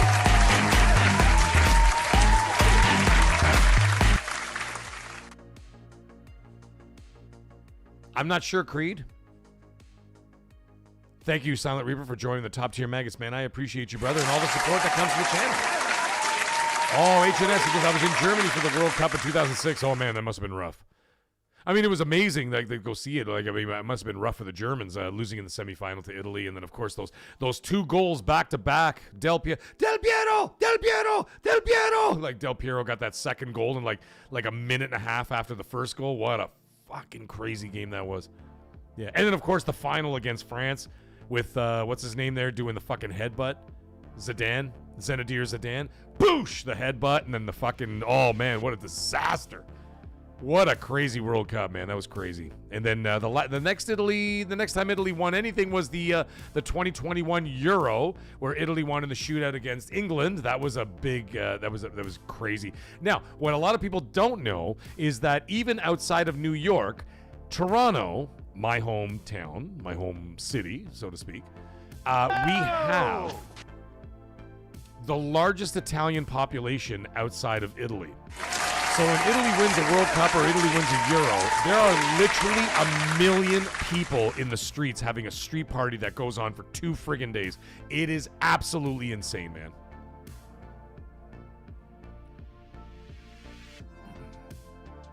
I'm going to do a little vape over here. I can't do it on screen because apparently if you do it on screen, YouTube has a problem with that.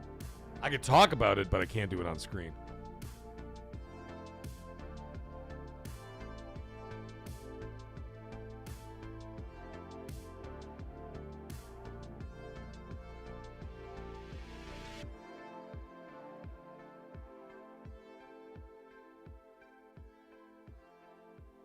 Isn't that crazy? I mean, it's not that crazy. It's like, oh, they don't want to promote smoking or whatever. And I don't really smoke per se, but like I'm here now. We're partying. We're having some drinks. We're having a good time. So, you know. It's all good. Oh, we got Captain Jack coming flying in on the Black Pearl itself. And he drops a 20 United States dollars. Let's go. Captain Jack. And he says absolutely nothing. He just drops $20. And he adds to the pot, ladies and gentlemen. We are, by the way, if you look up over here in the top corner, we are at 83.02% of the goal. It's absolutely incredible. Thank you so much, Captain Jack. I appreciate you very much, my friend. Thank you, guys. Thank you. Thank you for all the support, by the way. It's been absolutely amazing. It has been humbling beyond words, and it's kind of funny when I was talking about it. And I'll tell you guys this because, you know, I tell you guys everything. And Colt and I were talking behind the scenes, and he's like, you got to get to LA, man. You got to get to LA. You've been talking about it for literally years. And I'm like, dude, I've been thinking about it for 2 decades. Toronto and LA is not exactly around the fucking corner. It's a big trek for me. I mean, not as big as my Aussie friends and my UK friends, of course. You know what I mean? That's obviously a monster trek. Like Jez Corden's coming over, like he always does, right? But that's a huge fucking trek for him. Me, not as much, but like, you know what I mean? But it's still it's a huge trek. Okay, to put in perspective, out of curiosity, I decided to use my home address and then, of course, downtown LA in the vicinity of where I'm going to be staying or would like to stay. And it would take me at going 100 kilometers an hour for my Canadian, UK, and Australian friends. We use kilometers. Americans use miles. But anyways, either way, going at like 100 plus kilometers an hour, it would take me 38 hours to get to LA. That's how far it is. So it's not close and it's not cheap. So I've been thinking about this for literally decades. Like wanted to go to E3 all the way back from the 360 days and whatever else, right? And then Cole was talking to me behind the scenes. He's like, dude, we've got to get you to LA. And I'm like, dude, I can't do it, man. I said, like, I want to. This year is not the year. I'm like, next year, excuse me, might be different.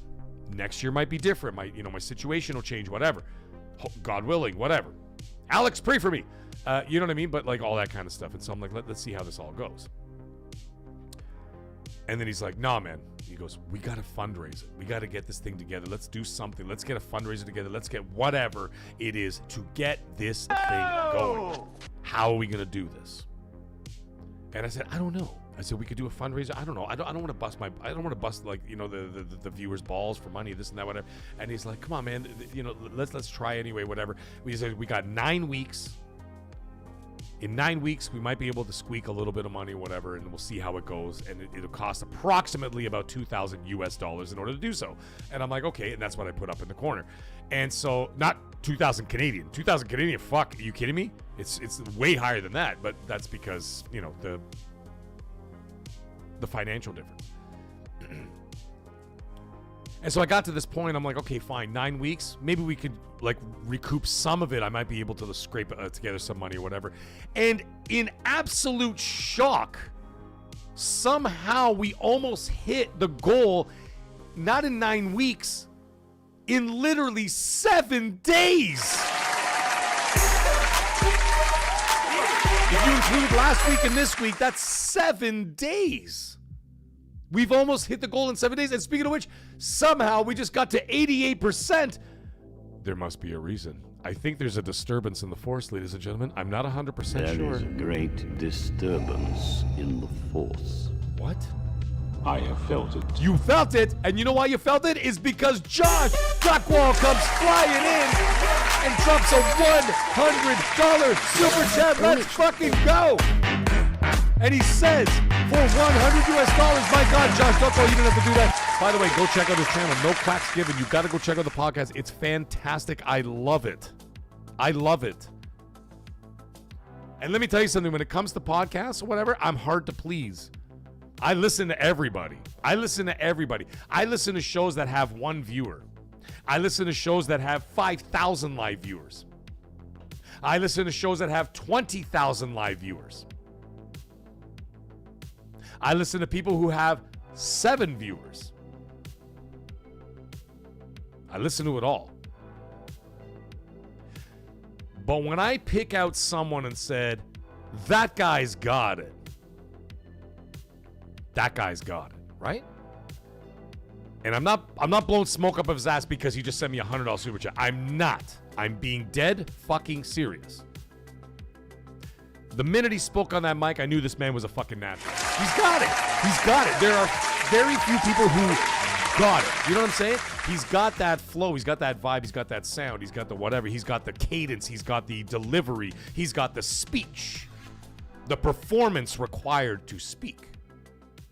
Right? This is not fucking easy. Everybody thinks like, well, I mean, it comes natural for some people. Like for me, it comes natural. I've always been an entertainer. I've always said that, and I've always have been. I always will be, and I've always had the gift of gab, and I've always been able to,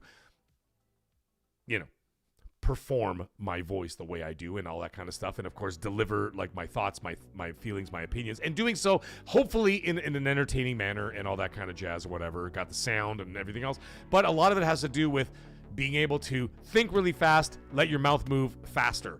Right? So, mouth move fast, your brain moving faster, and just constantly like being able to move that out there and whatever. Because there's a lot of people who get on there and they grab on the mic and all of a sudden they can't speak. And then you're trying to listen, you're like, all right, dude, say something. And like they just can't do it. Josh Duckwall is one of those guys who's got that skill. He's got that skill. And he's got it, and that's why I like his show. It's interesting to listen to. His the camaraderie with his best friend is fantastic. They have a great rapport with each other, and the show is entertaining, and it's very knowledgeable. They know what the fuck they're talking about, and that's why I like it. Go check out No Quacks Given, absolutely. Josh, if you're still in the chat, drop a link. Do it. Drop a link in the chat right to your channel. Drop it in here. That's what we do. We support each other. We lift each other up. Father Alex, you're like this. You raise me up. We raise each other up. That's what we do here. So don't go ahead. If you're still around, drop that link in the in the chat. Get people to come check out your show because it's a great show. I really enjoy it. Very much so. Now, I don't tune into all of them right away because they do spoilers on shit that I haven't seen yet, so I can't get to everything, but I try my best. And Josh Duckwall drops for $100. He says, heading out, but couldn't leave without sending some support. As I say each week, sir, I appreciate your consistency in quality shows and your support during and outside your shows. See you Friday night, Mag. Cheers, everyone. Thank you so much, brother. Let's go, Josh Duckwall. Let's build his channel up, man. He deserves it. Let's build his channel up. He absolutely deserves it.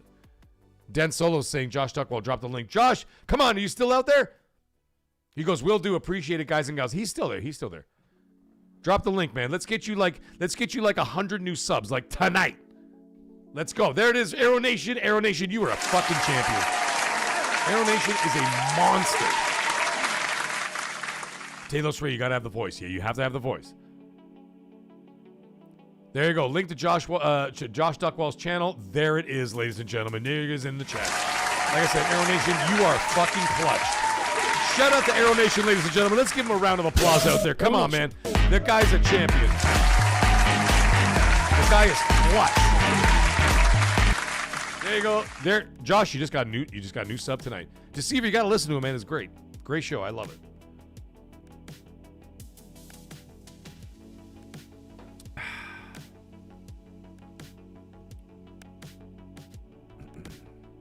Creed is like, I'm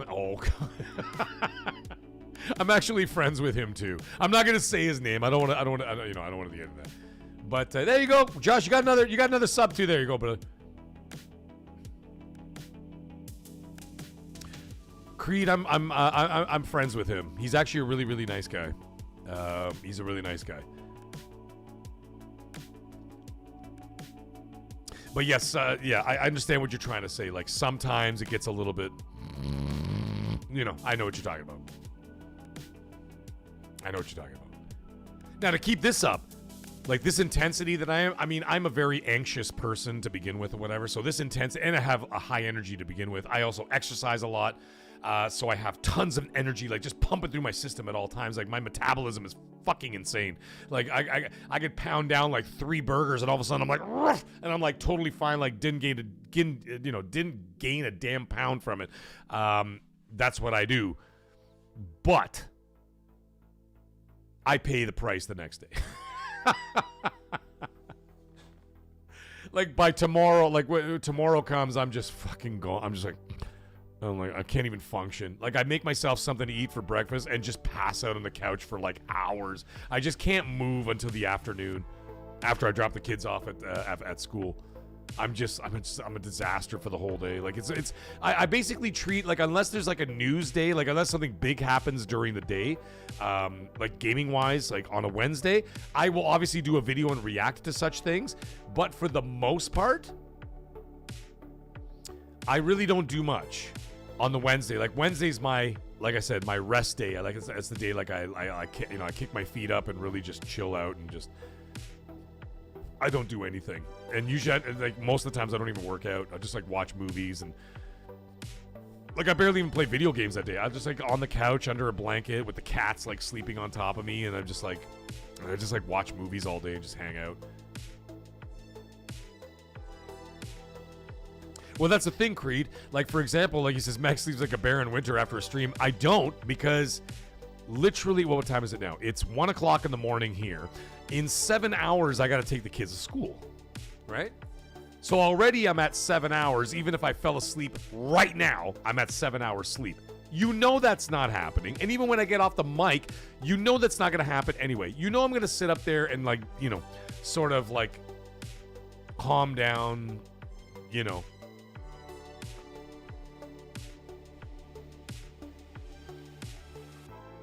de-stress. I'm not stressed, but you know what I mean. Just kind of like deflate myself a little bit. What the fuck is the word I'm looking for? There's a word for it. You guys know what the word is. I don't know what the hell it is. There's a word for it. Not deflate. Decompress. There you go.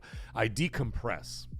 right? So after I do a show or whatever, I'll sit down for an hour. I might have another beer or two, and I just sort of like sit there by myself in quiet. Everybody's asleep. They're already asleep now. And like, you know, I mean, I just sit there in the dark and just like look at my phone and just like, you know, listen to somebody else's show for a little bit. Or I might watch a YouTube video, just decompress for like an hour. And then I finally get to sleep. So when I finally get to sleep, I only sleep like 4 hours. And then I'm up. I got to take these kids to school. But then when I get home, what do? I eat breakfast. I take my Metamucil like an old man. That's what I'm talking about. Take my Metamucil like an old man. You know what I mean? And then I basically crash out for the whole day. And then I'm back in action by Thursday. HNS says drink more. That's the plan, baby. Speaking of which.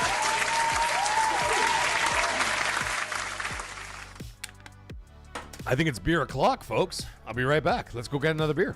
Let's do all that. I might actually have to pee this time, too. 2 pints in and lots of water. Yeah, it's pee o'clock. Listen, while I'm gone, I'll only be a few minutes here. I'm going to go grab another beer. I'm going to go take a pee. Write some stuff in the chat that you want to talk about. We got to talk about some more stuff.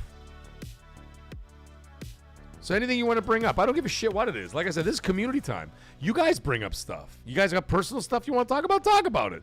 You want to talk about movies? We'll talk about movies. You want to talk about TV shows? We'll do that too. You want to keep talking about video games? We'll do all that too. So come up with some stuff. You guys got 3 minutes. I'll be right back. Yeah, more beer, baby. Let's go.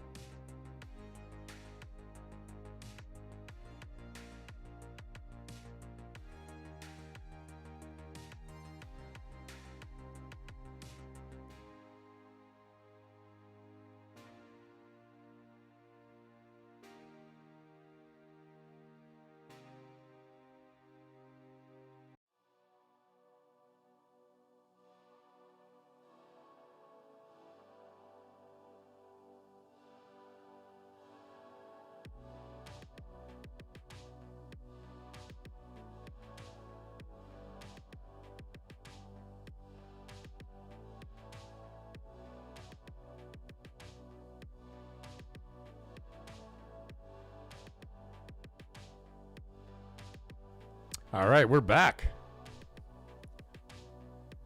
Yeah, Arrow Nation, I like he was just saying he was going to catch the latest episode of No Quacks Given after this. I have to watch him in pieces. I have to watch Duck in pieces. And the reason why is because I don't get to catch everything right away. Like I said about 5 minutes ago, I have not seen Project Hail Mary. And of course they talked about it. There was another one, I think they talked... Correct me if I'm wrong. I might have got mixed up with another podcast, but they were talking about Daredevil, and I hadn't watched episode 2 and 3. Maybe it was somebody else's podcast. I thought it was his for some reason. Maybe it was. I can't remember. And so I hadn't seen those episodes yet. I did now. So then what I do is that once I've caught up with whatever the media that they're talking about, whatever movie or TV show, then I'll go back and watch the episode. So I just put it on my watch later list on YouTube, and then I get back to it. You know what I'm saying? I know I'm still in Be Right Back because I'm vaping right now. Because if they see that shit, you know, they're going to freak out, man. YouTube is real touchy about that shit. So you're just hearing voice right now. Enjoy the beach view, okay, folks?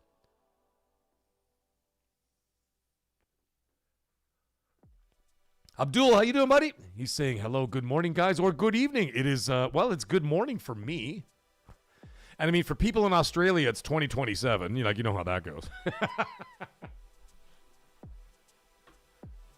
UK, they're already at work. Or they're heading to work right now. Or the gym, or whatever.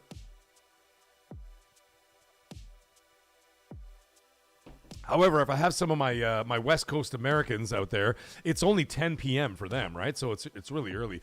That's actually going to cause a bit of an issue when I get to LA. I mean, I'm a champ.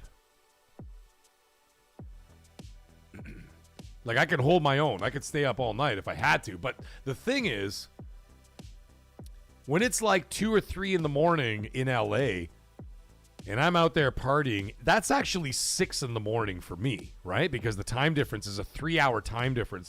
Here in Toronto, we're 3 hours ahead of, the West Coast timeline, right? So, for example, when I do XNC is 8 p.m. my time. It's 5 p.m. for Colt. Like, he hasn't even had dinner yet.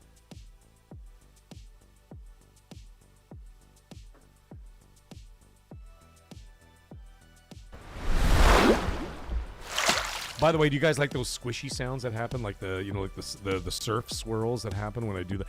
My whole new interface for the summer. I hope you guys enjoy that. I added this whole new, the whole new beach, sunny beach scene for, like, not only just for the LA thing, but also just in general. I did it because, hey, we're coming up, summer's coming up. It's around the corner, at least over here. Oh, you're in Amsterdam. Very nice, Creed. There we go. That's what I'm talking about. Actually, it's funny you say that. My cousin, the doctor, who was in the chat on occasion, he actually was just in Amsterdam 6 days ago, I'd like to say. I think he was in Amsterdam 6 days ago. Yeah, he loves it there. Although that wasn't his final destination, no pun intended. His final destination... He was actually doing an East Asian tour with his girlfriend. They're like in their 40s or whatever. They have no kids. She's actually a coder. She does video games and stuff. Magnum, I don't smoke cigarettes anymore. Abdul, he says, I'm glad to see you live. Well, I'm glad that you're here live, my friend. Magnum, I smoke cigars, but I can't do that in the house. Can you imagine what my wife would do? If my wife ever caught me smoking a cigar in the house, first of all, you'd smell it all over the whole goddamn house. There's no way around it. The vape, you can't smell nothing. It's like, it smells like peach for like 1 second. You know what I'm saying? And then it's gone. Anyways, as I was saying, Creed, paper champion. As I was saying, Creed, he was in Netherlands, but that was a stopover from Toronto to Amsterdam, and then from there he went to Thailand, and then Thailand to Laos, and then Laos to Vietnam, which is, I think he's going to Vietnam tomorrow or the next day, and he's doing all those countries because he said it's great, a lot of fun. I told him, I said, don't go with your girlfriend next time. I said, if you're going to Thailand. You're going to Laos and Vietnam. I said, the last thing you do is you bring your girlfriend, okay? Yeah, Bobby, yeah, I smoke stogies, yeah. I do. I also do Philly blunts as well, I mean, I can't fucking help it. Like, I quit smoking cigarettes because I was in the restaurant business for 30 years. Do you know what that does to a man? You know what I mean? Like... Where do you think this habit came from? Like, out of outer space? It came because of the pressures of work. I was working 70-hour weeks in restaurants, day, night, no days off, no breaks, no nothing. And the pressure is almost insurmountable. You know what I mean? And so what do you do after a 14-hour day? You're like, You're like completely mentally and physically exhausted. You can't even do anything anymore. What's the first thing you go for? You go for one of these. And because of that, a lot of that has to do with smoking. You know, a lot of chefs get into drugs. I never did. I don't touch drugs. Never have. Never will. You know, but dude. If I told you guys the stories of the shit that happened in restaurants, you guys would fucking curl into a ball. Like literally in the middle of the rush. You know, 300 people, fine dining. You know, eight top-notch chefs all on the line together. There'd be chefs running off the line, snorting lines of coke in the office just to keep going. I just ran on pure adrenaline, as you can clearly see. That seems to be my modus operandi. But like, the guys used to like snort lines of coke right there while they're cooking your dinner. So like, you're sitting there like, you know, celebrating your anniversary with your wife, and you're like, "Oh, honey, how was the shrimp cocktail?" "Oh, it was lovely. It was very nice." It's how was your eggplant parmesan? "Oh, it was dynamite. I really like the fried onions on top with the fricasse of like basil and arugula. It was very nice." And blah blah. While you're doing that and you're bullshitting to each other about the food and taking pictures for your fucking Instagram, there's a chef in the back snorting lines of coke just to keep going. That's what that industry's like. And then after that, when they're done their 14-hour shift, they're partying till 5 o'clock in the morning. And what are they doing? They're drinking, they're smoking, they're doing drugs, they're fucking all the waitresses. That's what happens. You know. There you go. Itchy says it goes, "My stepdad was a rancher working 80 hours a week minimum. That explains why he drank all the time." Dude, sometimes it's the only way to cope, man. And the thing is, Itchy's like, only 70 hours a week. Those are rookie numbers. Let's fucking go.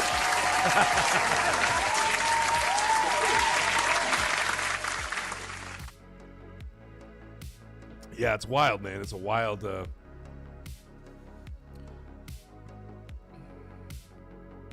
it was a wild industry. I gotta tell you, I don't miss it. Now, I cooked Easter Sunday. Okay? It was remarkable, if I may say so for myself. I did all the cooking. I did everything. I did the menu planning, all that stuff. Had the family over. Not my family. My family was Friday. The Italian part was Friday. Sunday was my wife's part, which is, as the Italians would like to say, anybody out there know this? The MAGGCAST. It was the MAGGCAST side of the family on Sunday. I had my wife's family over, right? And they came over, and I did all the food for that, and it was fantastic. Great presentation, incredible food. Everybody was blown away, whatever. So I love doing it. I'm done. Like, industry-wise, I'm done, man.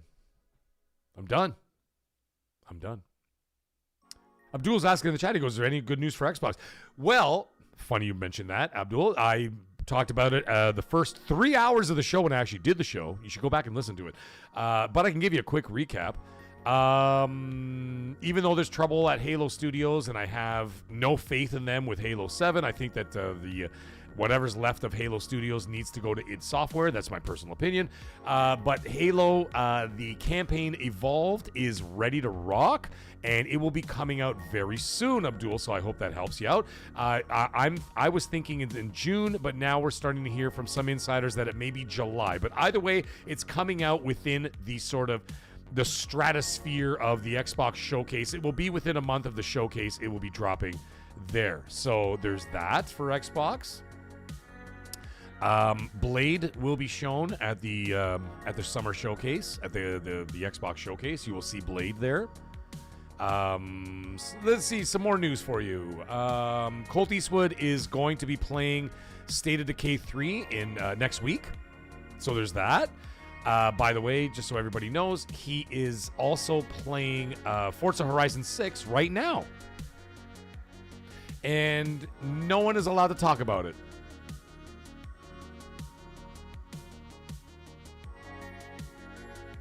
He can give impressions, I think, as early as tomorrow, 6 a.m. Eastern Standard Time. I think he may be able to drop some impressions, but he's not allowed to talk to me about it.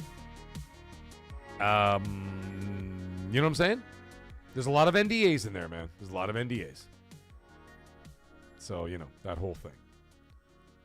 Why is Rumble sending me notifications? Fuck off. Get out of here. See, this is what happens when you start like getting more views and whatever on YouTube. What ends up happening is that other rival companies will come out there and start to, you know what I mean, try to get interest. Well, that was the whole thing. Like, for example, by the way, I don't know if anybody didn't know if you weren't here at the beginning of the show, but I was mentioning at the very beginning of the show that actually starting today, as of today, all MAGGCAST episodes will be available on Spotify. I have got it all set up, and it's all said and done. You just have to look up MAGGCAST or The Mag Show. You will find me there. It's the same insignia as YouTube, and I am officially on Spotify as of today. So last week was considered Season 1, Episode 1. Tonight will be Season 1, Episode 2. So yeah, it's going to be fantastic. Yes, Talos Ray, yes, you celebrate Greek Easter this week. You're Orthodox, are you not? So Talos Ray, if you're doing that, Greek Easter, yes. I do know a lot of Orthodox Greeks up here. Toronto has a huge, I don't know where you're from, Talos, but Toronto has a monster Greek community out here. That's, of course, the Danforth. For anybody who doesn't know, that's Greek Town out here. Fantastic place. When they do the Taste of the Danforth and all the Greeks come out and they start like firing up barbecues on the street, everybody's walking around drinking and eating food right off the barbecues. Fantastic.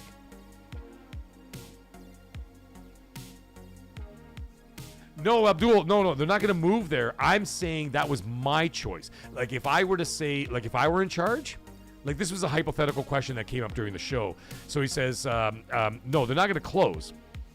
They're going to keep doing their thing. I'm just saying, if I was in charge, like I said, we presented a hypothetical question of if Mag was in charge of Halo Studio, of Xbox, what I would do is shut them down, take all their best devs and all the best management, get rid of all the toxic people, whether it's staff or management or both, get rid of them, fold them into id Software, and have id Software manage the team. Not interrupt the id Software people because they're working on DLC for Doom the Dark Ages.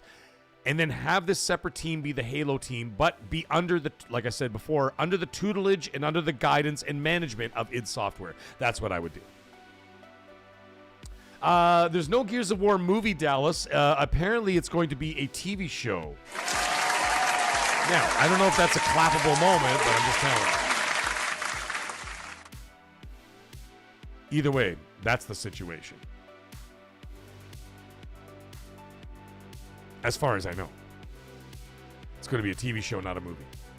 Exactly, Creed. id Software is GOAT.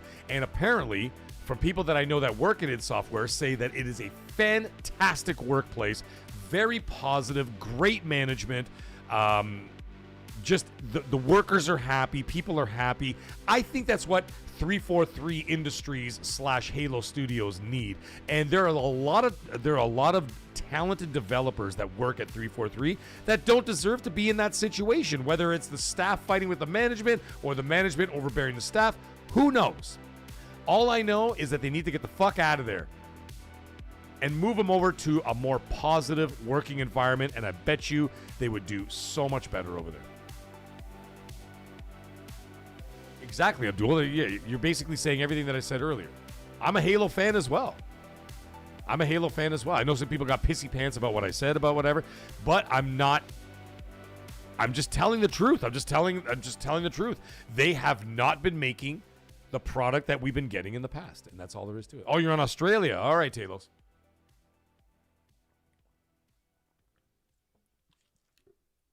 Malaka!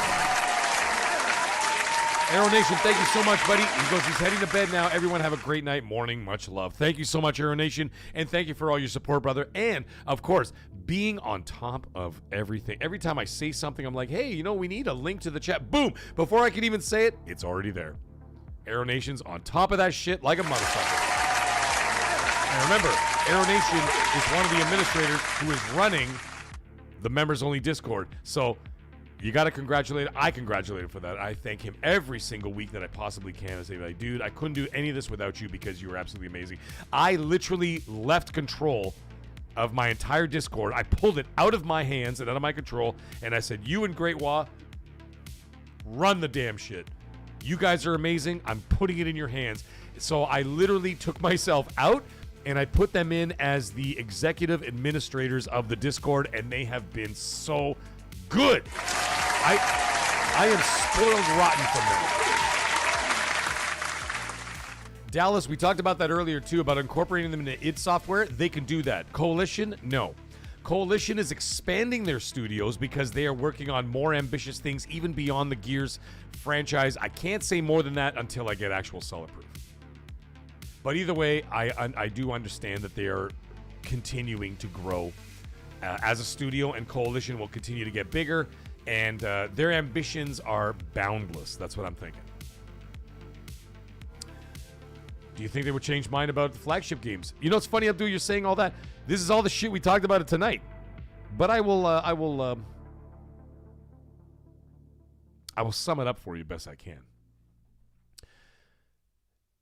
Xbox has 5 years before their flagships come back.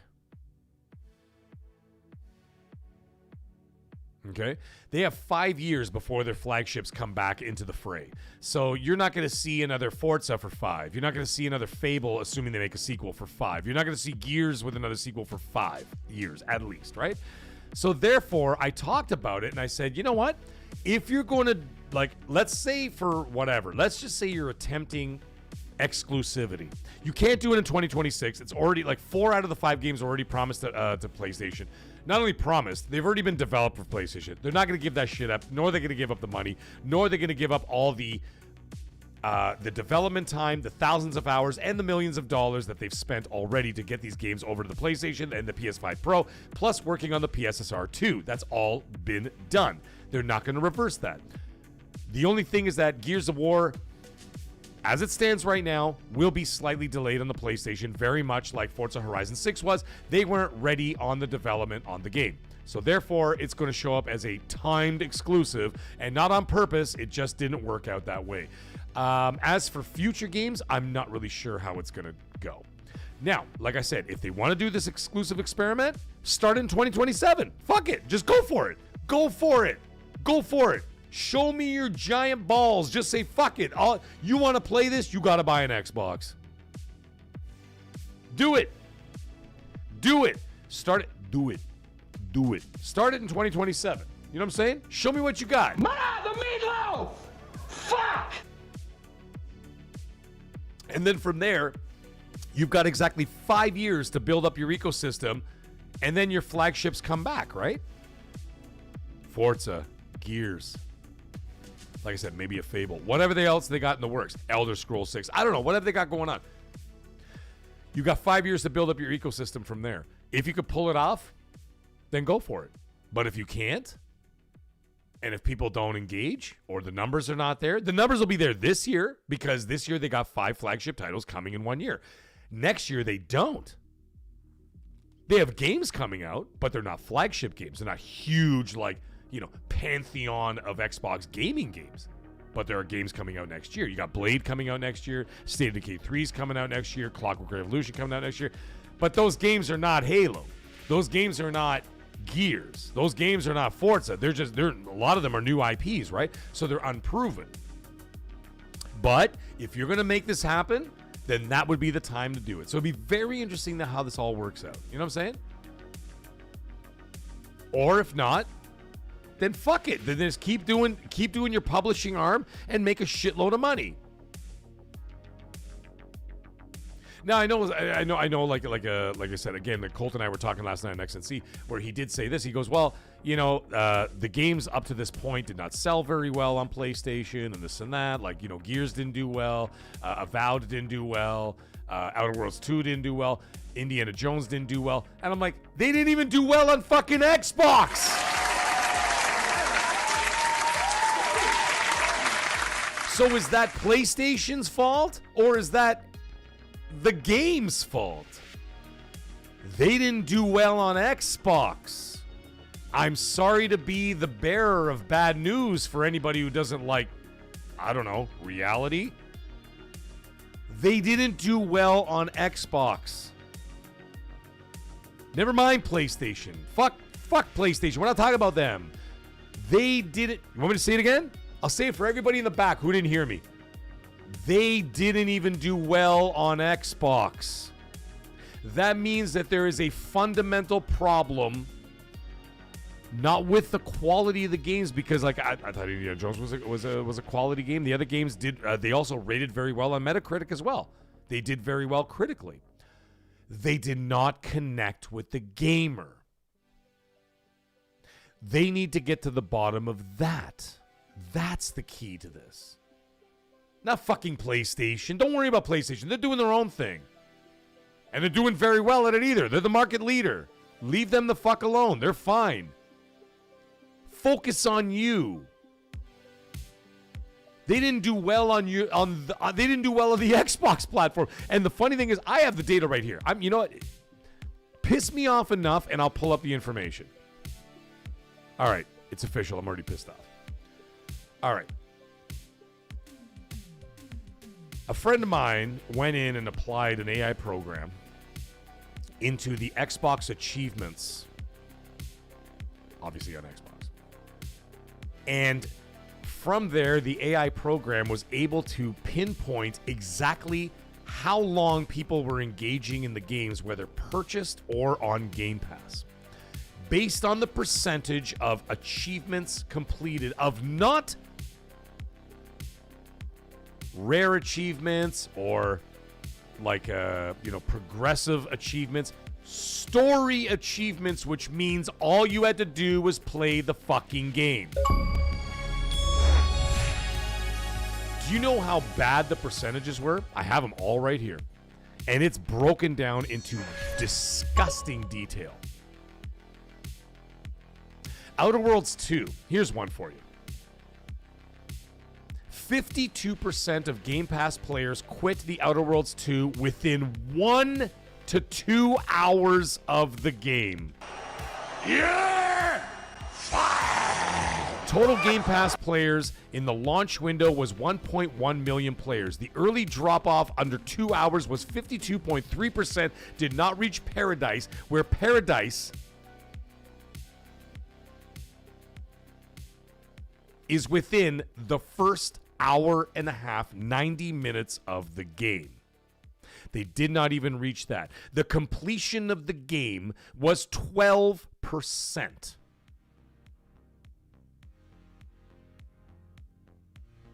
Okay?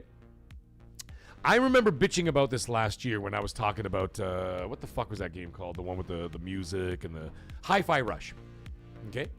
I played Hi-Fi Rush. I enjoyed it very much. I liked the game. But there were people, obviously fake people, parading up and down the street saying it's the greatest fucking game ever, this and that, whatever. And then, they close the studio and all that other stuff. We all saw how that all worked out, right? And they're like, why did they close the studio? Because no one played the fucking game. There were a lot of people talking about it on social media, but the people weren't engaging in the fucking game. You know how I know that? Is because reaching level 2, this is after 30 days on the market. And what I mean by on the market, I mean in Game Pass. This is in late February, early March. I have the statistics. I wrote them down. I screenshotted them and I compiled them. Less than 6% got to level 2. So am I the asshole for telling the truth?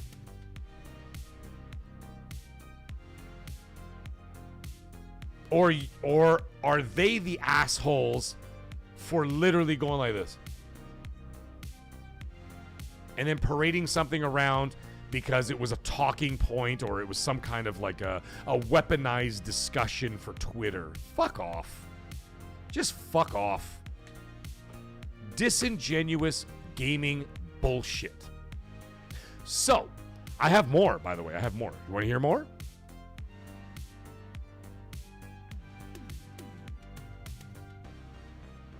Here's some more. Standards for Game Pass titles. Less than 5% of players shortly after launch, suggesting that the vast majority of the 5.9 million users in a game sampled the game briefly without reaching even the mid-level stages of a game. While total specific percentage data for exactly 2 hours isn't public, over 70% of Xbox Game Pass players dropped off before finishing Act 1 of Avowed. 70% did not even finish Act 1 of Avowed. I can't make this shit up. And if you think I'm bullshitting, go to the fucking achievements right now. Do it right now. And go see the percentages. And then go see the player base versus the percentages of the achievement of just getting past Act 1. It's right there. Clear as day. There are many more examples. I can go on and on and on and on and on. There's a whole bunch of them. I have them all right here, as well as a naked picture of Lady Dimitrescu. But, you know, that's just besides the point. So the thing is, the reason why I brought this up and I had this angry rant right now, not because I'm on my third pint, about to have my fourth. I brought this up for a different reason. I brought it up for the reason of, if you want to do it and you want to go exclusive, totally cool. I say go for it. I'm all for it. Fucking do it. But the bean counters, someone's gonna pop their head in the door and go, "Hi, hello, I'm your boss. What the fuck is going on over here?" Right? They don't have the numbers of engagement to back it up. And that's the problem. That's what I've been trying to say from the get-go. So if you went, and I've been saying it on XNC, I've been saying it on XNC, and I've been saying it here. If you want them to get bigger, better, badder, so to speak, or whatever, and have those exclusives, then you've got to get not only you guys engaged, because I know everybody in the chat here are gamers. You guys are all hardcore gamers. You're all there. See, look at Fuzzy Tomato. I finished Avowed. I liked it. For example, Boomstick XL, friend of mine. Okay? He's put in like hundreds of hours into Avowed. He fucking loves it. He's obsessed with that game. He's obsessed with that game. He loves it. But does that represent the 98% who didn't even fucking get past Act 1? No.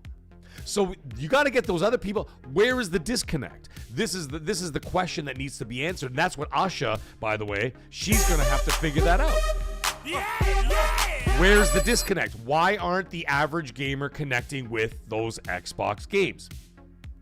And so when Colt and I were talking about it yesterday, and he said those games didn't sell well on PlayStation, and I'm like, that's because they didn't even perform well on fucking Xbox. That's a fact. So therefore, that has to be scrutinized, analyzed, torn apart, and you have to look at all the little pieces, and say, why isn't the average gamer playing these games? Why are they connecting with God of War but not this? Why are they connecting with, Assassin's Creed but not this? Why is everybody playing Crimson Desert but not this? Right? These are questions that they're going to have to figure out. Not me. I don't give a fuck. And you guys shouldn't care either. You're customers. You let them do the legwork. The legwork is their fucking problem. They're the one making millions of dollars. They're the one buying a holiday, third holiday homes in fucking Malibu and driving around Lamborghinis. That's what they're fucking doing. And meanwhile, we're out here. Hey, what's up, Infinite Umbra? How you doing, buddy? Welcome to the chat. And meanwhile, we're out here fucking arguing with each other like a bunch of baboons. Like a bunch of baboons. We're all like screaming at each other, unfollowing each other, unsubbing to each other's channels, blocking each other on Twitter. For what? Let them do the legwork. They have to earn our money. That also goes for PlayStation. That also goes for Nintendo. I'm not leaving them out of the loop. I'm just saying, someone brought up a question specifically about Xbox exclusivity and all that. Fine. They got to earn our money. And as shit gets more and more and more and more expensive, then they really gotta fucking perform. Dance, monkey, dance. Come on, court jester, tell me a joke. That's what I'm talking about. So if Xbox wants to go exclusive, I'm all for it. I stand 10 toes down. I can't even say it. 10 toes down I'm standing on business. Fucking do it. But if you don't back it up with the software, then your demise is 100% your own goddamn fault. Yeah! What? So back it up.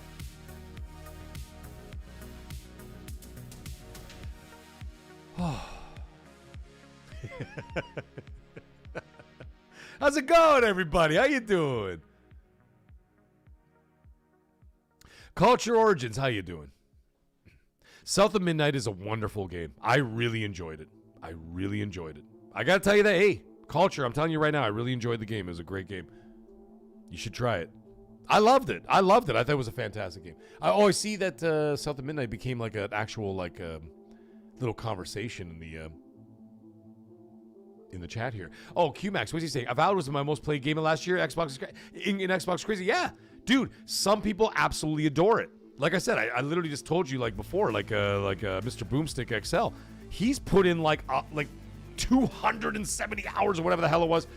I might be exaggerating, but I mean the guy's put in like hundreds of hours into the game. He loves the game.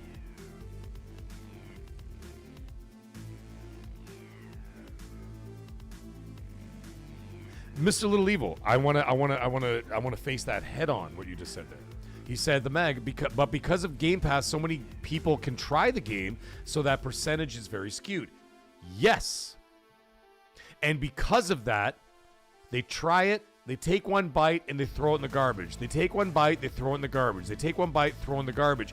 And because Game Pass is not growing significantly, nowhere near, not even 45% of their projected subscription numbers, which, by the way, I have. If anybody wants to test me, I have the transcripts from the ABK trials and shows what their projected numbers were supposed to be at the beginning of 2026. We're not even at 45% of what their projected numbers were supposed to be.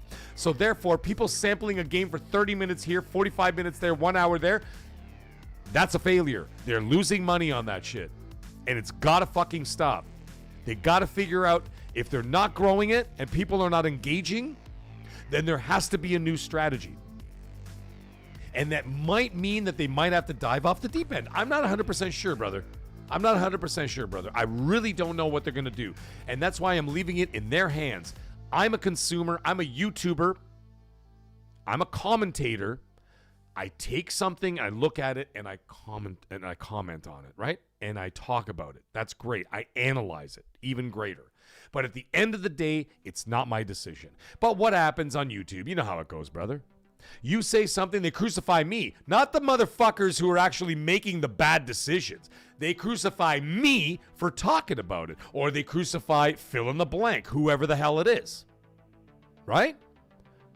That's not fair, but that's the reality, and that's the internet, and that's the one that we've got to live with. And that's totally cool. It just is what it is. But they're the ones who have the responsibility to put that hardware together, put that software together. The hardware, they had no problem. But the software, they got to get that. And then not only got to do that, they got to get people engaged. And by getting people engaged in the product, I think that, like I said before, I think that exclusivity does have a lot of merit. And that is what has grown. I'll say it again for anybody who joined late. The reason why I even got into Xbox, and has been a 20-year journey for me, is because I was watching football, sitting on the couch.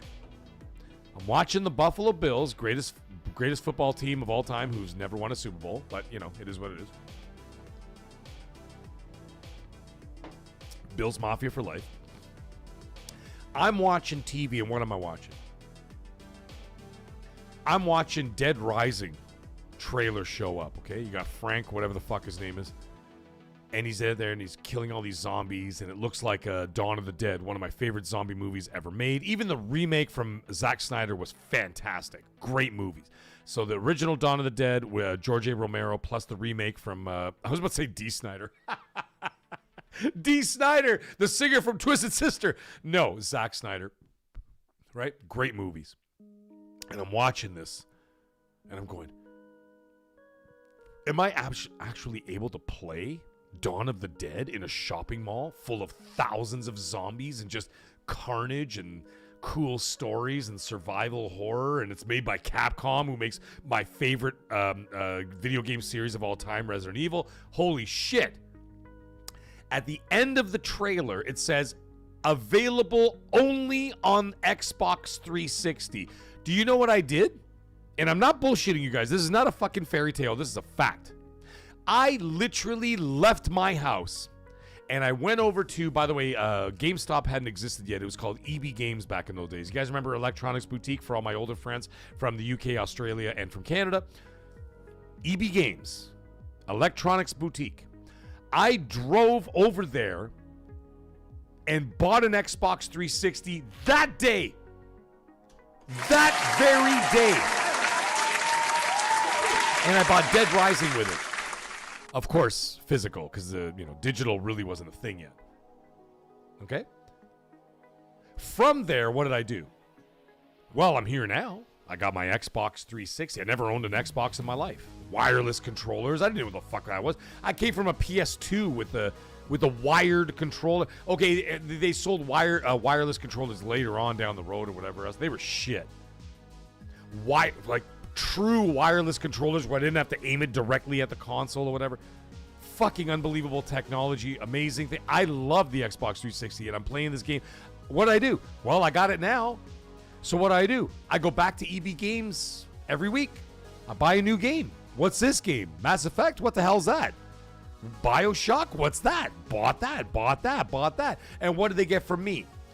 Tens of thousands, if not more, dollars of loyalty for 2 decades. And what sold me on that? Obviously a consistency throughout the years, but I mean, the consistency has been sort of like dying over the last, like, whatever. It's been going slowly downhill. But consistency, software, and exclusives. That's why I bought the Xbox 360, because I watched that trailer, was blown away, and they literally finished the trailer with only available on Xbox 360. Hey, General Chaos, how you doing, buddy? Welcome to chat, man.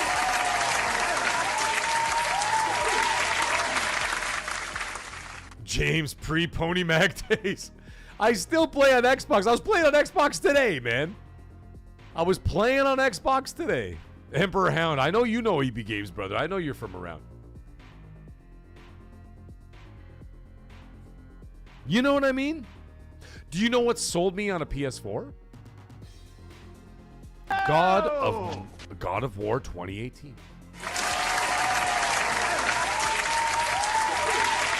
I was hardcore Xbox the whole time from 2006 all the way to 2018. So 12 straight years hardcore Xbox. Hundreds and hundreds of games I bought for the Xbox, playing on it, whatever. Kept all that shit going, right? And what ended up happening? 2018 comes around, and I'm like, oh, this God of War game. I played all the God of Wars, and by the way, I platinumed them all on the PS3. Because I had a PS3, obviously. But I got the PS3 at the end of the generation, and I got it for free. Because all they said was they had a deal at EB Games. Trade in 10 games. Any 10 games, get the fat PS3, you know, the George Foreman grill one? Get a fat PS3 with Uncharted 1 bundled in for free. Why? Because they were trying to get rid of that original PS3, the fat ones, the George Foreman grill ones, the PlayStation, you know, the one that looked like Spider-Man 3, like the same writing and shit? PlayStation 3 ones. They were trying to get rid of that stock because they had a bunch of the PS3 Slims come out. And they wanted to get rid of that, so they did this huge deal to move the shit out the door. Right? Kind of like how GameStop right now is like, oh, we'll give you, if you trade in a PlayStation, we'll give you an Xbox for like $69 or whatever the fuck it is. They're not doing that because for any other reason other than they're sitting on a bunch of stock they can't fucking sell. And they're trying to get rid of it. They did the same thing with the PS3. They couldn't sell those fat PS3s or whatever. They were literally giving them away for free.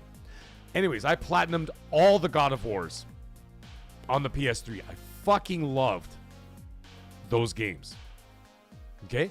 Then when I heard about God of War 2018, I'm like, oh, he can't jump, he can't do this, it's old man Kratos. Okay, it's kind of cool, but it's a totally different game now. I'm not really interested, blah, blah, blah, blah, blah, blah. And I was kind of downplaying it. Maybe I was downplaying it to myself because I was like all invested 100% into Xbox and nothing else. Great. Then I saw the reviews and went, holy fuck. 10, 10, 10, 10, 10, 10, 10, 9.5, 10, 10. And I'm going, oh, God. I can't ignore that. So I talked to somebody at work, and I'm like, dude, this God of War. He goes, I bought it. He goes, it's fucking amazing. And I'm like, oh, my God. So what did I do? It was undeniable at that point. I went out and bought a PlayStation 4 because of an exclusive. So now, call me what you want, but you just got an even keel scale. I bought an Xbox 360 because of an exclusive. I bought a PS4 because of an exclusive. Figure that shit out. Now it's a little different. Now I'm in the YouTube realm. This is my career. This is what I do. This is my job. It's not just my job. It's my passion. I fucking love doing this. You think I'd be doing a 5-hour podcast if I didn't love this? I love this. I love doing this. I love the gaming industry, and I love YouTube. So therefore, now I buy everything. Like I told you before, I got a Series X, a Series X, a PS5 Pro. I got 3 other PS5s in the house. I got a MetaQuest 3, a MetaQuest 2. I got a Switch 2. And I got a gaming PC, which I only use for YouTube. I literally have all of it covered now because I cover everything and I want to be able to do it. But when I was a customer, and I'm still a customer, but when I was only a customer, exclusives sold me hardware. Now, people say, oh, it's just a piece of plastic. No, it's fucking not. That's where everybody gets it wrong. It's not a piece of plastic. It's access to their store. Because once I'm in your ecosystem and I go, all right, well, I got this fucking thing now. What else? Because you play the one game you bought it for. What else? So what do? Well, you mosey your fucking ass over to the store. Whether it's the Xbox store, whether it's the Nintendo eShop, or whether it's the PlayStation store. You mosey your ass on over to the store and you go, oh, that game looks hot. That DLC looks good. Fill in the blanks. You can do this 1,000 times. And what do you end up doing? You end up spending your money in that ecosystem. And that's what they want. It's not about a piece of plastic. It's about getting into the storefront. But in order to get into that storefront, you need more than just your friends or a fancy commercial on TV or some stupid-ass fucking corporate slogan that means absolutely nothing to anybody. Yeah! This is an Xbox. Get the fuck out of here. That doesn't sell boxes. You know what sells boxes? Compelling software. And both companies, all 3 companies, Xbox, Nintendo, and PlayStation, have had their time in the sun of great, compelling software that get people to buy their hardware, which then locks you into their storefront. All 3 have done a great job of it. But if Xbox wants to do it for the future, they got to make sure that that software is not only firing on all cylinders, it needs to pierce the heart of the gamer that they cannot deny that they need to play that game. And they will do whatever they need to do to get access to that game. And if that requires you to buy a different console, they will do it. It's like Field of Dreams. Build it and they will come. Build it and they will come. Let me say it again. Build it and they will come. But they will not come over to your ecosystem. Do not come. They will not go over there. Do not come. If you don't give them a reason to. I'm gonna come. On that note, what's up, Stick Flare? How you doing, buddy? I'm gonna catch up with the chat in just a second. We'll go grab another beer, and then we'll be back for some more wildness. We'll be back with some more wild Magcast. We are now at the 5-hour mark, ladies and gentlemen. Oh, dude, I need another Rise, man. Quantum Break was a fantastic game too. I love that game. Seth Monsters, I see you still in the house, brother. Thank you so much for still being here, man.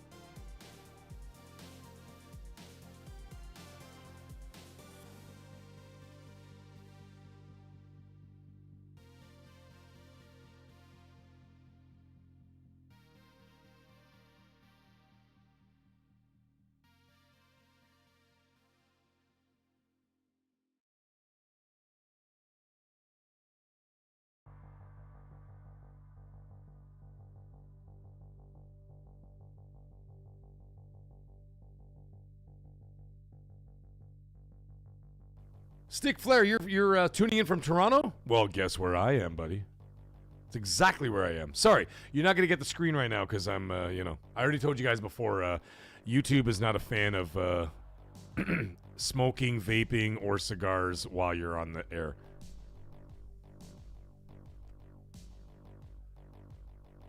So for a few minutes, you're going to have to deal with my fancy little beach scene. Jay Sola, what's up? What are you saying, South of Midnight? South of Midnight is the best. Okay, I'm telling you right now. South of Midnight was my Xbox game of 2025. Hands down. Hands down. It was even better than Doom the Dark Ages. I think that South of Midnight was a criminally underrated game. It was fucking fantastic.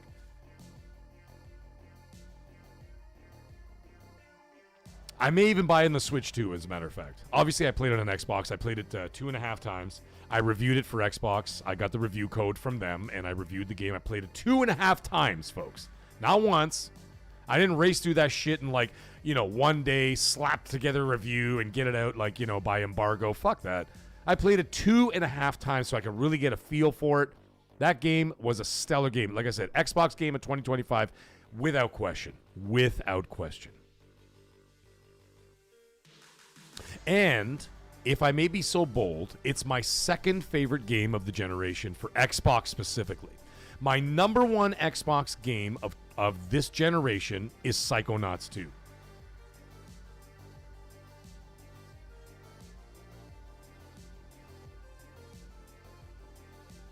That game is an absolute masterpiece. Psychonauts 2 is an absolute masterpiece of a game. And for some reason, South of Midnight just connected to my soul. I don't know what the hell it was with that game, whether it was the music, the vibe, the story, something about the atmosphere, something about that game just connected with me. And I loved every second of it. The music was a 10 out of 10, without question.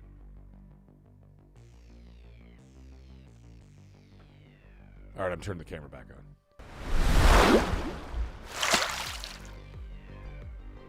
You know what I mean? Anyway, that game was fucking stellar.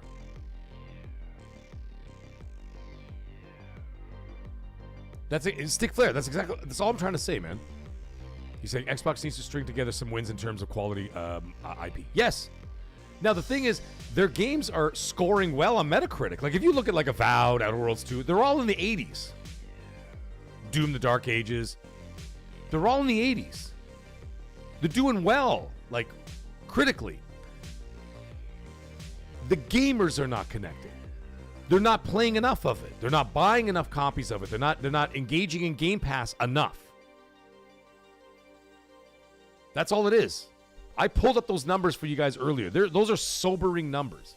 And it sucks. I don't want to fucking see that. Like some people think that that's some kind of like a gloating thing or whatever the fuck, you know, that it turns into some console war bullshit. You know what I'm talking about? Oh, shit.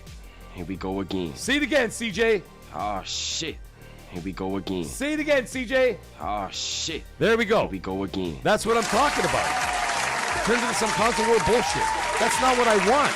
People misunderstand what I want because they hear what they hear the first 4 words, and then they immediately go, oh, categorize him as this. And then they do it to the next YouTuber, to the next YouTuber. Then they do it to you guys in Twitter. They do it in the chats. They do it in the comment section. They do all this thing. They categorize you. You know what I mean? That's bullshit. I want to see them do better. Like I said, I want, and by doing better, it's not even so much that. I also want the community to engage more. But at the same time, I will defend the community by doing this. If you do not have something that they want to pay money for, well, then that's on you. That's not on the gamer. Do not blame the gamer. That's like Hollywood blaming the audience for not watching their shitty fucking movies. Stop with that bullshit. Oh, you're a sexist because you don't want to go see Supergirl. Get the fuck out of here. If Supergirl's amazing, then everybody will go watch it. Oh, you're a chauvinistic pig because you didn't like She-Hulk. She-Hulk was not a good show. I mean, I watched the whole thing. I enjoyed it. But I mean, like, you know what I mean? Don't do that. Don't blame your audience. You got to look inwards. Ryan Gosling said it when he was talking about Project Hail Mary. He said, it's not on the movie theaters and it's not on the audience to save Hollywood. You know what he said? He goes, it's on us to save Hollywood. We have to provide the content and the entertainment to get them to come back, not blame them for not going to see your shitty movies. And that applies to video games. Now, I'm not saying those games are shit, but I'm saying like people are not engaging. Well, that means there's a disconnect. And if there's a disconnect, then there's a problem. Can we all agree on that? I think we can.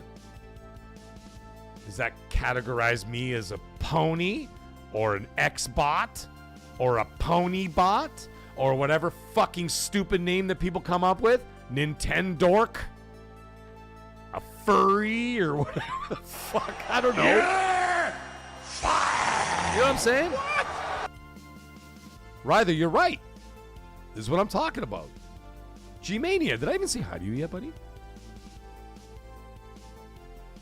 I don't think I said hi to G-Mania. Well, you know what? We got to give him a proper hello because I did not say hi to G-Mania. So, ladies and gentlemen, in the chat, raise the maggots up. Let's go. Say hi to G-Mania. How you doing, buddy?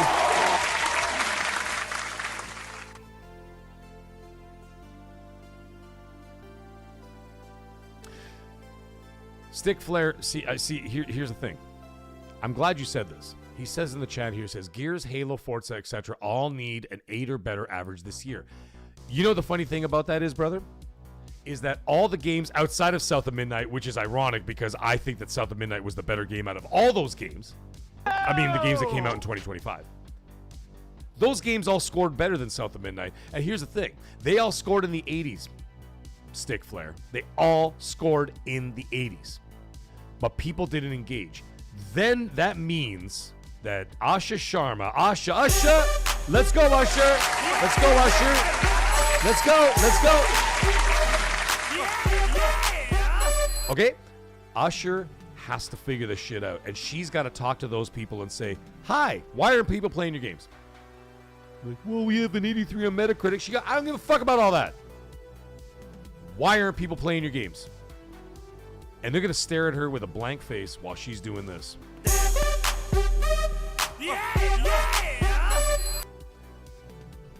She's not there for she's not there for the love of gaming. She's there to raise the business. And she will do so. And that's why I like her. I'm telling you right now. I'm not a simp for her, okay? I don't know her. I'm not going to be that guy. Like, you remember that fucking guy that we saw like a bunch of years ago, whatever, when Phil Spencer came out, like at E3 or whatever. And I go, Phil Spencer! Phil Spencer! Phil Spencer! Phil Spencer! I'm not going to do any of that. But I got faith in Asha because she's not a gamer. And I think that's exactly what Xbox needed. And I think that that's what Satya knows Xbox needed, was someone not in the industry, someone who could look from the outside and be objective and look inwards and analyze what's going on. And sometimes you need somebody outside of that element to be able to have that perspective of not being tarnished by being deeply rooted in the gaming community. That's just my thoughts. That's why I like her. And she's wicked smart. And it also helps that she's a super hot Indian chick. Oh, I got a problem, man. I got a problem. I can't help myself. Listen, man, I told you guys last week, if you're single out there, do yourself a favor. Go find yourself a beautiful Indian girl, man. They'll treat you like gold. They'll treat you like a king, like a sultan, like a prince. Trust me. And we got Rumpasos coming in, dropping €2. Thank you so much, my friend. There we go. Let's go. There it is. Ladies and gentlemen, we got Rumpasos for €2. And he's saying, top of the morning, Mag, a little help for the LA trip. Thank you so much, my friend, my brother. I appreciate you dearly. No talent. He's calling me a simp right away. Let's fucking go. Roast me, baby. Roast me. Roast me. I can't help it, man. If you don't like Indian food, then you're fucked, Hero Down Under. Or as the Australians would say, now you're fucked. Well, you fucked it, you fuckwit.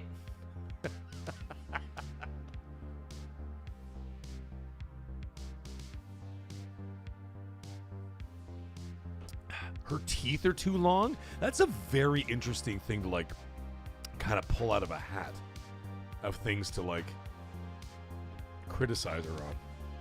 Hey, Ray Martinez, what's up, buddy? How you doing out there? Holy shit. By the way, I just saw something, ladies and gentlemen. I didn't even see it before, but I just saw Red show up in the chat. I don't know what the hell's going on tonight. There's been a delayed reaction from YouTube, but you know what? I see it now. Ladies and gentlemen, the one, the only, he gets it. He gets all of it. The man, the myth, the motherfucking legend, Ray Martinez, the maniac from last week, comes flying back in with $100 super chat. Let's go. Holy Ray Martinez, dude. You have been unbelievable, man. I don't know where you live, but if you're in LA, you got to come hook up with us. And Ray Martinez comes in with a $100 super chat. Thank you so much, my friend. And he says, my guy, Mag, I've been listening to the show from the start today. From the start? Dude, I don't even think I even listened to myself from the start. That's unbelievable. Let's go. And he says, I've been listening to the show from the start today. I want to support the show and the trip. Enjoy your evening, morning, gears for life. Let's fucking go. Ray Martinez with a $100 super chat. Thank you so much, my friend. And that brings us, by the way, ladies and gentlemen, that brings us, if you look up at that top corner, we are at 93.13% in 7 days. I have never seen the like. I have never seen the like. Unbelievable. Thank you guys so much. Ray Martinez for that $100 super chat, dude. And of course, your contributions last week. By the way, I'd just like to let you guys know, all of you, like Ray Martinez specifically, your big chats last week. My parents even noticed that shit, and my wife watched that as well. And they're watching and they're going, dude. They're like, I can't believe the generosity of this community. It's unbelievable. It's beyond belief. And oh my God, guys.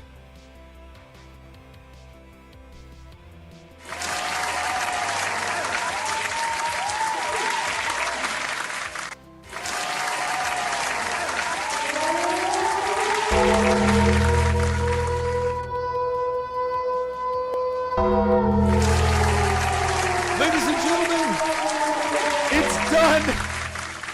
It's done. Facundo! It's done. Facundo! We've done it. He's done it. Hargeet Chani has come in, ladies and I'm about to lose my voice. Hargeet Chani has come in and dropped $140 super chat. I can't believe it. I want to fucking cry. It is over, ladies and gentlemen. He unlocks the rare achievement. It is over. We have done it. Hargeet has said, for $140, let's get you to your goal. Ladies and gentlemen, we did it. It's all done. It's said and done. It's over. We are at 100%. It is over. We have hit the goal. Cyber Gunter, I am not going to sleep. Oh my God. Hargeet and Ray Martinez, you guys pushed me over the top. Everybody in the chat, shout out to these guys. Please send all your support to all of them and everything that they've done, and say a big gigantic thank you. We are heading to LA. Let's go. Let's go. We're going to LA. Oh my God, it's happening. We're going. We're going. We're going. We're going. We're going. We're going. For Gondor. Let's do it one more time.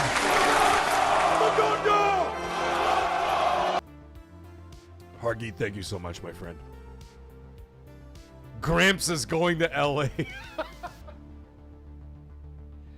I can't believe it.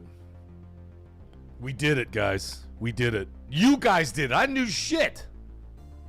I mean, I did a lot. I screamed a lot. I screamed a lot for like several hours. I screamed a lot for several hours.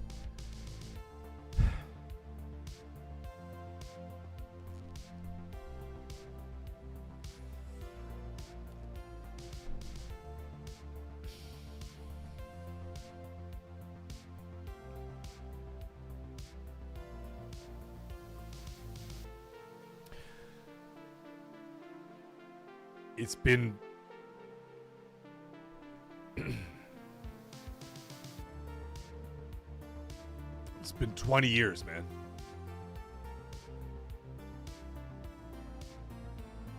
Like when I 20 years ago or whatever, when I was watching all the stuff.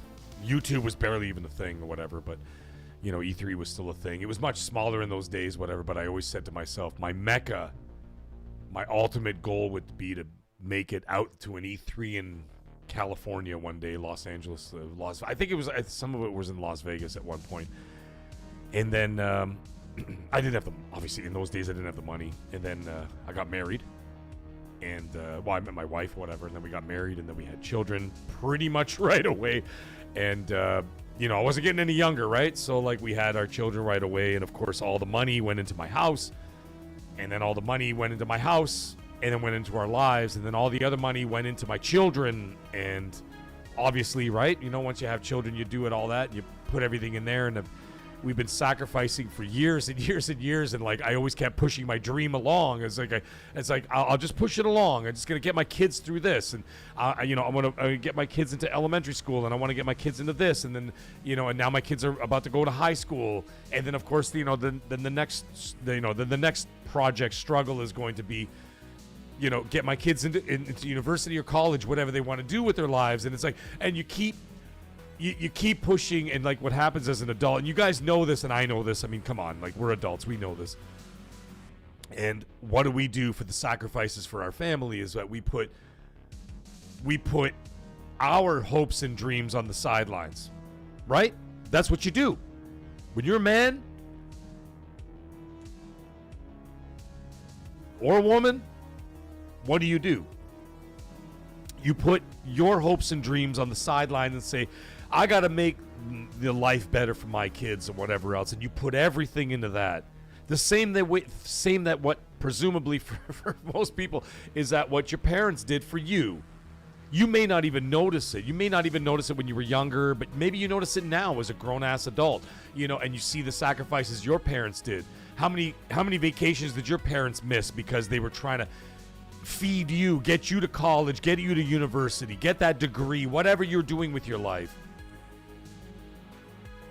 And I've been doing that for decades, for my family, for my kids and everything else once I, started my own family and whatever else, and providing a beautiful house for them to live in and a great neighborhood for them to live in, to have a good experience for them in school, and being able to take them on vacation, take them to Disney World. You know how hard that was? It was insane. Going to Disney World for a week was like, I could have bought a fucking Hyundai for that price. You know what I mean? And we did what we did to create memories for them, but at the same time, it kept pushing mine to the side. You know what I mean? And like for years and years and years, you keep pushing it to the side and just push it to the side. So one day I'll do it, and then like one day I'll get there. One day I'll be able to hang out with everybody, but one day I'll be able to sit in a chair and watch this. Instead of watching it on YouTube, I can watch it in person. And you keep pushing it aside, and then eventually you get to the point where, like, oh my God, it's no longer there, or maybe I'm too old for this shit. Danny Glover, you know what I'm saying? Like, you know what I mean? I don't think you guys understand how much this actually, like, truly affects me in a way that, like, I've been pushing all that aside for. Make sure that everybody else is good in this world. You know what I mean? Like, everybody else is good in my family. Everybody else is good with that. And to finally have this thing happen is just the most fucking unbelievable thing. Thank you guys so much.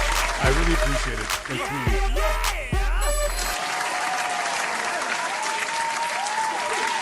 I truly appreciate it, man. I'm at a loss for words for every last one of you. Fuck me. Fuck you guys. Make me fucking cry.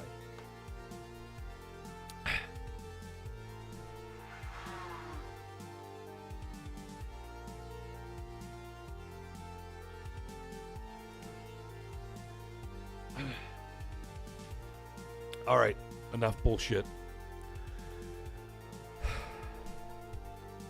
The other thing is that it's not just going to LA. It's this whole channel. And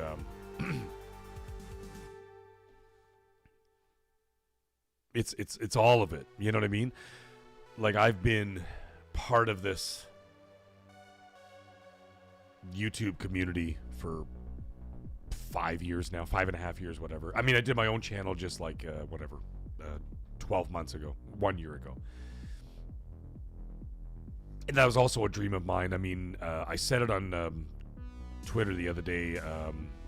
Angry Video Game Nerd, James Rolfe. Y'all know who that is? Angry Video Game Nerd. The fucking...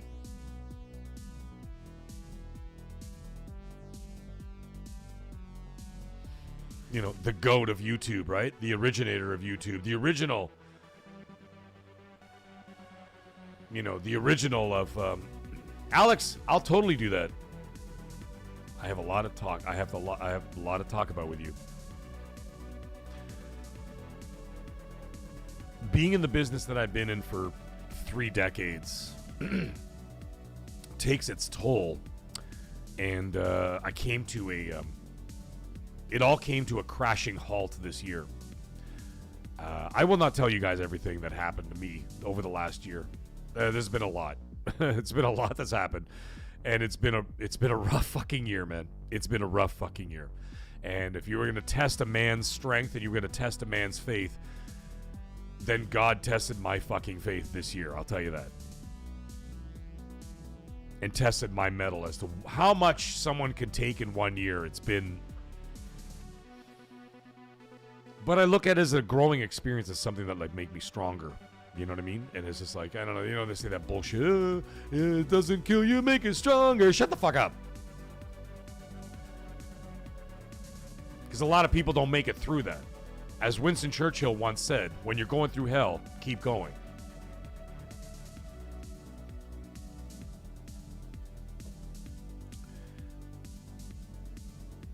But after doing what I've been doing for so long, and now I'm out of the business. I'm out of corporate. I'm out of the hospitality business entirely. This has been my focus, YouTube. And to make it my career has been a dream of mine since I saw that very first episode of The Angry Video Game Nerd. Way back when. Probably, no joke, probably around the same time that I've been dreaming about going to LA or going to, Summer Games Fest / E3 in those days, whatever, Xbox Showcase. Even then, my secret feelings was always, I want to do YouTube. I always wanted, ever since then, 20 years of that shit too. The unfortunate thing is that it took 19 friggin' years for me to open my own fucking channel, which I should have done years ago. But I would have done it if I had done it then. However, if I did it then, maybe it would have been the wrong time. Maybe I would have been a different person. Maybe I would have meant nothing to any of you. I may have not even met you guys. But I think that fate provides itself for, the way that it presents itself is that for certain reasons at certain times, and saying, now's not your time. 2007 was not your time. 2025 was your time. And that's what aligns all the stars, that we see that every single one of us here in this chat are now talking to each other. The majority of us talk to each other behind the scenes. We're all friends. And I do believe that. And if I didn't feel that way, I wouldn't be inviting you guys out. Whoever's in LA, I'm like, fucking come hang out with me. After we're done the shows and stuff, I'm going to be hanging out with Hargeet. By the way, shout out to him again. Lee Martinez, you around in LA? You're going to be hanging out with me too. We're going to be having cerveza together. Maybe some añejo. Whatever you're into. If you're around, let's do it. And I'm like, listen, man, at night, I'm going to be hanging around just wanting to hang out. Let's have some beers, have some talk, have some good time. Maybe go do some dancing. I don't know what the fuck. And that's why I'm inviting you guys. I'm like, listen, man, if you're in LA, let's go. Let's hook up. Let's go. When else are we going to do this? Anybody in Toronto? If the Toronto Game Fest is not at the same time as the LA Xbox Fan Fest. The Xbox Fan Fest, if it's not at the same time as the LA one, like if it's like staggered throughout the year, guess what? I'll be at the Toronto Fan Fest. Anybody in the Toronto area or surrounding areas, get your ass over here. Let's have a fucking meetup. Let's have a meetup. Let's hang out. Let's have some wings. Let's have some drinks. Let's go watch some video games. Let's go shake hands with people. Like, you know what I'm saying? Let's do all that. If I didn't feel comfortable doing that, I wouldn't invite any of you to do that. But I do, because I feel like we're family here. So I feel that we actually have gotten to a point where I realize that this was the time for me. This is my time to do this. And so the next step, we've gotten the one step. It's right there in that corner. Thanks to every single one of you and your insane generosity. We have hit the goal. And we are going to fucking LA. Let's go. The next step, I never want to get another job again unless it's right here on YouTube. That's the goal. I can only sustain for so long before I either have to go back out there in the workforce and go do what I am really goddamn good at. But I'm telling you guys this straight from my heart. I don't want to do that anymore. I don't. I want to do this for the rest of my life. right here. I don't want to do anything else. I don't want to do anything else. I've done all that stuff. I've conquered all I needed to conquer. And now, at 51 years old, I've hit a crossroads in my life. That, first of all, I didn't do on purpose. I didn't put myself in a crossroads. They did. I got pushed into a crossroads. A crossroads I did not want to be a part of. I bet you that if I did not hit that, like if whatever happened, it did not, I would have kept on doing what I was doing, kept working, and then kept doing YouTube on the side and probably not take it as serious. I mean, I would take it seriously, but like it probably wouldn't be like my primary focus. I would have just kept on just doing my fucking drone ass fucking shit and, corporate slop job, whatever, blah, blah, blah, blah. And to do that for the rest of my life and then retire and then fucking sit on my ass and then die. And I realize that now that we've conquered one goal right here, the next one is speaking to you for life.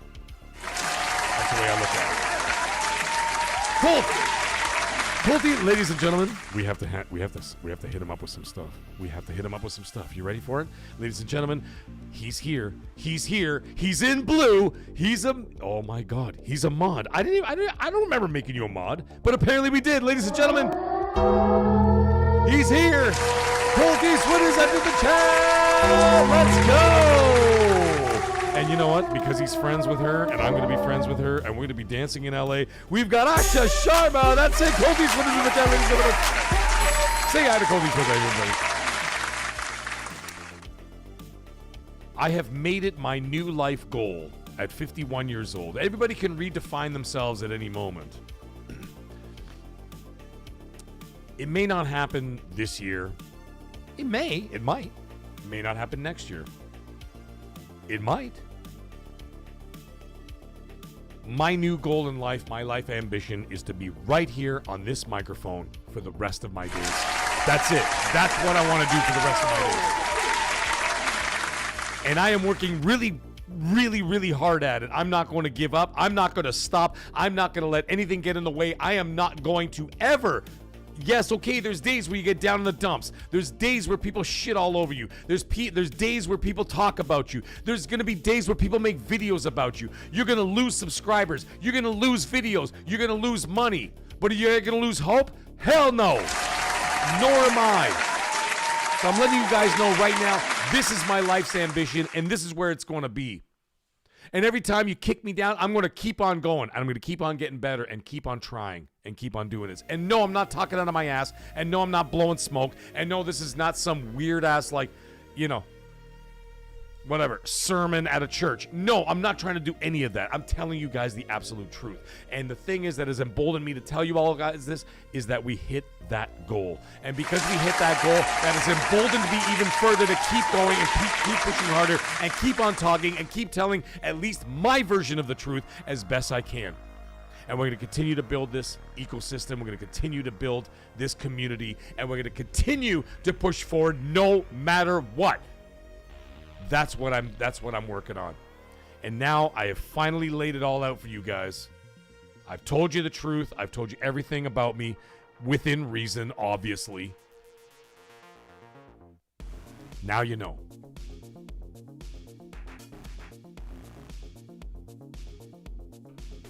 And there it is. Thank you guys. Appreciate it. Oh.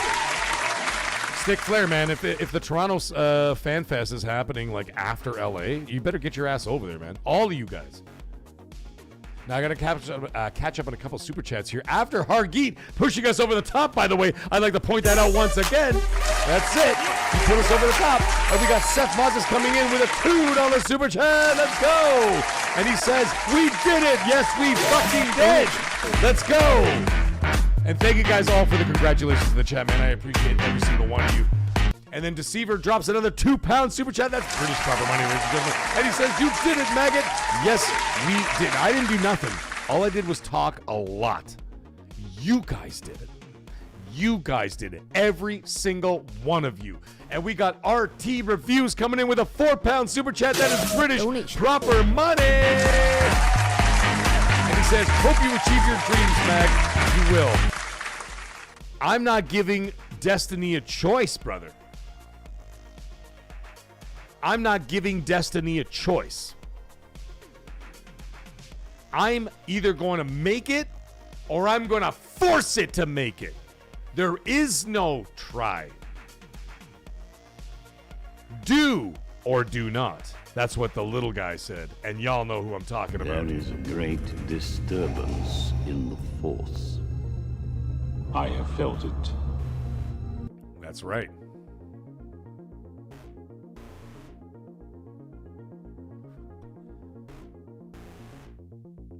Do it, Magnum. Do it right now. Seth Monsters, it took 2 Tuesdays to do it. When Colt and I talked about it, we were talking about trying to make it happen over 9 weeks. It literally happened in 7 days. Hey, Colt Eastwood's still there. He's saying thank you all so much. What do you say? Are people like Mag, we will meet in 65 days, ladies and gentlemen. Colt Eastwood and I will meet in 65 days. Are you guys excited to see that? I am so excited to see that. Thank you, Creed. I appreciate what you just said. May the Force be with you. Yes, of course. Of course. It is unavoidable. It is your destiny. You guys made me cry live on the air. You know how hard that is to do? Bobby, I don't give a shit. I'm doing it anyway. He says no vaping on stream. Fuck it. I'm doing it anyway. I don't care. Go. It's done. Only a Sith deals in absolutes. And Phantom Thief comes in. Sorry, I'm trying not to laugh. Phantom Thief comes in and drops a $2 super chat. Let's go, Phantom Thief. And he says, congrats, Mag. Well, thank you for being here. Oh, my God. Oh, you know what? Colt and I at FanFest will be like Step Brothers movie. Listen, Stick Flare, this is what's going to happen. Colt and I are going to be wearing tuxedos. Matching tuxedos. For FanFest. Just like Step Brothers. I think that'll be absolutely amazing. What an idiot! Oh, what a loser! Ma, the meatloaf! Fuck!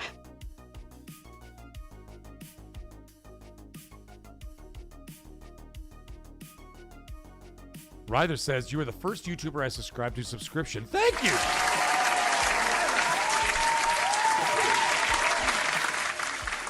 Well, guys, we're at the 5 hour and 36 minute mark. What do you want to talk about now? Because fuck it, let's just keep talking. It's 2:30 in the morning. Who the hell cares? Let's just keep talking. We got G-Mania coming and dropping a $5 super chat. Let's go.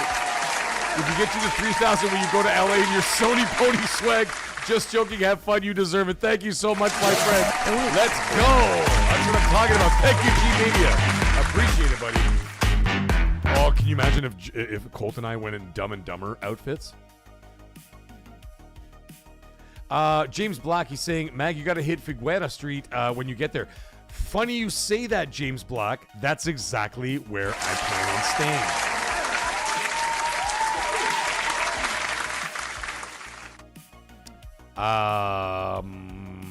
As it stands, I would be staying at the Moxie Hotel in downtown Los Angeles, California, on Figuera Street. Figuera. The Dodgers game, actually, Seth Monsters, now that you're saying that, the Dodger Stadium is 14-minute Uber drive from Moxie Hotel. So, yeah, that's it's right there.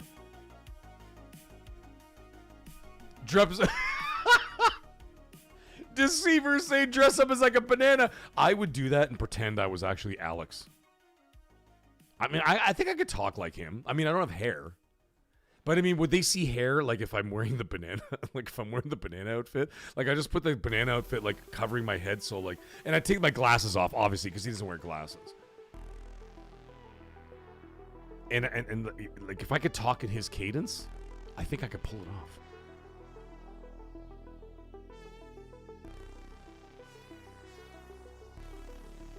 I think I can pull it off. You think I can pull it off?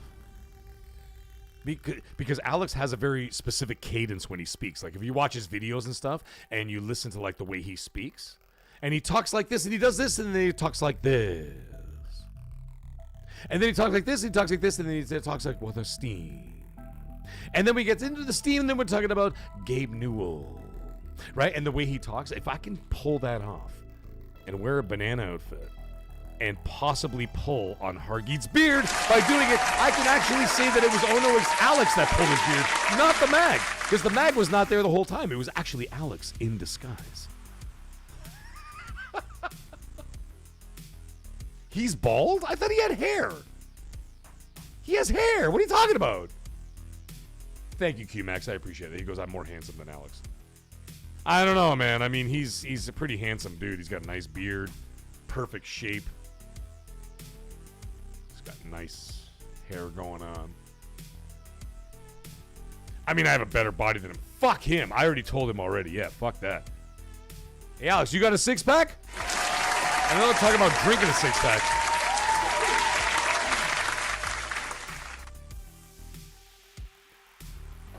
I bench 200 pounds. I guarantee he doesn't bench 200 pounds. Yeah, exposed. I've heard that song, yeah. Oh, I get the joke. Okay, yeah. Oh no, it's Mag. Can you imagine? Listen, man, if we have, like I was saying before, if we have an epic rap battle, and I don't mean a rap battle, I mean a rap beef, then we're doing it. Then I'll copyright Oh No It's Mag. Then I would do that. I have no beef with Alex. He's great. Yeah, he does his thing. I watch all his shows. I watch his shows. I don't watch all the videos because I'm not a, like, I watch some of the videos. I don't watch all the videos because a lot of the videos are very, like, PC centric or whatever. And it's not really, you know, it's not really my area of, you know, what I do.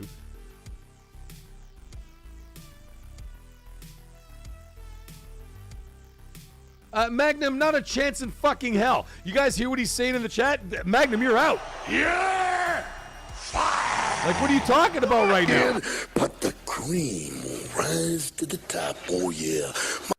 Magnum is saying you'll have to fight Gaz for Colt's affection. Not a chance in hell. Gaz lost that shit. He's done. He's an insider gamer now. He ain't part of our crew. I'll fight him right there, right in LA, right in the streets. I'll take it right to the streets.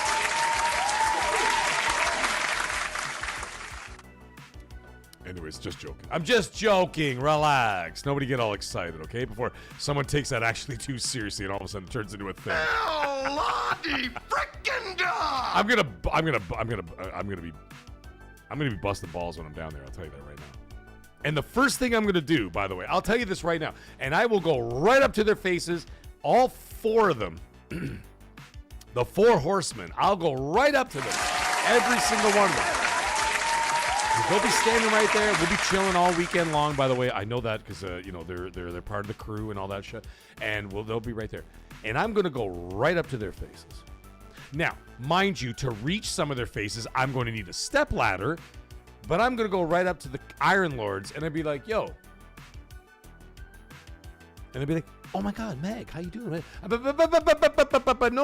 No, Mag, nothing. How come in 5 years y'all never invited me on the show?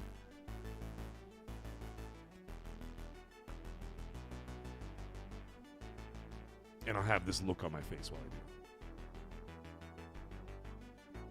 And then I'm going to run away because if King David grabs a hold of me, he's going to fucking turn me into a pretzel and then I'm done. Let's go. I'm just fucking around. But I might do that anyway just to be funny. But in order to be face to face with King David, I'm going to need an actual, like, step ladder. Because the dude's a giant. I'm not a giant. Listen, man, I'm Italian, okay? They don't make us gigantic. There's only a few of us that are gigantic, and they play in the NBA, and they're freaks, okay? They're freaks. The rest of us, I might reach up to his belly button. I'm just fucking around here. Iron Lords can't handle the Meg. No, they can't. There's not a chance in hell to be able to. Listen, I'll tell you right now. Any YouTubers out there, I know no one's listening to this show. No YouTuber right now, except for Colt Eastwood, is listening to the show right now at the 6-hour mark. But I'll tell you this.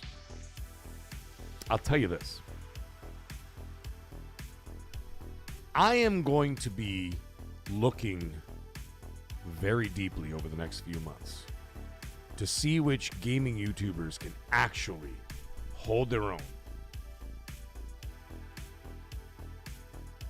with the mag when it comes to late night parties. That's what I'm talking about. Let me see if anybody can handle it. Very few can, if any. The only one that I think that might be able to hold his own would be Jez Corden. And that's because Jez is British. A British tar is a mighty soul. You know what I mean? He might be able to handle it. Because I know he drinks. I know he parties. I mean, he doesn't like party, but he drinks. But can he handle me? Rooftop patio at the Moxie? I don't know if he can handle that shit. Dancing all night? Let's go. Rooftop at the Moxie? We're going to have to find out. And we're going to have to find out. And listen, man, and if they can't handle it and they can't party, then guess what? I'm going to rely on you motherfuckers. Anybody who's out in LA, then I'm going to be like, listen, everybody went to bed because the Game Fest is tomorrow, but I don't give a fuck. I'll go to the Game Fest. I'll go to the Game Fest on 45 minutes sleep. Let's go. I said, let's go. We're going out for drinks. I'll even buy the drinks, for God's sake. Let's do it. On me.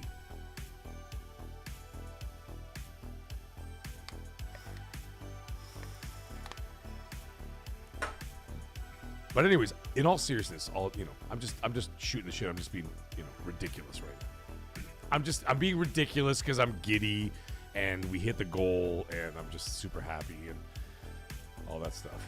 David Merrifield comes flying in. He says, congratulations, Mag. Hope you have a wonderful experience. I am hoping so too. I know I'm going to because I'm going to make sure that it happens no matter what. The only thing I don't like to do is fly.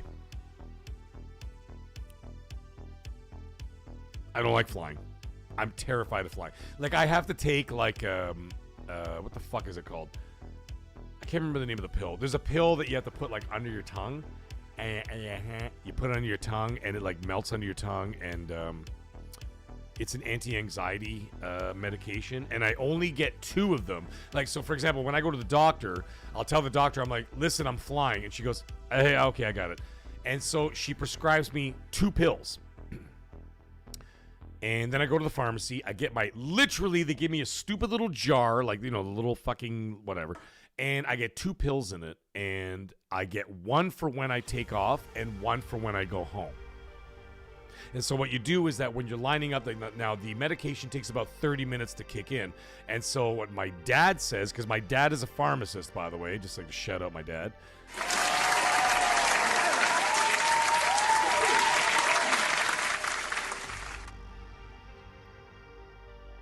And my dad said, you take it when you're boarding the plane. When you're lining up and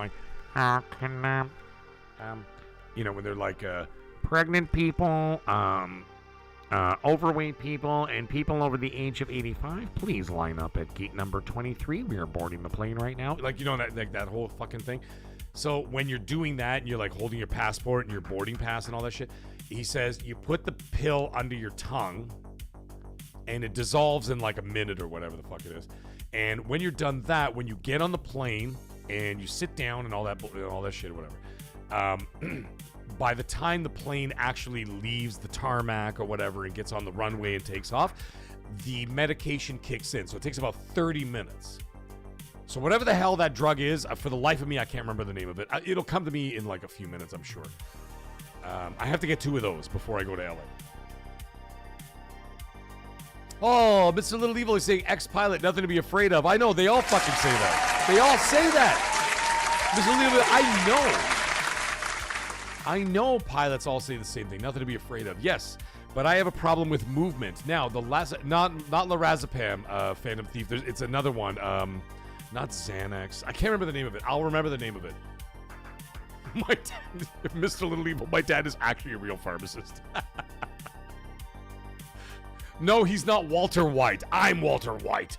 I'm the one who knocks. But anyways, in all seriousness, no, my dad is an actual real pharmacist. So, I can't remember the name of the drug. It'll come to me. But anyways, I take those pills like so when I get like in line to... It's not diazepam either. Diazepam is what the fucking snipers use in the U.S. military to keep their hands from shaking.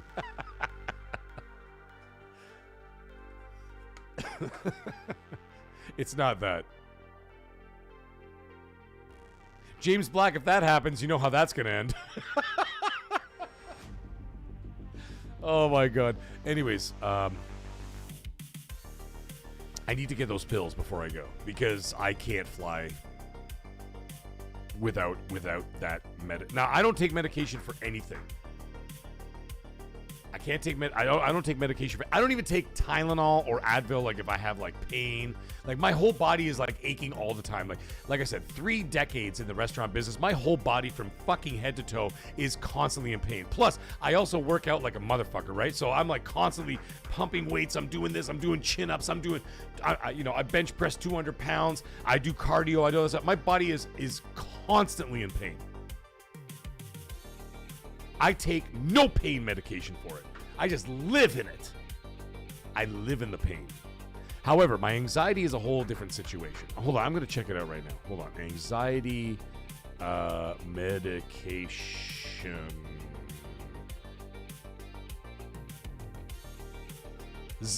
No, not. Oh, and you know what? Ladies and gentlemen, I'm a fucking fool. What an idiot! Oh, what a loser! It is diazepam, but it's a different name.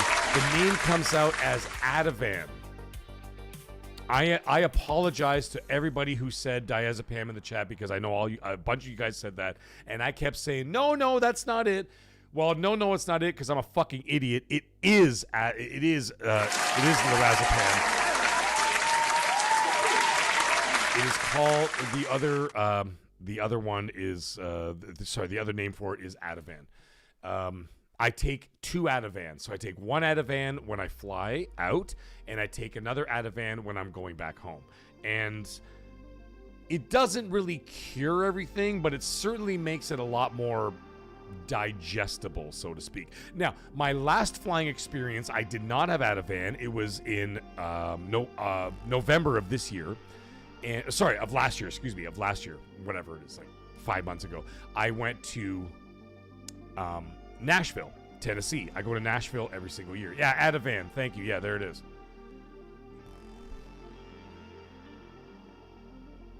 Now, the thing is, we're leaving Nashville, and I'm looking at, like, the board. And the board, like, you know the board where it shows, like, all the different, like, cities that you're flying out to. It's like, on time, delayed, whatever, blah, blah, blah, right? So I'm looking at that, and I see canceled. And I'm sitting there going, what the fuck is going on? Well, there was a massive hurricane just on the outskirts of Tennessee, right? I think it hit like North Carolina, South Carolina, some other places, whatever. And it was making its way across the southern United States. And I'm watching all these flights get canceled, but the one from Nashville, Tennessee to Toronto, not canceled. And I'm sitting there staring at it, I'm going, okay. Now they have those huge bay windows. You know those huge bay windows where like you could see the runways, you could see the clouds, you could see the sky and all that shit. And it's purple and black. And it's headed this way, like it's headed towards us. So it's kind of like, you know, like Independence Day when the fucking ship comes in and you see like all the purple and black and yellow clouds like moving in from the atmosphere. It looked like that. Right? And I'm staring at this thing. I said to my wife, I go, is that shit coming this way? And then she's like, looks like it. Anyways, get on this plane. And the pilot says, we shouldn't hit the hurricane. The hurricane's going to be on the right side of us. We're flying to the left of it, so we should just like sort of kind of miss it as we head towards Toronto, Canada. I'm like, all right. So we take off, right?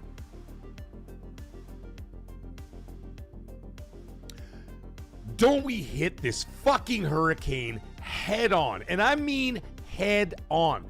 It's the middle of the day that we're flying, okay? It's only a 2-hour flight from Nashville to Toronto, by the way. It's a very short flight. Pitch black, all the windows. It's supposed to be the middle of the day. Pitch black. Couldn't see a goddamn thing out the windows. The pilot comes on. He says, There will be no drink service, no food service, no snack service. Flight attendants, you will be strapped in for the entire flight. There will be no hot beverages, no coffees, no teas, no anything served, and whatever. Please, flight attendants, please strap in for the entire duration of the flight. and I'm sitting there freaking the fuck out. Okay? Because I don't like to fly anyway. Now this thing, we're flying. No stewardesses or whatever the fuck you call them now. Flight attendants, all this other shit. They're strapped in. Now I'm staring at them the whole time. Now the one thing that I've been told, okay, Mr. Little Evil, you would know this. They always say the same thing. They say, if you're scared, just look at the flight attendants. And if they look totally cool and relaxed, there's nothing to worry about, right? Because they fly like all day. Like that's their whole fucking job. They were scared shitless. I'm staring at them in the seat, and they're sitting there in the seat like this. And then every once in a while, one of them would lean over and talk to the other one like this, going,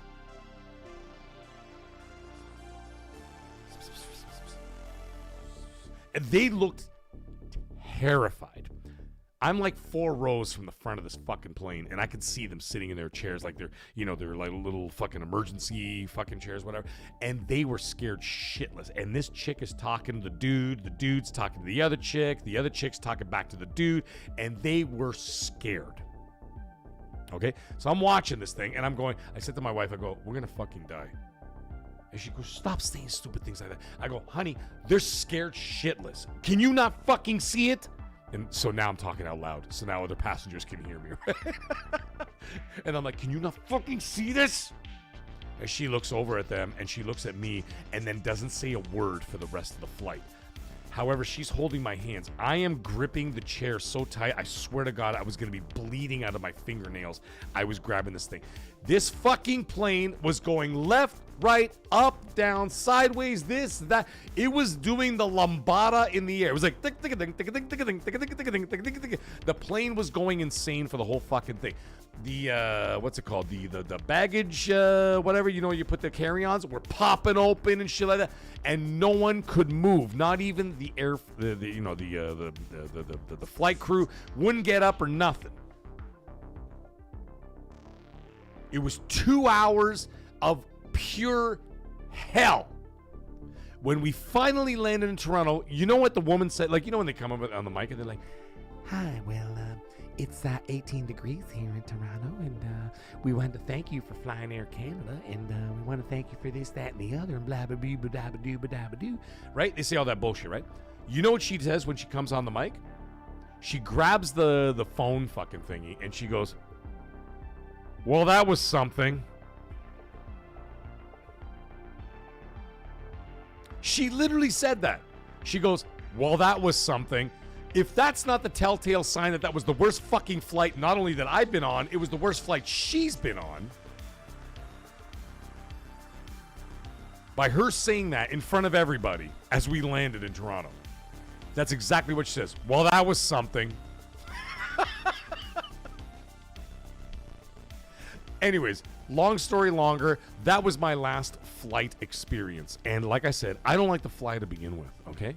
And the fact that That's what she said, and she was scared shitless, and I was obviously in the middle of a goddamn panic attack on this fucking plane. Okay? You wonder why I get into lorazepam. Little Evil says, just remember the pilot wants to make it home too. I know that shit. Yes. Nobody wants to fucking die. Yeah, we too low.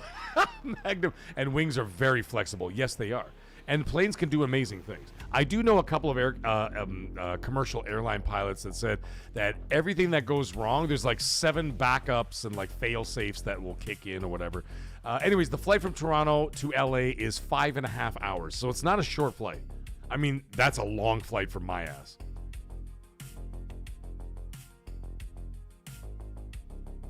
But anyways, either way, Mark Cerny.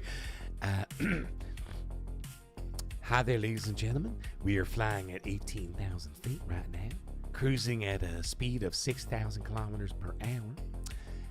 I'd just like to mention that the PSSR-2 now has a update for Assassin's Creed Shadows. Yeah, that's right. And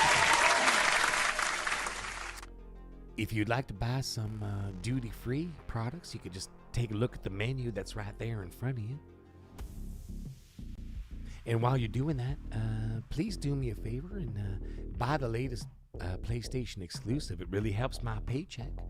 And never mind those high prices. Those prices will come down. Those prices will come down. James Block is right. Just go on horseback. I will go horseback all the way to LA. It'll take me a month, but I'll get there. As I was saying before earlier in the stream, it takes 38 hours to drive from Toronto to LA. So that's not really an option. It's not really an option.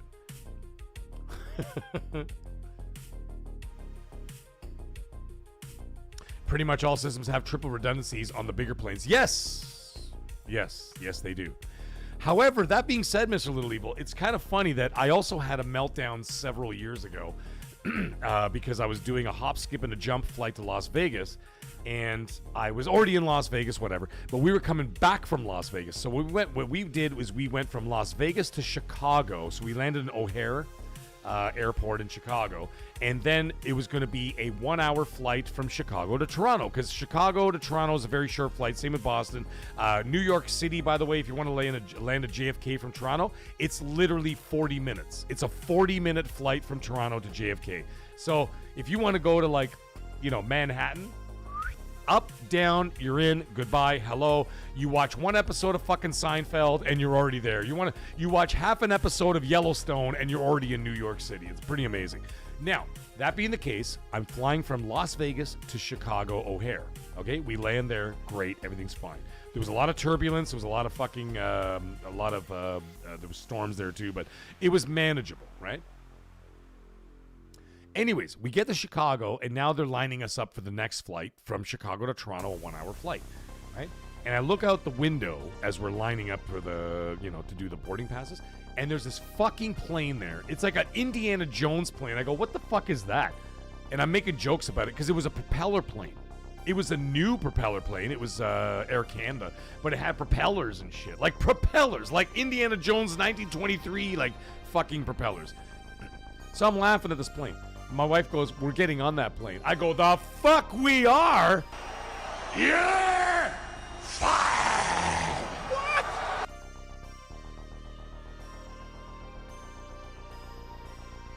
I'm like, I'm not getting on that fucking plane. So I caused a scene.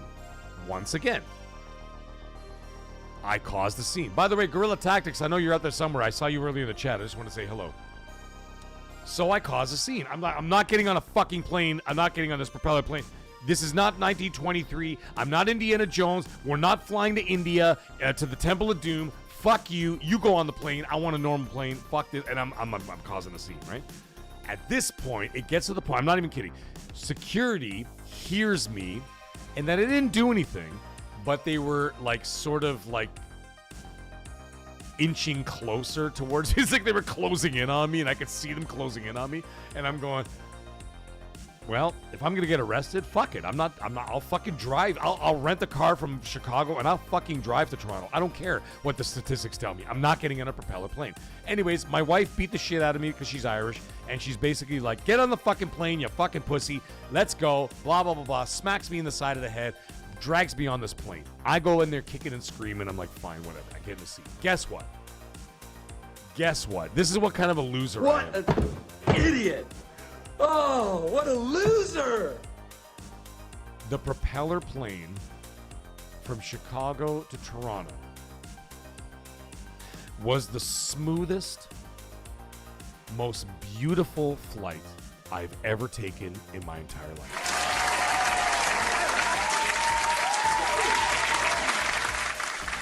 Can you believe that? That's what kind of an idiot I am. What an idiot!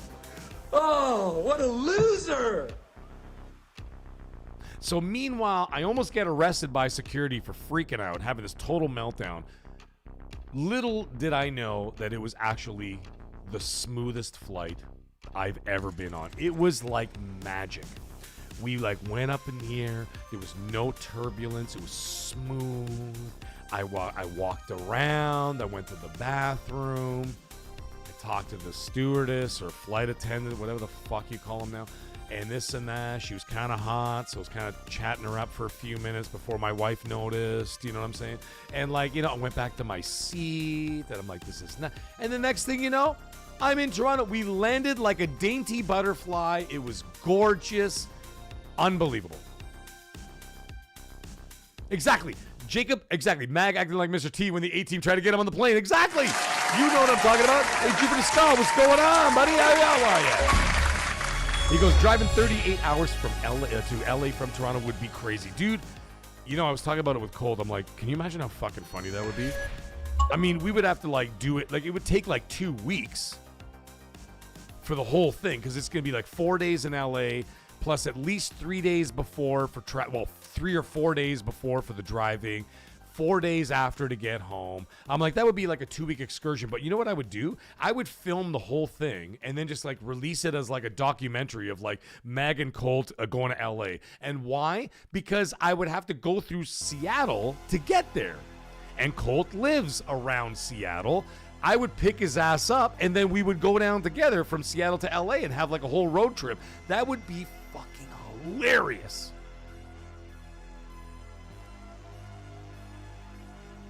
Anyways, I think that'd be really fun. It'd be a hell of a road trip, I'll tell you that. But I can't do 2 weeks on the road. I can't do that. I mean, my wife works, you know, all kinds of crazy hours, whatever. Like, someone's got to be there for the kids. We can't abandon the kids for 2 weeks. So me and Colt can dress up like Dumb and Dumber and fucking get in a dog car and drive to LA. You know what I'm talking about? You can't do it. Can't do it. You know what I mean?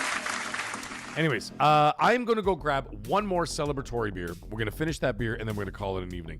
But before I do all that, let me just go to the bathroom real quick, grab that beer, and I'll be right back. I promise.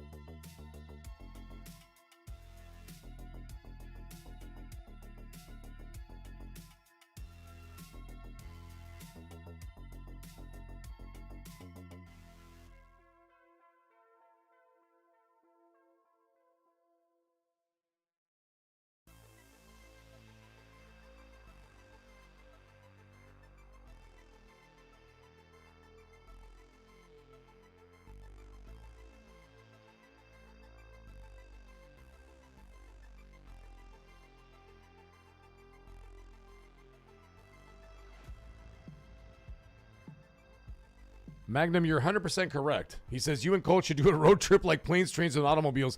You are John Candy. What the fuck? What do I got to be John Candy for? I mean, I love John Candy. But, I mean, he's kind of dead, unfortunately. Rest in peace to him, of course. But on top of that, why do I got to be the big guy? You know what I'm saying?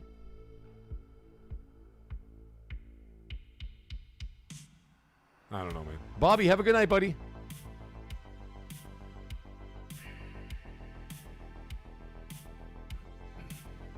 However, like I said before, I wasn't kidding when I said that as the channel continues to grow, the plan is that I'm going to be doing like meetups for all these different events that happen. Like, for example, like PAX East is a thing. PAX West is a thing. Summer Games Fest / Xbox Showcase is a thing, which now I get to fucking go to. So I'm so excited.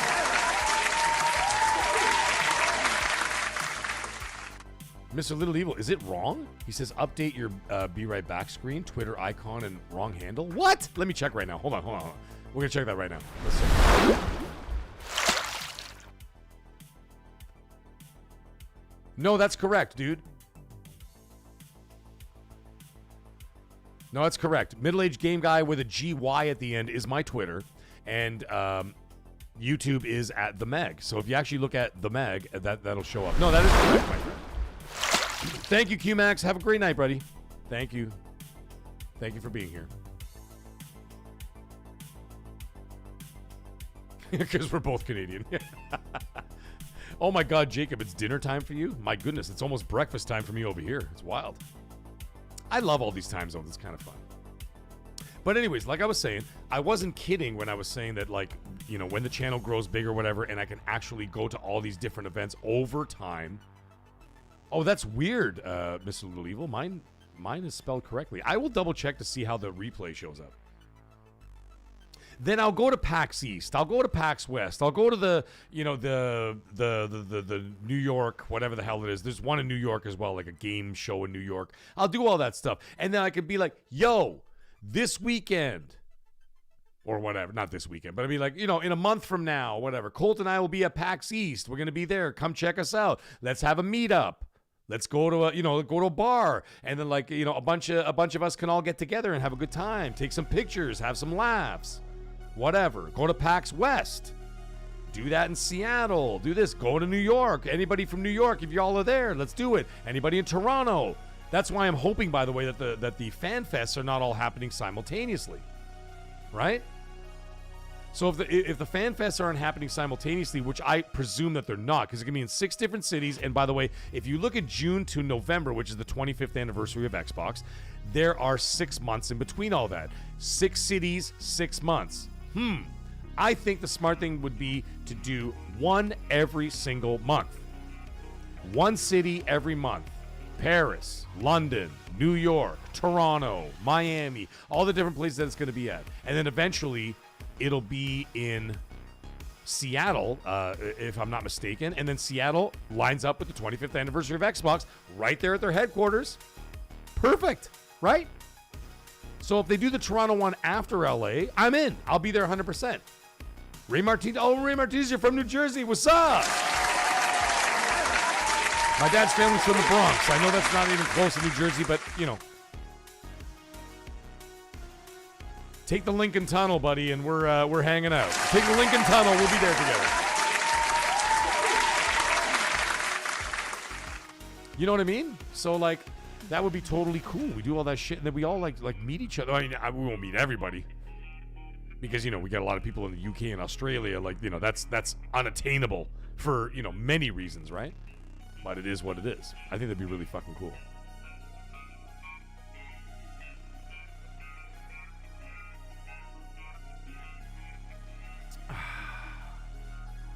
No way. Ray Martinez, you were born and raised in the Bronx. That's what's up. We got a Bronx bomber in the house. That's what I'm talking about. Let's go.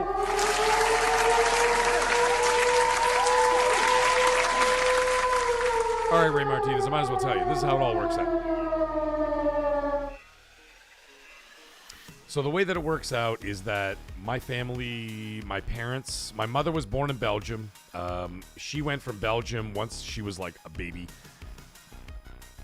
And they flew to Toronto and never looked back. Okay? So they lived here. My dad, on the other hand, went on another journey. He was born in Italy, 1947, so 2 years after the war. The country was ravaged. There was no work for my grandparents, nothing like that. So they had heard that a lot of Italians were moving to Australia because Australia was the new, promised land, so to speak, outside of America. The promised land was Australia. Lots of work over there, good money, a lot of opportunities to be made there. So my grandparents and my dad moved to Melbourne, Australia, and my dad was only like 6 months old. My aunt was born a year later, but she was born in Australia, in Melbourne. And so, whatever, they lived there until my dad was in his 20s. What happened after that is that the family moved from Australia because the rest of my dad's family, all the other Italians, did not go Australia. The other Italians left Italy right after World War II in 47, and they all flew to, they took the boat, they didn't fly. They took the boat over to New York. And so they planted their flag in New York. It happened to be the Bronx. So then, anyways, when work started to dry up in Australia, whatever else, my dad was going to end up going to medical school, which I told you before, he's a pharmacist. And so he ended up getting accepted into Fordham University in New York, by the way. Guess who my dad went to school with? Emperor Hound, have a good night, buddy.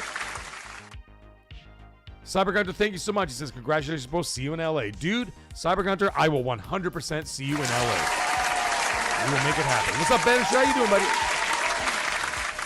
And he's saying, oh, wow, you still love Must Be Late over in Canada as it's 8 a.m. over here in the UK. You're fucking right it is, brother. It is 3:05 a.m. and we're still going.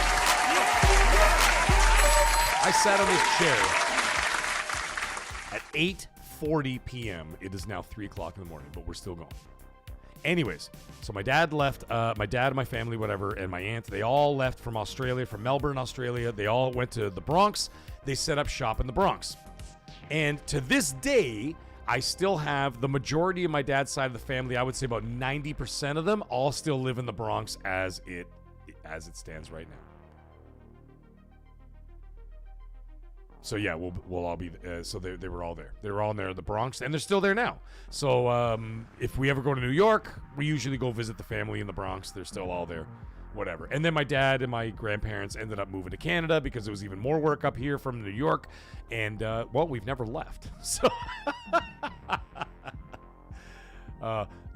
ladies and gentlemen, we have an imposter in the house, ladies and gentlemen. There is a great disturbance in the force. I have felt it. It is unavoidable. It is your destiny. The real Mag apparently is in the chat, ladies and gentlemen. I'm not sure what I feel about this situation. Is it the real Mag or am I the real Mag? Which one's the real Mag? We're never gonna know, are we? But we're gonna have to find out as we battle to the death to see who rises to the top. But the cream will rise to the top, oh yeah. The real Mag says, LA is happening, folks. I will be there too. Well, the real Mag, then I need to take a picture with you because you know what? The Mag and the real Mag need to hang out. Well, then I think that would be a really funny photo. What do you guys think about that? I'm in. The real Mag, I'm in 100%. That'd be really hilarious.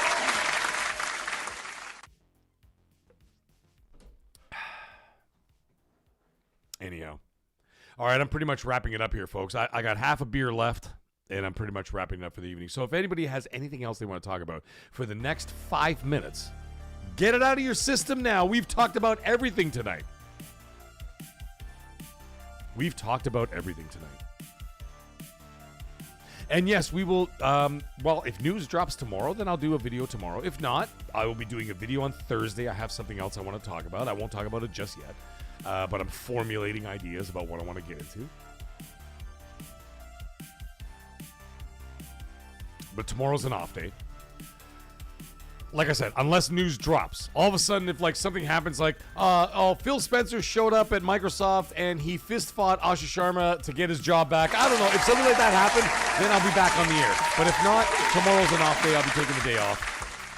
I might put up a post on Twitter or something like that about us actually hitting the goal, which is absolutely mind-blowing. Which, by the way, I think I can actually remove it. The next stream, the LA tip jar, will be gone. However, what I am going to do, the stream on Friday, rather, is I usually go around 8:30 p.m. Eastern Standard Time.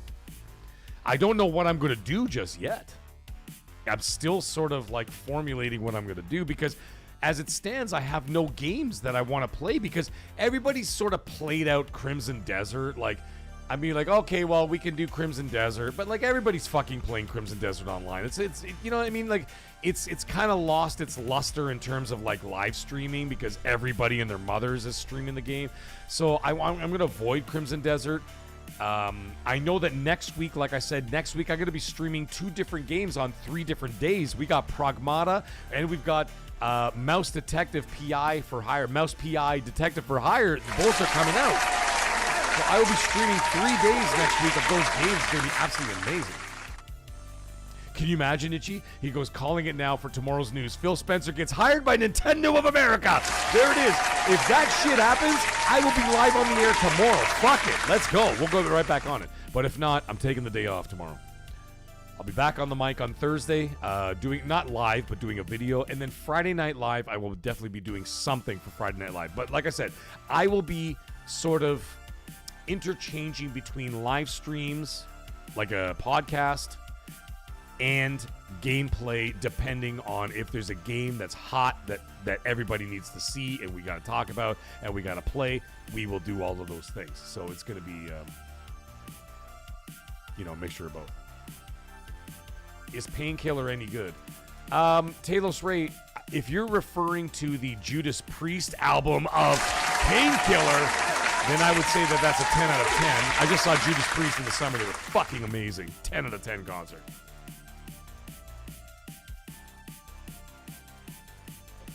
But if that's not what you're referring to, then I don't know.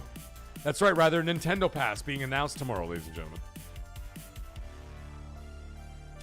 But yes, I'm kind of holding off because, like I said, we got Mouse PI, Detective for Hire, whatever the hell it's called, coming out next week. I will be streaming that on the channel. I will also be streaming Pragmata on the channel.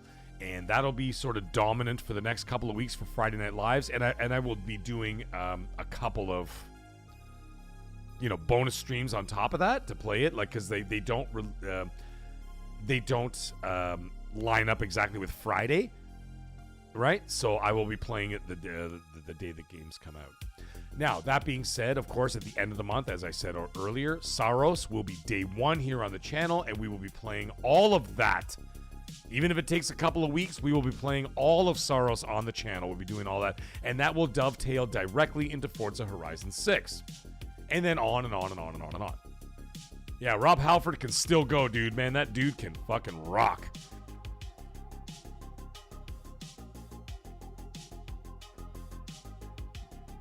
So anyways, there it is, folks. Well, anyways, I will call it an evening, folks. This is the longest, by the way, this is the longest podcast I've ever done in my entire life. Now, mind you, for 3 hours, we've just been shooting the shit. And by shooting the shit, I mean I've been shooting the shit while everybody else has been sort of asking me questions in the chat or whatever else. And it's just been having a conversation. And, of course, I've been getting drunker as we do so. And my cadence of speech has, sort of slurred over the last hour. But that's kind of how it goes, man, That's it. Phil Spencer goes to Steam and starts Steam Pass. That's what I'm talking about. That happens tomorrow. Let's go.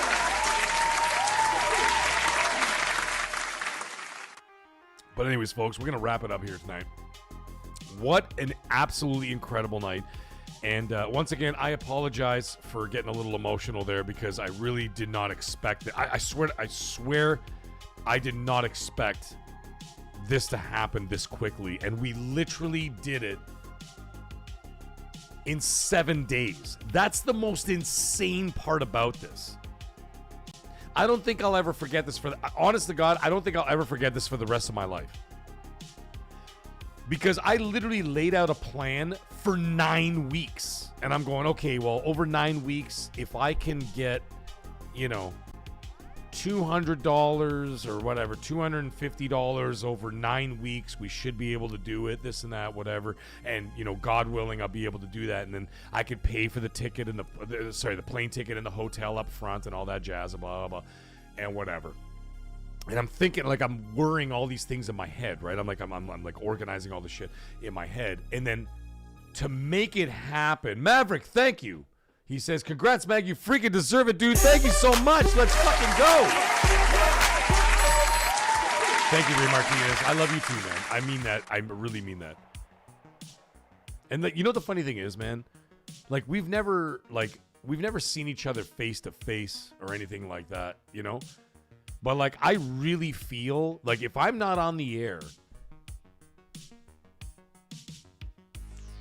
and I'm not talking and I don't see you guys in the chat or whatever else, I really feel like I miss, like, does this sound weird? This is going to sound weird.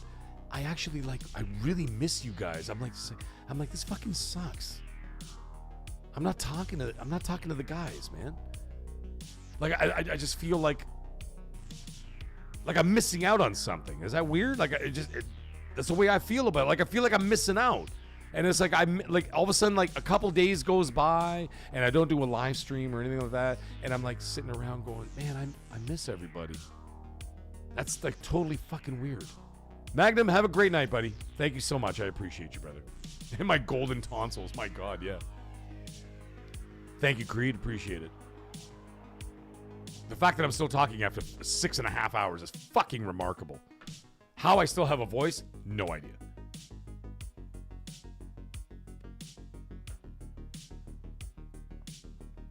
That's like 2 Led Zeppelin concerts back to back.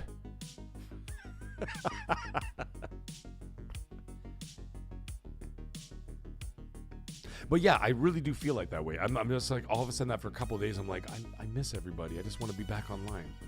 I want to talk to everybody. I want to talk to Itchy. I want to talk to Ray. I want to talk to Talos. I want to talk to Ryther. I want to talk to Creed. Magnum busting my balls as he always does. You know? The Real Mag. Little Evil. Arrow Nation. The Great Wah. Q-Max. Everybody. Jacob. HNS. Like everybody. Like I could just go on and on and on. And like all your names. Phantom Thief. Emperor Hound. Cyber Gunter. I see all you guys. Banisher. Like, I see all you guys in the chat and whatever. And, like, the funny thing is, and I thought about this because I listen to Nerdrotic, okay? Whether you love him or whether you hate him, that's entirely up to you. I fucking love him. And I like his dedication to his craft, and I like his discipline when it comes to his career in YouTube, right? And it's amazing that now he's at... Combined with his other channels, he's at over 2 fucking million subscribers. He has like 1.3 something on his main channel. He's got Nerdrotic Live. He's got another like 200,000-300,000 on that channel. He's got what the hell's the other one? Jeez. Damn it, I can't remember the name of it. He does like a conspiracy and like ancient civilizations show on Sundays. I can't remember the fucking name of it. And that's another channel. He's got a couple 100,000 subs over there. And then he's got another one where Nerdrotic Daily. He's got a couple 100,000.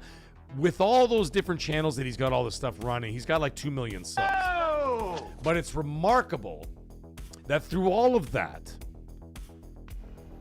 he's sitting there and he's talking to them. Old Age Gamer, what's up? How you doing, buddy?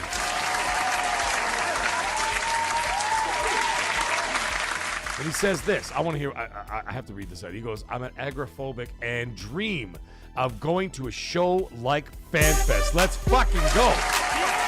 Greetings from the UK. Well, greetings from Canada, my friend. We are essentially one of your colonies, so I guess technically you still own us because your royalty is still on our dollar bills. So, Old Age Gamer, we are brothers in arms, my friend. Thank you so much for being here, buddy. Spare Eyebrows, how you doing, buddy? Can you start a tip jar for hookers and coke? You're fucking right I can.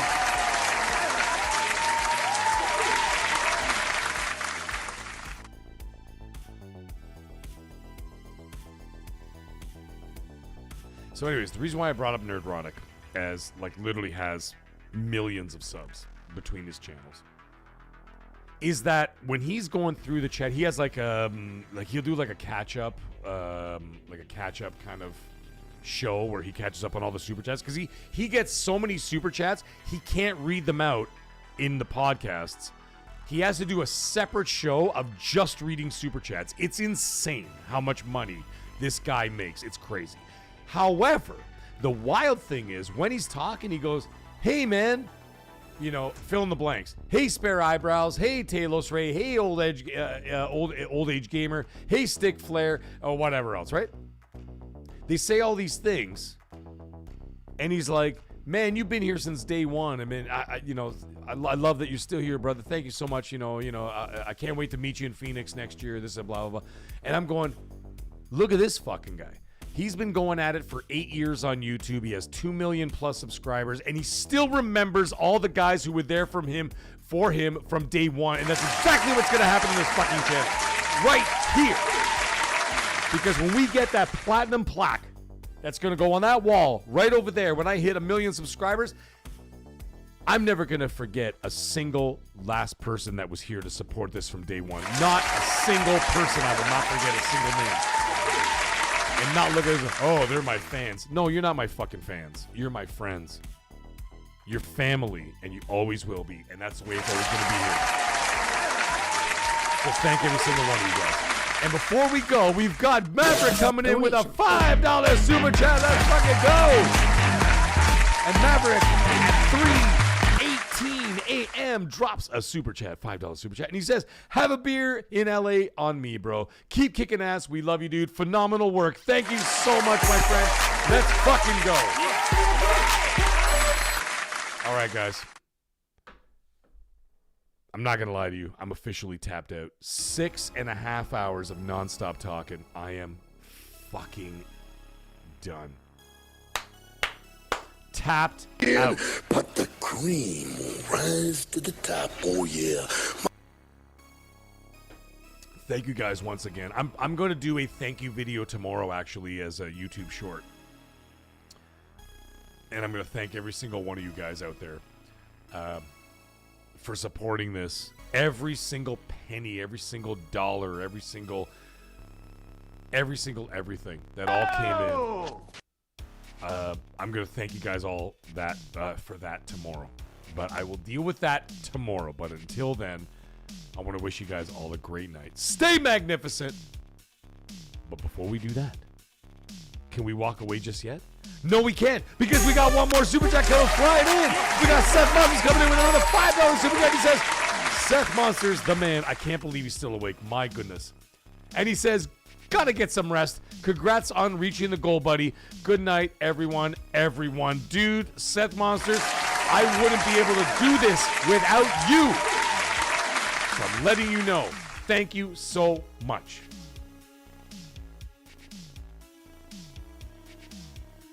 Mr. Little Evil, I will never forget. Ever. Come on, Creed. Well, thank you also, Creed. I appreciate it. Time to have some more milk? All right, do it. And we got Spare Eyebrows coming in with 2 Australian didgeridoos. Donation. And he comes flying in with that to say, bye, Felicia. Bye, Felicia. Well, bye, Felicia, to all y'all. Thank you so much, Spare Eyebrows. Thank you for that. And thank you guys for those late night chats right there. Maverick, Seth Monsters, and Spare Eyebrows. You guys are hilarious. And listen, man, absolutely not even joking when I say this. I absolutely love every single one of you, man. You're amazing. And if you ever need to reach out to me to talk about anything and whatever, we work through all our situations and our problems and our successes and our failures together. DM me anytime. Y'all know that I'll always answer you, and I'll always reach out to you, and I always talk to every single person individually, and I always will. So guys, from the bottom of my heart, absolutely thank you for being here. Not just for getting me to LA. In general, I'm saying thank you to every single one of you. Much love. Have a great night. We'll talk to y'all later in the week. Bye now.